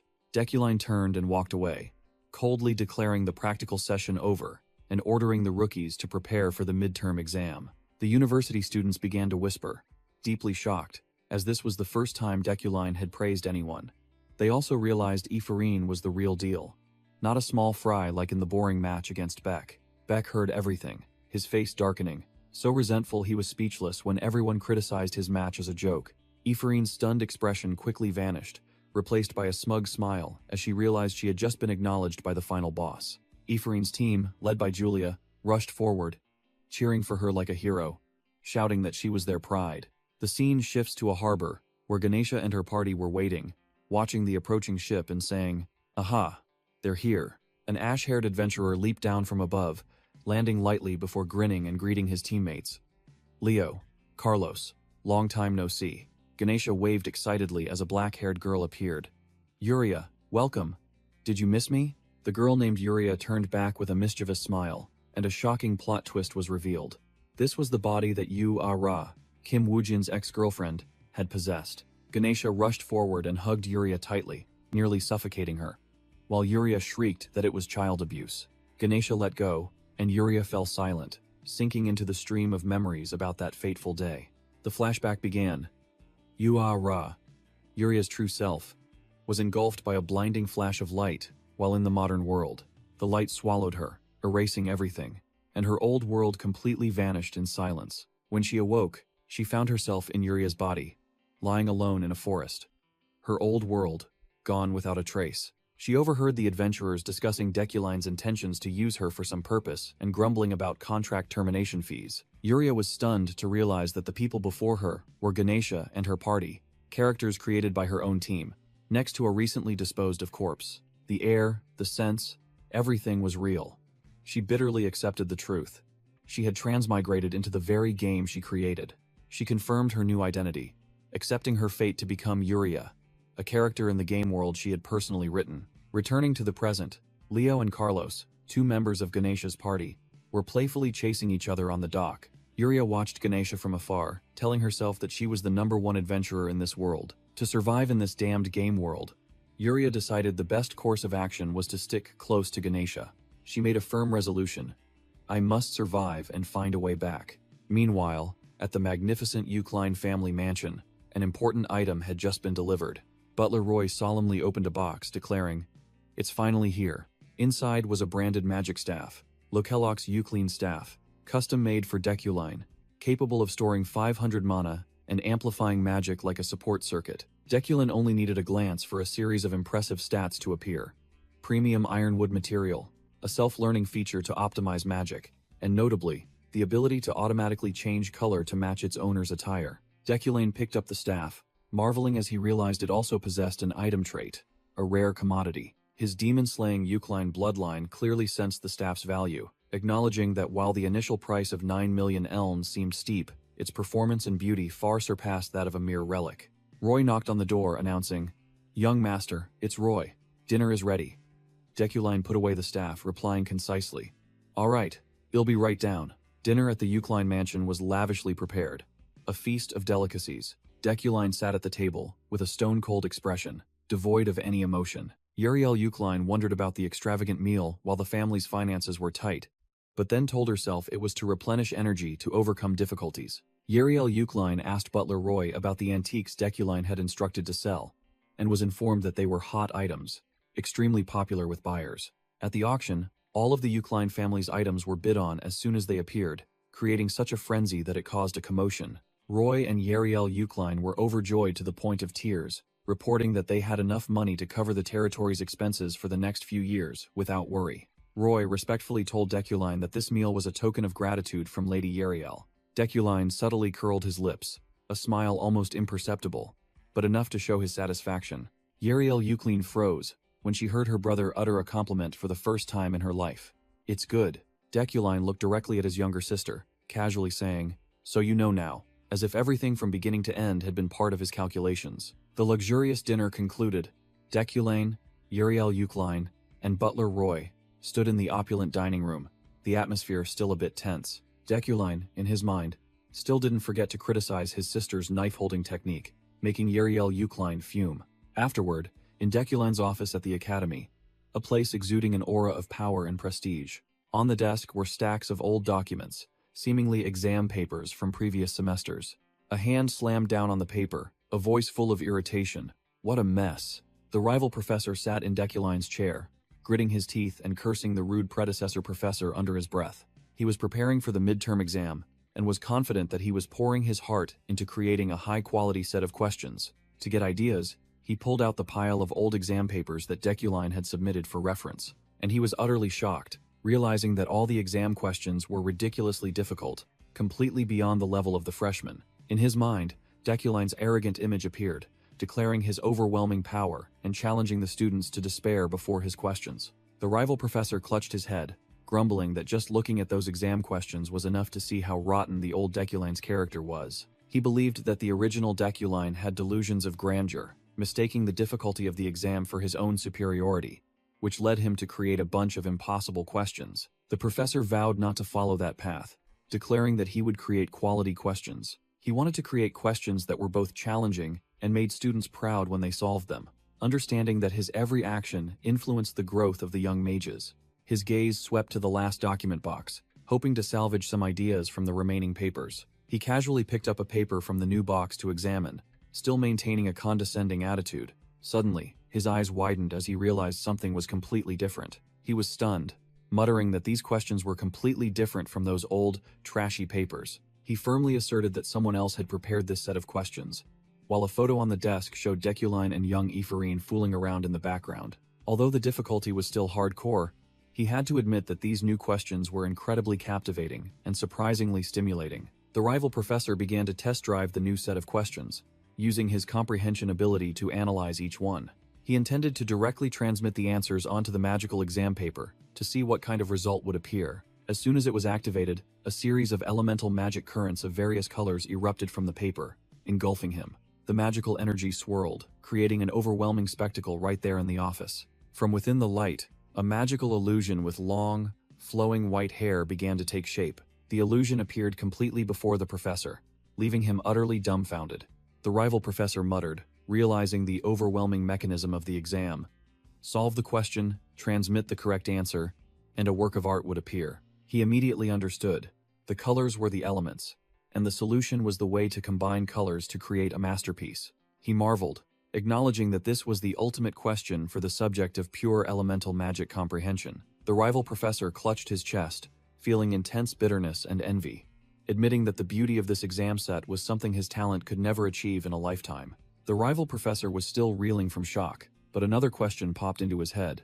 A magical illusion of a magical illusion woman appeared from the exam, making the professor wonder, who is this woman? Scene change. A wooden sign with peculiar characters appeared, signaling an important location. On the table was an official document. The issue of the Bloodshroud tribe will be discussed at the next meeting, signed Elder Berkt Dezikdon. Adeline, president of the Magic Tower, skimmed the document and smirked. Interesting. So this is the outcome of the discussion about the Bloodshroud tribe. She showed amusement at the unexpected development, especially since it also involved Professor Deculane. Adeline's gaze sharpened. Clearly, this game had more than one player. She glanced at the old-timers in the council, silently calculating. And that applies to all of you here too. Adeline, president of the Imperial University's Magic Tower, a notorious mage with terrifying magical power, and the most promising candidate for the Archmage title. However, contrary to that power and strength, she possessed a rather easygoing and mischievous personality. Two female students were whispering about some hot drama. What? Deculine and Knight Julie had a serious fight? Adeline, despite her immense power, had a penchant for gossiping about everything, from Professor Rellin's failed diet to deep palace secrets. It turned out that this gossipy nature stemmed from her true identity, a half-elf, and this was also the source of Adeline's terrifying magical power. Although she always grumbled, Adeline was actually eagerly anticipating today's meeting, where all the old-timers would gather. At the monthly meeting of the Magic Tower professors, Adeline smirked upon hearing that Deculine had sided with heresy. How interesting. As expected, whenever there was drama, Deculine's name was always involved, and he always wore a superior expression. Do you think a Eucline like me needs to impress others? But this time was different. Adeline realized that everything was being discussed while the main character, Deculine, was not present. An old professor suddenly announced shocking news. At this Mage Council meeting, Lady Luina has appeared. Luina was Deculine's old rival, the one he had used dirty tricks to oust from the head professor position, forcing her to resign voluntarily. The old professors began to discuss Luina's return, believing that if a good position was guaranteed, she would surely come back. An old professor nodded in agreement, believing that if Luina returned, the Magic Tower would greatly benefit from her considerable achievements. Adeline, holding a teacup, smirked and fanned the flames. It's not that I'm disparaging the current head professor, but if Deculine truly sided with heresy then, the old professors immediately chimed in, one of them flatly declaring that he would consider it if Luina truly returned, ready to kick Deculine out. Adeline stood up to conclude the meeting, ordering those who hadn't submitted their exam questions to hurry up, causing the old professors to hastily comply. When she was alone, Adeline pondered that Deculine had been acting very unusually lately. She glanced at the stack of exam questions, muttering that this test was too sophisticated to have been prepared by Deculine alone, and decided to make things difficult for him. Adeline's eyes gleamed mischievously as she thought of the drama. Now, if his old rival, Luina, were to appear as well. Adeline was utterly thrilled, jumping up and down in her spacious office and shouting with joy. That would be so much fun. A few days later, at the university, the midterm exam for understanding pure elemental magic officially began. In the lecture hall, the students whispered because the rumors about Deculine's bizarre exam were true. One male student looked at the questions and could only sigh in despair. Oh well, I give up. Alan, Deculine's teaching assistant, stepped forward to reassure the bewildered students. Calm down, everyone. I know this exam isn't normal, but the questions are what they are. He flatly announced. The midterm exam for understanding elemental magic will last for 10 days, with the deadline being midnight on the last Sunday of the academic calendar. The rules were laid out. Each student would take the exam in a private room, allowed to take other exams, eat, and sleep, but strictly forbidden from taking the exam questions outside. Alan concluded with a statement that silenced the entire lecture hall. As I said, this is an open book exam. Ephorine tore at her hair, lamenting that a normal exam was already hellish enough. But this was a 10-day open book exam, exactly like that eccentric Deculine. Alan continued his psychological ploy, quoting Professor Deculine. Deculine made a cool declaration. Anyone who achieves a perfect score will receive a letter of recommendation personally written by me, in my capacity as head professor. The entire lecture hall erupted. All the students were in shock. A letter of recommendation from the head professor was a golden ticket in the wizarding world, an unimaginable boon. To climb the ranks in the wizarding world, from level 11 to level 1, the rank of Eternal Grand Wizard, was an extremely arduous journey. This wasn't a grind and level up system. One had to pass promotion exams so difficult they could bury anyone. They were no joke. The golden ticket was heavily advertised. With Deculine's letter of recommendation in hand, a monarch-class wizard was practically guaranteed a promotion. Hearing this, Ephirine immediately bristled, showing blatant disdain. A letter of recommendation from my sworn enemy? How annoying, to be associated with that old man. But just a second later, she paused, a dark thought flashing in her mind. Ephirine was lost in a powerful fantasy. One day in the future, Deculine would have to kneel at her feet, and she would step on his head and roar. If you hadn't written that letter of recommendation for me back then, you wouldn't be crawling at my feet like this now. You idiot. A sinister smile appeared on her face, and Ephraim concluded with determination. Just you wait, Deculane. I'll get a perfect score. Just you watch. Time flew by, and the exam had entered its 4th day. But life was not a dream. Ephraim tore at her hair, silently screaming because the exam was ridiculously difficult. As each hour passed, the difficulty of the questions skyrocketed exponentially. She toiled until she was haggard, with dark circles under her eyes like a panda. Even so, she had to admit one truth. Damn it. But these questions are truly brilliant. The process of solving the questions was agonizing, like torture, but the overwhelming feeling of breakthrough when finding the answer was exhilarating, making Ephraim wonder, did that Deculine really create this exam? Ephraim, despite her mind being stretched taut, couldn't stop solving the questions because the feeling of enlightenment when finding the answer was too satisfying. Clenching the exam paper, she gritted her teeth and resolved. Just you wait, Deculine. I will definitely get that letter of recommendation. But immediately after, she encountered a question so perplexing that her brain went on strike, with absolutely no clue how to proceed. Feeling her mind about to explode, Ephraim decided to stand up and get some fresh air to clear her head.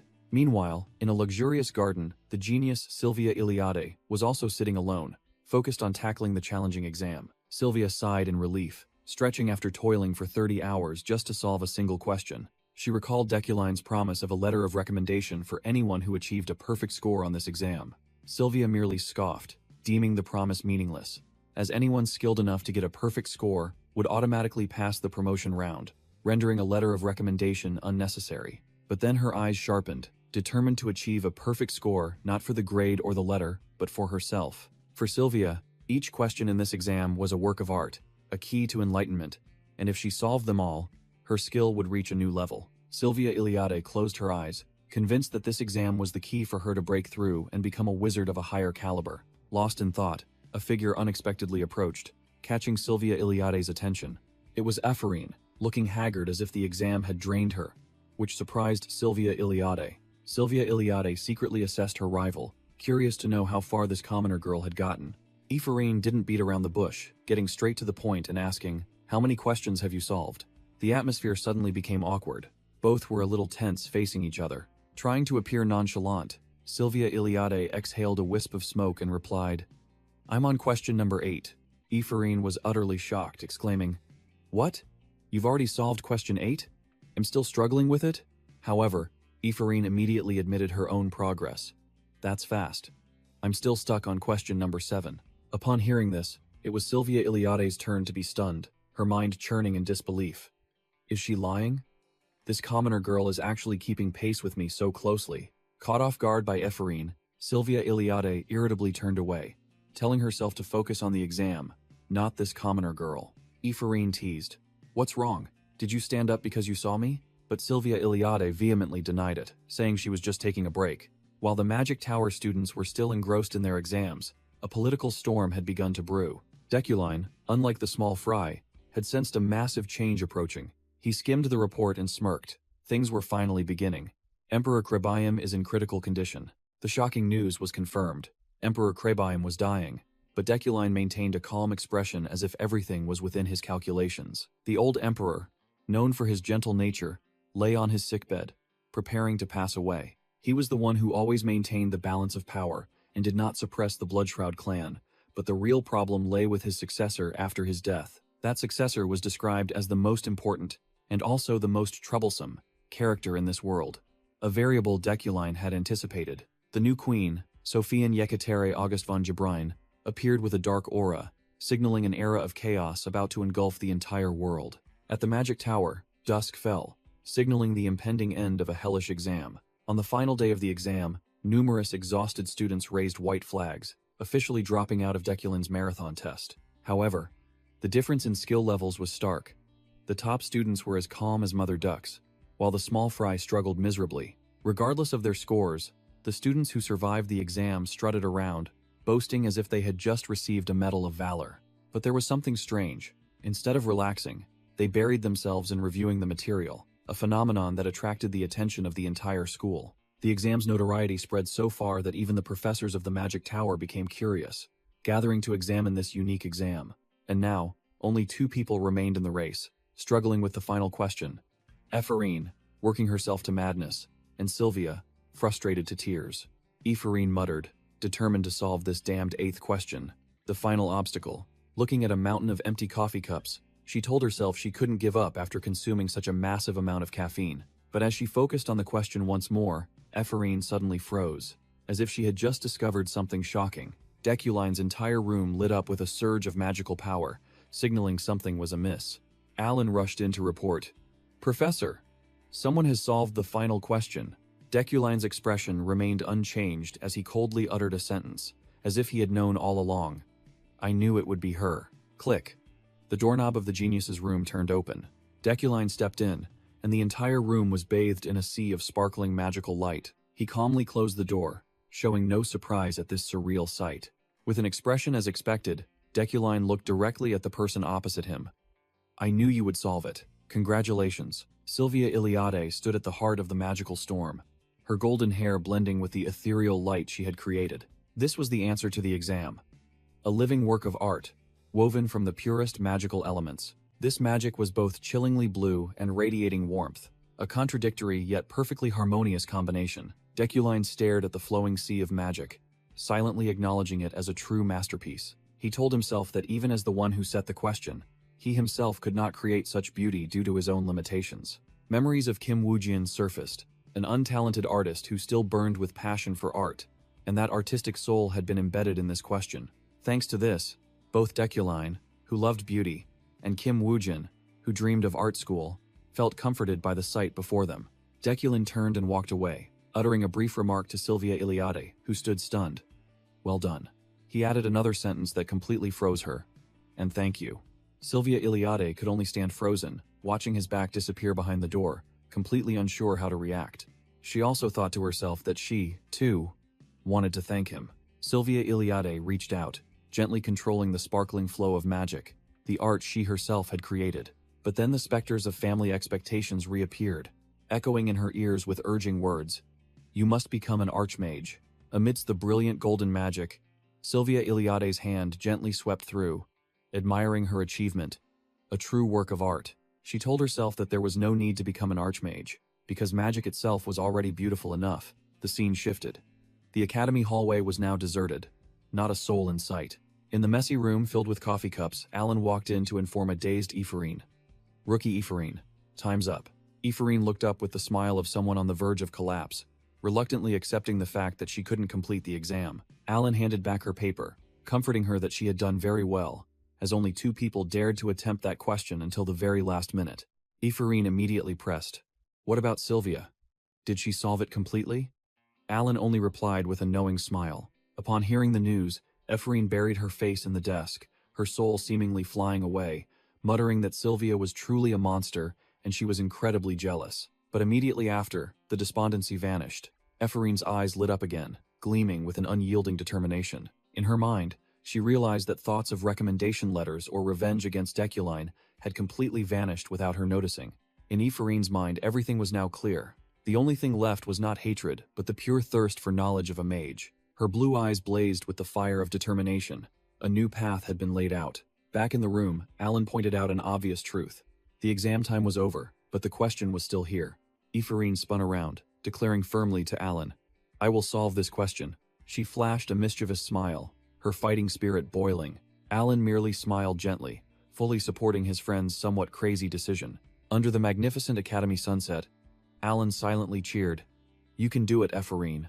I'll support you." As night fell, Ephraim dragged her tired but purposeful steps across the silent campus. She exhaled, admitting her exhaustion after the marathon exam, and regretting not having the satisfaction of completing it. But then her eyes sharpened again, for she knew well that the only thing awaiting her after a tough exam was an even tougher challenge. Ephraim faced the only thing awaiting her, the door of her shabby dorm room, covered in graffiti. Just as she stepped in, a hand from the shadows suddenly grabbed her shoulder. Ephraim jumped, turning around when she heard someone call her name intimately. It turned out to be her close friends, Julia and her 2 blue-haired and green-haired friends, grinning as they welcomed her. Julia spread her arms, inviting, "The exam's over. It's an unwritten rule to let loose. Let's go eat something good." Ephraim was so surprised that tears welled up, and she could only utter Julia's name. Seeing her friend's blank expression, Julia teased, "Why the dumb look? Was the question that hard? Her reddish-brown-haired friend looked at Ephraim with eyes that were both teasing and concerned. Julia quickly declared that because of Ephraim, they were all late, so Ephraim had to treat them, making Ephraim shriek in protest. A few days later, Ephraim stood in her room, her hand controlling a brilliant orb of energy, the result of relentlessly tackling the exam question. Ephraim admired the fiery magic she had created, her eyes gleaming with admiration. "It's truly beautiful." While admiring her work, Julia's voice startled her from outside the door. "Ephraim, are you done yet, girl?" The two sat at a cafe, Julia eagerly discussing their upcoming trip after the exams were over, while Ephraim was still enjoying a few rare days of leisure. Ephraim took a sip of tea, smugly thinking about the exam. "It's a good thing I didn't give up. That was truly the best magical experience ever." Julia suddenly asked seriously, "Ephraim, have you heard the news?" Julia dropped a bombshell. "It's about Professor Deculine. His exam question has thrown everything into chaos." While slurping her drink, Julia revealed shocking information. "I don't know the details, but it seems Professor Deculine has been summoned." Julia concluded with a chilling statement, her eyes full of hidden meaning. "To the floating island." Ephraim froze upon hearing this, cold sweat breaking out, so shocked she could only unconsciously repeat the name. The floating island appeared in the sky, a magnificent fortress hovering 7,500 meters above the ground, known as the Community of Mages and the pinnacle of magical engineering. The floating island, the holy land of mages, containing all the knowledge and magic of the world, an area completely independent of mundane laws. Two high-ranking mages were discussing Deculine's exam question animatedly, with one old man remarking that it was a completely new approach to magic, making him a hot topic on the island. Because of that challenging exam question, Deculine received an official invitation to the floating island to give a special lecture on its solution. Deculine grandly entered the lecture hall, exuding a supreme demeanor, documents in hand, preparing for his upcoming performance. He thought to himself that this exam question was hotter than he'd imagined, and even better, the system had given him an event quest, Lecture on the Floating Island, which granted a direct plus 30 mana. Furthermore, the remuneration for this lecture was a colossal sum, about 1 billion won, making Deculine realize this was not a bad path for development. Deculine placed his hand on the paper containing the solution, a simple yet authoritative gesture, signaling the imminent start of the lecture. Amidst a lecture hall packed with influential mages, Deculine confidently greeted them. "It's a pleasure to meet you all." He grandly introduced himself. "I am Deculine, a monarch rank mage, and a senior lecturer in charge of elements at the Royal Mage Tower University." Deculine held up the paper, concluding, "Our topic today is the university's midterm exam question, and this will be a 2-hour lecture." Deculine began his lecture, announcing that he would explain pure elements before delving into the main topic, while Adeline quietly observed. Adeline whispered to the person next to her, certain that the challenging question was plagiarized, as Deculine's skill level couldn't possibly have conceived it. Luina von Schlott McQueen, a green-haired mage with a stoic face, watched with a scrutinizing expression, arms crossed. Despite the suspicion, Deculine's lecture flowed smoothly, captivating the entire hall packed with influential mages. To illustrate, Deculine demonstrated his mastery by effortlessly manipulating multiple magical elements simultaneously, exuding an awe-inspiring aura. The veteran mages below could only nod in satisfaction, completely engrossed by the systematic and intuitive explanation they had never witnessed before. After the introduction, Deculine finally moved to the main topic, directing everyone's attention to question number 6. Just then, a voice rang out, interrupting the lecture and causing Deculine to pause. Adeline, unable to sit still any longer, sprang to her feet and raised her hand, demanding to directly question the professor. With a challenging smile and an explosion of magical power, Adeline began to pose a counter-argument based on Deculine's recently taught theory. Adeline drew a dazzling golden magic circle, preparing to ask a difficult question to challenge Deculine. She challenged, "How can this magic be combined with magic number 6 to achieve maximum destructive power?" Deculine smirked, thinking, "The Mage Tower president is here too? I see why she's present." Adeline smugly thought that the president, herself, enjoyed playing around, and given the reputation of the old Deculine, it was clear this question was problematic. Deculine decided to indulge her, raising his magic pointer staff. "If it's about that." With a whoosh, Deculine immediately drew a complex magic circle in the air, stunning Adeline. Adeline froze upon hearing the unexpectedly simple answer. "Just add a linear central circuit." She stammered her thanks in astonishment. After that, Adeline fired off a barrage of questions, but Deculine calmly answered each one perfectly, demonstrating absolute comprehension. Annoyed by Adeline's back-and-forth questioning, the other mages glared daggers at her, forcing her to shut up in frustration. Deculine glanced at his watch, announcing that only 10 minutes remained and he would not explain the final question to make up for lost time. In the middle of the lecture hall, a hand shot up, breaking the silence. "May I ask one last question?" The green-haired mage looked directly at Deculine, asking in a low, firm voice, "Do you believe your answer to question number 8 is correct?" Luina, Deculine's old rival, stood tall, her gaze sharp and challenging. Deculine coldly called her name, Luina, then demanded she clarify her intentions.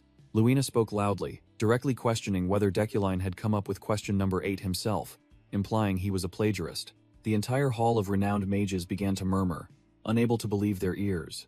Some had already started to suspect Deculine had indeed borrowed the idea. Deculine maintained his superior demeanor, calmly admitting that drawing inspiration from others was common in academia. But then he emphasized a crucial word, however, and the atmosphere immediately shifted. Boom! A surge of pure and overwhelming golden magical power erupted from Deculine, engulfing the entire lecture hall to everyone's astonishment.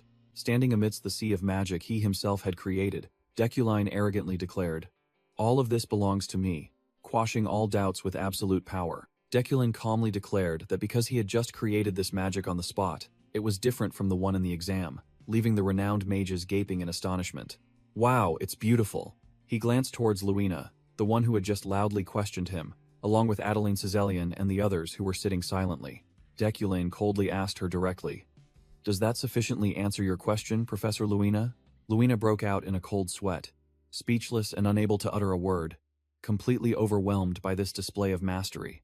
Giving no one a chance to say another word, Deculine decisively declared, "The lecture is over." A system notification appeared, announcing event quest completed, mana plus 30, as Deculine turned and walked away with an air of authority. As he left, he muttered to himself that, according to the storyline, Deculine and Luina had always disliked each other, and trouble was surely on its way. Standing by the window, Deculine sighed in exasperation. "Seriously, I'm surrounded by anti-fans." Suddenly, he noticed Ephraim slumped on the corridor floor, looking exhausted. Deculine narrowed his eyes at the girl, thinking, "Huh? Who's this?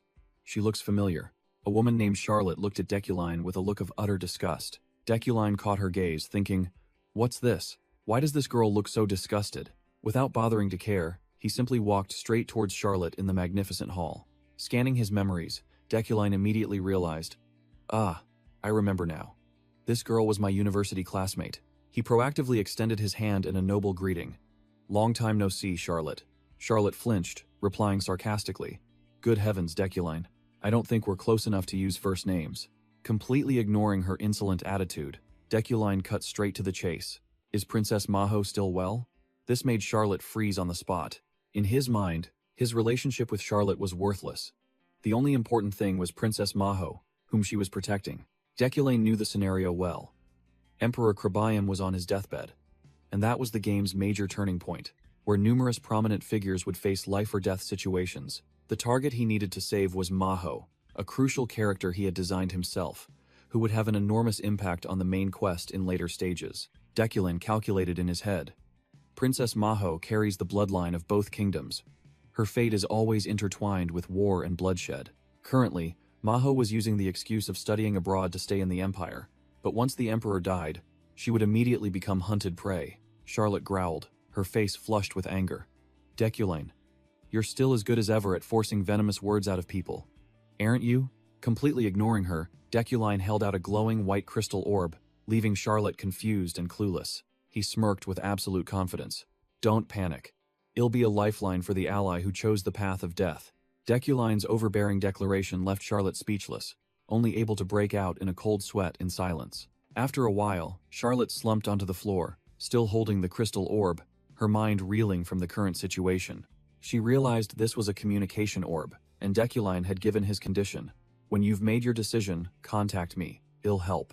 Her pride flaring, Charlotte shot upright and yelled, "You want me to beg a scoundrel like you? Never," Deculine coldly retorted, his words like a hammer blow. "There's no time left, and I'm sure you know that well." Deculine glanced dismissively, uttering coldly, "But if you still don't like it, then so be it. Do as you please." With that, he turned and left, leaving Charlotte alone in the grand hall. Charlotte let out a frustrated sigh, her face contorted with helplessness and anger at the noble's attitude. Suddenly, a voice spoke up, concerned by Charlotte's distressed expression. "Char, you don't look well at all." It turned out to be Princess Maho, whom Charlotte was risking her life to protect, smiling innocently. Maho entered the room, reassuring Charlotte. "It's all right. I know what's happening. Don't put so much pressure on yourself." Maho revealed that her brother's henchmen were coming to eliminate her, and she didn't care about that damned throne. Though she tried to act strong, Maho couldn't hide her fear and admitted, "I'm really scared." She explained that she had fled to the Empire under the guise of studying abroad because it was safe, but now everything was different. Maho concluded that the successor emperor would surely not leave her alone, forcing them to leave quickly, which only made Charlotte sigh in exasperation. Maho looked directly at her bodyguard, her innocent eyes filled with understanding. The princess made a grand gesture, pushing a suitcase full of savings towards Charlotte, making the female bodyguard freeze. "Princess, what are you doing?" Seeing Charlotte frantically refuse, Maho gently explained that she knew her bodyguard lacked money to hire mercenaries for their upcoming journey. Maho concluded with a dignified statement, asserting that Charlotte didn't have to carry the team alone. She declared that this money was for everyone, so it wasn't a waste at all. Charlotte was completely convinced, rendered speechless by the maturity of the princess she was protecting. Finally, Charlotte accepted and promised to use the money to hire more soldiers. While outside, a hooded intruder had snuck into the courtyard. Just as she boldly declared that the team would face the dangers together, Charlotte suddenly froze, spotting a shadowy figure lurking outside the window. Charlotte yelled, questioning the stranger, making the hidden hooded figure flinch, startled at being discovered. Without a word of explanation, the intruder immediately turned and fled, leaving Charlotte standing frozen, watching from above. After the intrusion, Charlotte realized the situation had become far more dangerous. She knew full well that without strong enough backing, the entire team would be wiped out. Meanwhile, at the Eucline mansion, Deculine calmly sat reading a book, like a king. He was completely immersed in knowledge, exuding the aura of one who stood above all others. Uriel Eucline suddenly appeared, teasing her older brother. "You actually read books? I don't recall you having such a refined hobby." Seeing Deculine ignore her, she, annoyed, called out directly, "Brother." Uriel began her spiel. "I heard you went to lecture on the floating island, and were handsomely compensated, weren't you?" Deculine, without taking his eyes off the book, bluntly stated, "No, Uriel," making his younger sister startle and vehemently deny it. Caught off guard, Uriel quickly changed the subject to official documents, saying that the new recruits from the Mage Tower wanted to visit their territory, but Deculine replied with a curt word, "No." Suddenly, a memory from his previous life flooded back. The sight of a colleague vomiting rainbows at a wild drinking party left Deculine speechless. Flatly refused, Uriel Eucline frowned and argued back. "Cleaning up after those trips is impossible. I won't allow it." "What the hell are you talking about?" She continued to nag, telling Deculine to stop being difficult and look at the documents because this was an opportunity for their Mage Tower to show off its power. But a hand stopped her right in front. Deculine harshly waved his hand, without even glancing up. "Get out, Uriel," his sister pleaded. "Just take a quick look." Deculine's eyes flashed with a deadly blue light, and he growled with absolute authority. Now, faced with her brother's overwhelming aura, Uriel Eucline choked up, and could only stammer her agreement in fear. Dismissed outright, Uriel slinked away, resentful, while Deculine remained seated, his composure unwavering.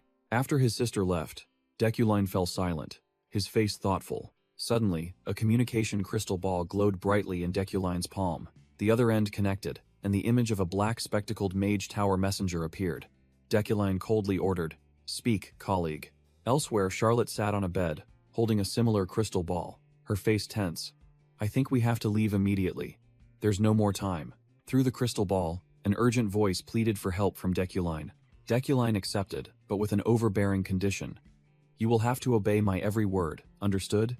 He pointed at the map, declaring that Princess Maho had only one path to survival, an extremely dangerous route that was also the safest. He coldly uttered the name of that death trap. Crevice Canyon. Hearing that name, Charlotte turned pale, unable to believe her ears. Charlotte yelled through the crystal ball. "What? That place is overflowing with demonic energy." She bitterly realized she should have known Deculine's ruthlessness beforehand. Deculine harshly retorted, "Do you think taking the usual path will let you avoid death's door?" This left Charlotte speechless. Deculine concluded with an undeniable tone. "Trust me, Charlotte. We will cross Crevice Canyon." Crevice Canyon appeared, a land of death bordering a demon's lair. overflowing with demonic energy and belonging to no nation. Deculin firmly asserted that it was Princess Maho's only path to survival. Once they crossed Crevice Canyon, they would reach the Uren Duchy. Through the crystal ball, Charlotte admitted she had also considered the fastest route, but never in a million years expected to go with a Eucline. Deculine firmly declared he would personally lead the way through the canyon, making Charlotte unable to believe her ears. You, personally? Charlotte was speechless, her eyes filled with doubt, clearly not trusting this infamous noble. She bluntly questioned, "What do you Euclines gain by going so far?" But the only reply was silence from Deculine. Deculine sat on his chair, bluntly stating, "Charlotte, politically, intellectually, or in terms of judgment, you don't stand a chance against me." This made Charlotte furious, yelling to ask if he was looking for a fight. He coldly clasped his hands, declaring this a fair exchange, not charity. "I merely want your princess to survive, to bring benefits to my family and territory." After being put in her place, Charlotte had no choice but to relent and ask for the meeting location. Deculin concluded with a tone that brooked no refusal. "In 3 days, at the entrance to Crevice Canyon. If you can't even manage that, you don't deserve to live." Charlotte gritted her teeth and agreed, not forgetting to retort that she hoped his skill was as big as his mouth. And immediately, a system quest window appeared. 3 days later, a crowd of passengers had gathered at Hydecane, all marveling at the magnificent scenery, like a completely different nation. Hydecane, the central city of the Eucline territory, appeared as a tourist paradise, a place where Deculine had always refused to hold training sessions. Yahello Eucline questioned Deculine why he had changed his mind, reminding him of the dirty excuse he had once given to refuse. Deculine calculated silently. He chose Hydecane because it was only about 3 to 4 hours by horseback from Crevice Canyon, the meeting point with the princess, perfectly suited for him to slip away naturally. He turned and asked Alan, his assistant, "Where are the new recruits?" Alan reported that he had booked an entire floor at the Hydecane Romance Hotel, 4 people per room, and anyone who wanted a private room would have to pay out of their own pocket, which made Deculine nod in satisfaction. Deculine stood on the stage before all the students, beginning his speech as a professor of the Magic Tower and the lord of this land. He declared bluntly, "Training must be free. I will not interfere with how you all enjoy yourselves." However, Deculine's eyes flashed a warning, and he growled, intimidating them all. "If any of you defile this hotel or territory, then be assured that you will never smile again for the rest of your student life at the Magic Tower." Ephraim and Julia stood in the crowd, their faces pale, speechless at their professor's domineering display of power. Deculine thought to himself that he had spent time laying the groundwork, turning Hydecane into a stronghold for his future plans. Deculine's eyes swept over the mages of the Hydecane Magic Tower, confident that these were the most elite individuals in the area. And with his insight, combined with great capital, he easily identified those worth investing in. Without a word of explanation, Deculine pointed directly at a brown-haired female mage and a blue-haired girl. "Give these 2 a raise." Then, he turned to a red-haired, glasses-wearing mage. "As for this one, get out." This left all 3 of them frozen, utterly shocked. Night fell, and the students gathered around a campfire, beginning their field training with a firework magic practical. Amidst the crowd, Sylvia Iliade gently made her move. A pillar of pure white magic shot skyward, preparing for a spectacular display. Boom! Sylvia's magic exploded into a flawless firework display, illuminating the entire night sky. The panel of judges nodded in approval, not hesitating to award a perfect score of 10 for Sylvia Iliade's masterful performance. Meanwhile, in a corner, Ephraim was speechless, complaining to Julia about the ridiculous impromptu firework practical right in the middle of their field trip. Looking at the dud firework in her hand, Ephraim could only force a helpless smile. She truly was the professor's least favorite. It was Ephraim's group's turn, including her, Julia, and a blue-haired student. Ephraim had just begun to present her idea of combining destruction and harmony magic when a cold voice cut her off. "Stop!" Ephraim froze, breaking out in a cold sweat, not understanding what was happening. A professor on the judging panel looked fed up and curtly declared, "Less talk, just fire it." The group lit the fuse, and the fireworks sputtered weakly, signaling a disastrous performance. Boom! The firework exploded into a chaotic mess of colors. It seemed noisy, but artistically, it was a disaster. Some students below, however, seemed amused, exclaiming that Ephraim's group's firework display wasn't half bad. But life is not a dream. A professor grimaced and covered his ears, giving them a straight 6 points for being excessively noisy. Following suit, a cold female judge, without a trace of emotion, slammed the group with 4 points, officially crushing all hope. Julia was visibly furious about the dismal score, but Ephraim remained resolute, reassuring her friend that everything was fine. Just as the group was feeling disheartened, a voice rang out, declaring bluntly, 10 points. Deculane explained that the performance had found a perfect balance between destruction and harmony magic, shocking the two remaining judges so much that they sprang to their feet. Ephraim froze, her eyes wide and mouth agape, unable to believe her ears. What? 10 points? Night fell, and the moon rose overhead, signaling the end of a stressful day of examinations. On a secluded trail, Deculane was preparing his gear beside his horse, ready for a secret journey. He thought to himself that the plan was solid, and he could now depart, while also feeling a fleeting worry for Charlotte's safety. Suddenly, Ephraim appeared from behind, her voice full of accusation. Is it because your conscience is bothering you?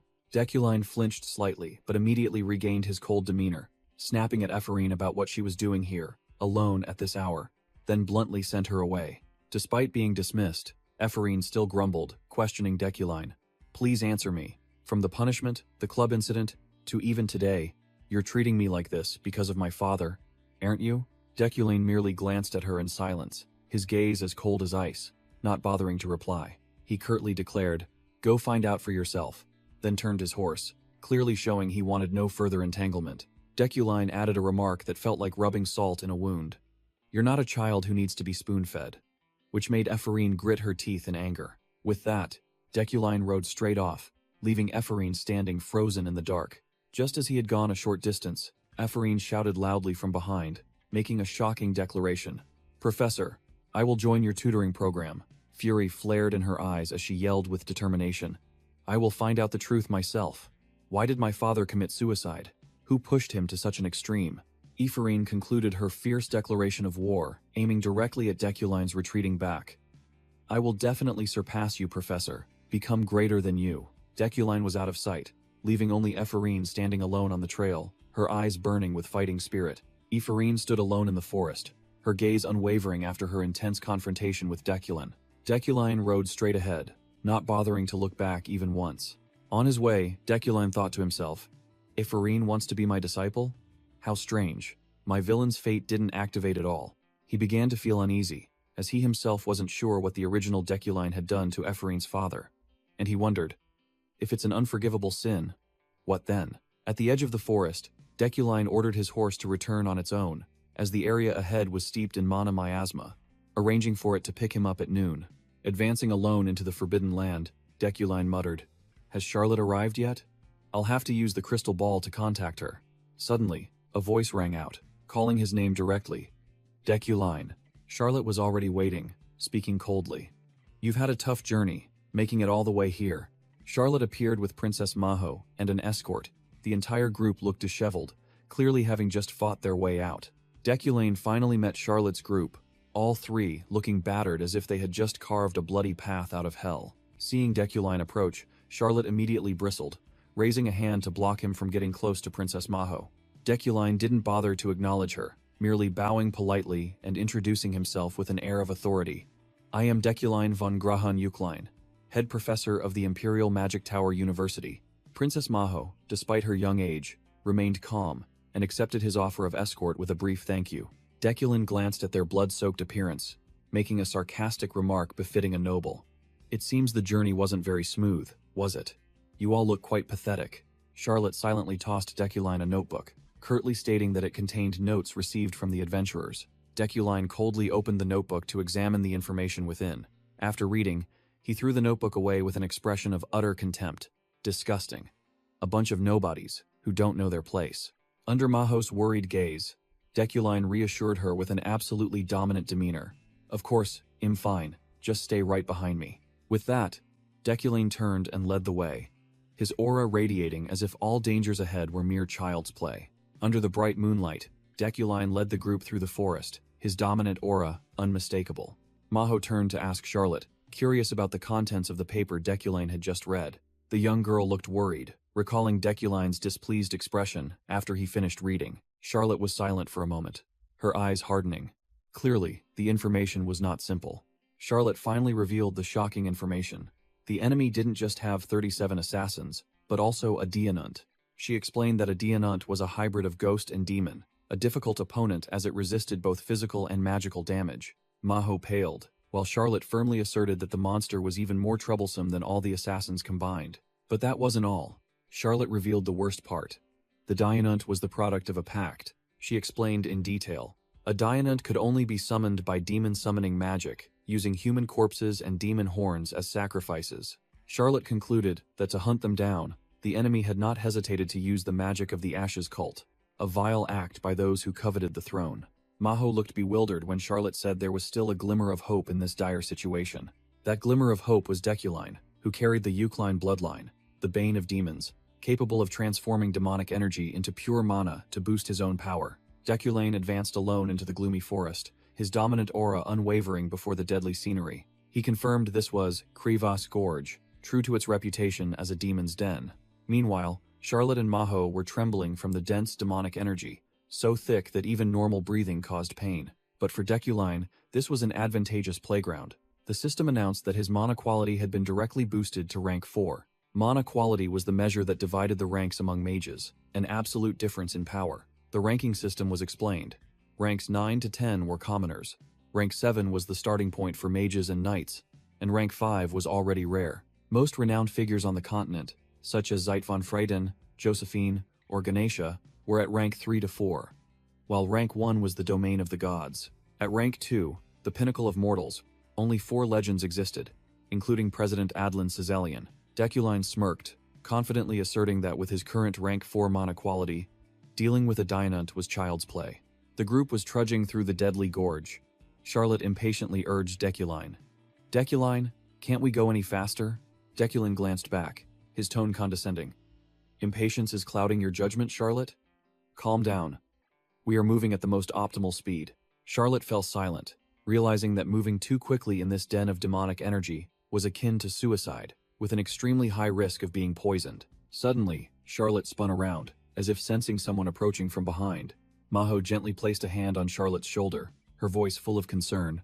"Charlotte, everything will be fine, don't worry." Moved by the princess's unexpected gesture, Charlotte could only utter her name in surprise. In her heart, Charlotte thought that Manhwa was an incredibly kind and warm person. Manhwa also thought to herself that even though Charlotte was the one more afraid, she still tried to appear strong to take care of her subordinates. Charlotte stood shielding Manhwa, her eyes resolute, vowing not to let anything harm the princess, even if it cost her life. Manhwa shrieked, her voice trembling as she pointed forward, while Charlotte immediately took a defensive stance, blood already staining her clothes.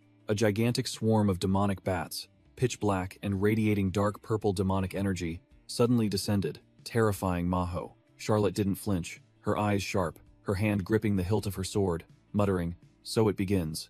While the group was still on edge, Deculine stepped forward with a cold expression, declaring curtly, "I'll handle it." Deculine began to channel mana, and countless sharp, magic steel blades, shimmering with blue light, formed around him. His eyes flashed with magical blue light, signaling that a high-level attack was about to be unleashed. With a single swing of his hand, Deculine launched all the magic steel blades towards the swarm of bats at terrifying speed. The steel storm formed a torrent of brilliant blue energy, ready to crush everything in its path. The demonic bats couldn't react in time, torn to shreds by the steel storm in the blink of an eye, completely annihilated. In an instant, the path ahead was clear of enemies, the group standing in an eerily silent space. Having dealt with the small fry, Deculine coldly declared, "Let's continue." The guards froze, mouths agape in admiration as Deculine wiped out the entire bat swarm with a single move. A gloomy surge of purple demonic energy suddenly enveloped the entire mountain range, signaling the appearance of something more formidable. Deculine narrowed his eyes, radiating killing intent. He had sensed the true enemy approaching. An ape monster let out a piercing shriek as a magic circle tightened around its head. The guards struggled to deal with the smaller monsters, lamenting that the minions were still arriving in droves. He had just breathed a sigh of relief, thinking they hadn't encountered the final boss yet, when he saw Deculine look up with an expression that said, "You think it's that simple?" Deculine scoffed contemptuously. Some people never learn what dignity is." His voice echoed through the valley, directly warning the hidden enemy. "I'm telling you now, come any closer, and it'll tear you to shreds on the spot." Charlotte and Manhwa looked at each other, completely bewildered by what was happening. Deculine merely remained silent, his eyes cold as if watching a bunch of clowns about to perform. A decisive footstep landed, and the enemy finally revealed themselves. The hooded intruder appeared, sneering smugly, heh, quite sharp-eyed. For a man about to die. He narrowed his eyes, full of killing intent, continuing his confident prelude. If that's the case, then you already know what's about to happen to you, he growled, as an entire army of hooded assassins emerged from the shadows, ready for the ambush. Deculane turned, giving a brief order to Charlotte. Charlotte, take the princess to the Urin Duchy first, his eyes still fixed on the small fry. Seeing Charlotte still hesitate, Deculane sneered. Are you going to pretend to worry about me? It's useless, you know. This made her visibly annoyed. Deculane snapped his fingers, signaling to Charlotte. Look over there. Charlotte's gaze followed. A magic staff was hovering, aimed directly at another group of assassins hiding on the cliff. Boom! The staff unleashed a destructive energy blast, sweeping away the assassins in a desperate scream. Deculane's magic swept through, and the hooded assassins were wiped out in an instant, their bodies torn to shreds. Deculane turned to Charlotte, his tone casual. Feeling confident now? Your job is to get out of here quickly. Charlotte was completely speechless, her eyes still wide with shock at his overwhelming display of power. Maho suddenly pointed ahead in a panic, her voice trembling as she called out, Charlotte!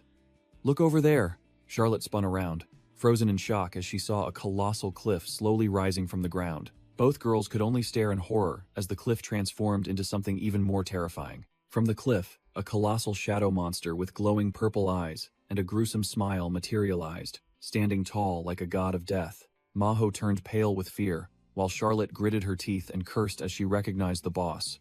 Damn it, it's Dianant. Deculane remained unfazed, ordering, Nothing has changed. Take the princess away immediately. Charlotte cried out in protest. But you can't handle it alone. The purple-haired protector also eagerly wanted to rush forward to help, but Deculane coldly declared, I'll kill it myself. Charlotte was speechless, her eyes filled with complex emotions as she was forced to obey the arrogant mage's command. Deculane coldly laid out his condition. Now is not the time to hesitate. Save the princess, and the Eucline family will need you to repay the favor later. He threw them a few pieces of steelwood for protection, then waved his hand, ordering, Go. Though unwilling, Charlotte gritted her teeth and accepted, knowing that staying would only be a burden. Charlotte grabbed Maho, fleeing at maximum speed, and shouted back a promise. See you in Urin. Dianant let out a gruesome laugh, sending its shadow minions to pursue them. Catch them, don't let them escape. Deculane stood tall, facing the boss, a sneer of contempt on his lips. Worry about yourself first. The boss roared, confidently boasting of its immortality. Arrogant mage, steelwood cannot kill me, and magic is useless. In this canyon, your mana will be devoured by demonic energy. With that, Dianant plunged the entire area into darkness, rushing straight towards Deculane like a tsunami of demonic energy. Deculane maintained his calm demeanor, his mind racing. He's right to be confident. Dianant cannot be killed by conventional methods because they are almost like souls. Deculane sneered, his hand flaring with azure magic, thinking to himself that the boss had miscalculated. You're not the only one getting buffed here. My mana isn't just increasing in quality. It turned out he had calculated this beforehand. This area not only boosted power, but also mana recovery speed. More than enough to activate tons of level 5 Midas Touch enchantments he had already imbued into the steelwood. In the middle of the canyon, the colossal Shadow Dianant faced Deculane and the Protector, the air thick with tension. Now! Deculane snapped his fingers, and the piece of steelwood hovering in the air suddenly glowed brightly, responding to its master's call. Whoosh! A colossal crystal spear shot out from nowhere, piercing straight into the shadow boss in its astonishment. Dianant roared as the crystal energy pierced through it, but still managed to say, This isn't enough. Deculane merely cast a cold glance, clearly indicating this was just the appetizer. Boom, boom, boom. The entire ground shook violently as numerous sharp crystal pillars emerged, transforming the whole area into a cage of death. Dianant's eyes flashed with panic. It realized it had fallen into an elaborately set trap. Deculane stood with his hands clasped behind his back, calmly observing the boss being torn apart by his magic, while the Protector beside him could only gape. The Protector cried out in alarm, Professor! But Deculane coldly brushed him off, telling him not to make a fuss. Deculane's gaze was sharp as a knife, and he declared chillingly, Just stab it until it dies. With that, Deculane raised his magic staff, summoning a barrage of crystal spears to hover in the air, azure magic violently erupting. He clenched his fist, controlling the crystal spears with an emotionless expression, preparing for the final cleanup. The crystal spears rained down, piercing straight into the shadow boss Dianant, tearing its body into pieces. Dianant was impaled by countless crystal energy beams from all sides, its shadow body beginning to disintegrate under the overwhelming assault. Deculin merely glanced at his achievement with indifference, while the protector behind him could only gape in astonishment. A final, colossal crystal pillar pierced through Dianun's core, completely freezing and purifying the boss' existence. Suddenly, a pitch-black blade pierced through a body, black blood splattering in the dark night. The protector clutched his chest, coughing up blood, and collapsed after taking a fatal blow from a hidden enemy. Charlotte rushed to Maho, who was kneeling, nauseous. "Princess, are you all right?" Maho tried to act fine, but Charlotte immediately recognized this as a symptom of demonic energy poisoning and told her to endure it, as they had just escaped the canyon. Suddenly, Maho flinched when she heard someone call her name from ahead. An elderly man appeared, and Maho joyfully called him uncle. It was Durand, the Minister of Internal Affairs. Charlotte stood to the side, cautiously observing the reunion between the two. Durand comforted Maho, saying she had endured too much, while Maho felt only relief at finally meeting a relative. When Durand asked for her identity, the female protector replied curtly, "I am Charlotte." Charlotte denied escorting them alone, asserting that others had also helped them. With that, Charlotte turned to face Durand directly. She suggested waiting for the rest of their comrades, and Durand immediately agreed. The sunset sky blazed, signaling that a bloody battle had just concluded. Under the twilight, Charlotte, Maho, and Durand looked ahead, where a blood-stained cloaked figure stood waiting. Charlotte couldn't help but worry, wondering if the professor was truly all right after taking on the world alone. She thought to herself that she had risked her life to protect the princess, but compared to that person's sacrifice, it was nothing. Durand placed a hand on Maho's shoulder, urging the girl to return. Considering the escort complete, the group advanced towards the city gate, Charlotte and Maho leading the way, preparing for the reunion. Suddenly, both flinched in surprise when they saw the people waiting for them ahead. A familiar voice rang out, confirming that they had arrived safely. Deculin appeared, still immaculate and without a scratch. Beside him was a warrior named Ron, who was covered in blood, but grinning. "Haha, we're still alive, and kicking." Charlotte joyfully carried Maho and ran towards Deculin and Ron. Finally, the entire team was reunited after the life-or-death battle. No sooner had they reunited than Deculin coldly declared, "My work here is done. I'm leaving," ignoring Charlotte's desire to rest and telling her to ask Ron for details. The professor turned his back and walked away without a moment's hesitation, leaving Charlotte and Maho staring after him in bewilderment. Charlotte looked at his back, and in her mind, she began to recall the entire incident. Initially, she admitted that she thought Deculin was just looking for trouble and making things difficult for her. But in reality, Deculin had risked his life to take on all the enemies, single-handedly protecting her and Princess Maho. The memory replayed the scene of him single-handedly blocking the assassins, creating an opportunity for them to escape. Realizing she owed him a thank you, Charlotte quickly called Deculin's name and reached out to stop him. Charlotte extended her hand, smiling genuinely for the first time, and expressed her heartfelt thanks. Deculin responded bluntly, "It's fine, but looking at how dirty you all are, I don't want to touch your hand," which left Charlotte frozen on the spot. Furious and red-faced, Charlotte could only grit her teeth, clenching her fists as she cursed under her breath. "That bastard." Deculin turned his back and walked away decisively, leaving Charlotte watching him on the twilight road. Called back, Deculin glanced over his shoulder with an expression that clearly showed annoyance. Despite his attitude, Maho happily waved her thanks while Charlotte shouted, promising to repay his kindness. Deculin silently observed them, his sharp gaze revealing no emotion. Finally, he turned and walked straight towards the sunset, giving a slight wave as a farewell. As night fell, Charlotte arrived at a magnificent mansion and reported to Minister Durand. Granted permission, she entered the office. The atmosphere inside seemed quite tense. Durand invited Charlotte to sit, but she only dared to perch on the edge of the chair, her heart filled with anxiety and unease. Charlotte began to ponder, wondering why this old man had called her here, and if it was to deliver bad news about not being accepted. But then she quickly dismissed the thought, telling herself that if he had ill intentions, he would have acted upon meeting her. Durand called Charlotte by name, and she immediately responded. The atmosphere in the room was extremely serious. The minister ordered Charlotte to brace herself, instructing her to listen to the entire story that was coming, making her swallow nervously. Durand got straight to the point, concluding with a startling statement. The Grand Duke wants Maho on his side. Charlotte froze, her brain temporarily ceasing to function at the information she had just heard. She asked again incredulously, "You mean the princess will become the Grand Duchess?" and received a firm affirmative answer. Durand revealed that the Grand Duke had intended this for a long time, even before Maho sent her letter, because he didn't trust his own nephew. The old man emphasized that this was top-secret information, currently known only to 3 people: the Grand Duke, himself, and now Charlotte. Charlotte was completely lost in thought, her mind reeling with the question, can this really happen? She recalled that just recently, she had been worried Manhwa would perish in the struggle for succession. Yet now, the poor princess, who had nothing, was about to ascend to power, becoming the heir to an entire duchy in the blink of an eye. Charlotte paused, her brain starting to process the information after hearing Durand say only 3 people knew. She directly questioned Durand. Minister, isn't there one more person who knows about this? Durand vehemently denied it, but Charlotte immediately countered, I just heard this news directly from the Grand Duke himself. Seeing the old man speechless, Charlotte knew she had guessed correctly, and her eyes sharpened, recalling. Deculine had stated bluntly that this was a transaction, not protection. I want the princess to survive so that my family and territory can benefit, he concluded.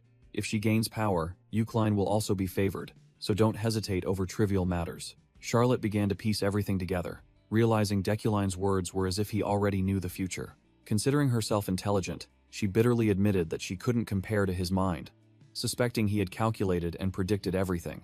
Realizing Deculine's caliber, Charlotte could only shiver and exclaim, that monster. In her memory, the image of Deculine coldly turning his back and walking away, waving indifferently after setting up an entire political chessboard, reappeared. Charlotte's lips curled slightly, a smile both bitter and somewhat respectful appearing on her face.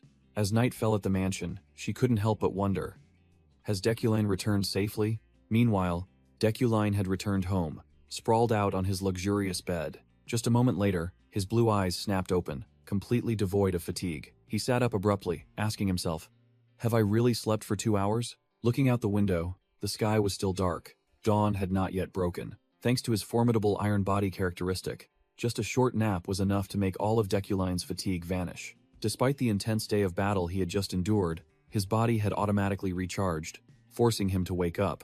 Deculine began his night training, manipulating several floating crystals and telling himself, let's start with telekinesis training. He remained silent, focusing his entire mind on controlling his power. In the dead of night, Deculine practiced magic and sighed, secretly wishing he had worked this diligently earlier. A series of images flashed back to his relentless, arduous training, from when he was Kim Woojin doing sit-ups to exhaustion, to becoming Deculine diligently researching magic and facing danger, all an endless cycle. It turned out that the original Deculine's nature was already a monster of discipline, living by habit, fiercely competitive, and possessing an unbreakable will. His thoughts returned to his lingering regret. If only I had done this sooner, how much better it would have been. Memories suddenly flooded back, taking him to a shabby rented room in the past, where Kim Woojin's past lover heard that very regretful statement. The girl coldly declared, no, I'm leaving, then turned her back and walked out the door, leaving a disheveled, helpless Kim Woojin, who could only mumble his agreement. Kim Woojin stood frozen in the room, scratching his head wearily and emptily as her retreating figure faded away. Click!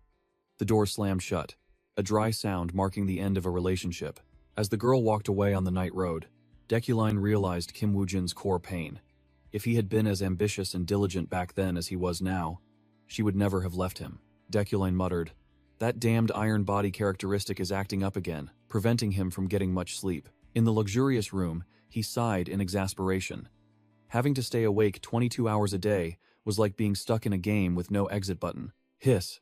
A classic steam train slowly pulled into the station, exhaling plumes of white smoke. Amidst the noisy crowd on the platform, Ganesha and her party members listened to people discussing the trip, everyone regretting having to leave so early. It turned out the crowd had gathered to gawk at the new mage recruits from the Mage Tower, returning from training in Hydecane, a sight not often seen. Yuria crossed her arms, narrowing her eyes as she asked Ganesha why their entire party had to sneak and hide in a corner like this. Ganesha scratched her head with a forced laugh, vehemently denying they were hiding and claiming they were just avoiding the crowd. But Yuria knew there was something suspicious. Ganesha broke out in a cold sweat, her eyes darting elsewhere, clearly hiding a shocking secret. And that secret was Deculine, standing tall amidst his students, making Ganesha curse under her breath. Damn it, why is he here? Ganesha reassured herself that no matter how much Deculine changed, it didn't matter. He was still the same person from the previous request. But her tough front only lasted a few seconds. Ganesha began to break out in a cold sweat as she glanced toward Deculine. The reason was brutally simple. Deculine was so handsome that Ganesha only dared to steal glances, blushing like a total fangirl. Unable to stand the sneaking around, Ganesha decided to lead Yuria out of the cramped alleyway, preferring the crowded streets outside. Suddenly, Deculine spoke up, his gaze fixed directly on them in a confusing manner. "Ah, no. Leah." Deculine's razor-sharp gaze locked onto Yuria. He had clearly recognized her in the middle of the crowd. Ganesha jumped in surprise, her face turning pale as she realized her plan to hide was ruined. "Damn it, we've been spotted." Ganesha turned to look at Yuria, having absolutely no idea what on earth was going on. Yuria froze, stunned to hear that name from Deculine's mouth. While Ganesha anxiously asked her what was wrong, Kim Woojin's memories suddenly flooded back. From the affectionate scenes with Ra at the office, to the moment he was heartlessly dumped by his ex. At the same time, Yuria was also immersed in Ra's reminiscence, her eyes welling up with tears as she recalled the past. Another fragment of Kim Woojin's memory surfaced, this time a happy moment, with a blonde girl, making him wonder why this mess was appearing now. In Yuria's mind, Deculine appeared as a pre-programmed game character, a product created by her own hands. She recalled her past as a developer, telling herself that this nobleman was just a game character after all. Returning to reality, Yuria stood rooted to the spot, her heart in turmoil as she faced Deculine, unable to understand why she felt a sense of longing for a fictional character. Deculine also stared at Yuria with a sharp gaze, his brain analyzing at lightning speed. "She looks familiar." The image of the blonde girl's smile from his memories flashed by, throwing Deculine's thoughts into further chaos. After a moment of internal struggle, Deculine stood in the middle of the hall, his eyes locked onto Yuria, as he called out her real name from the old world. "Yuara."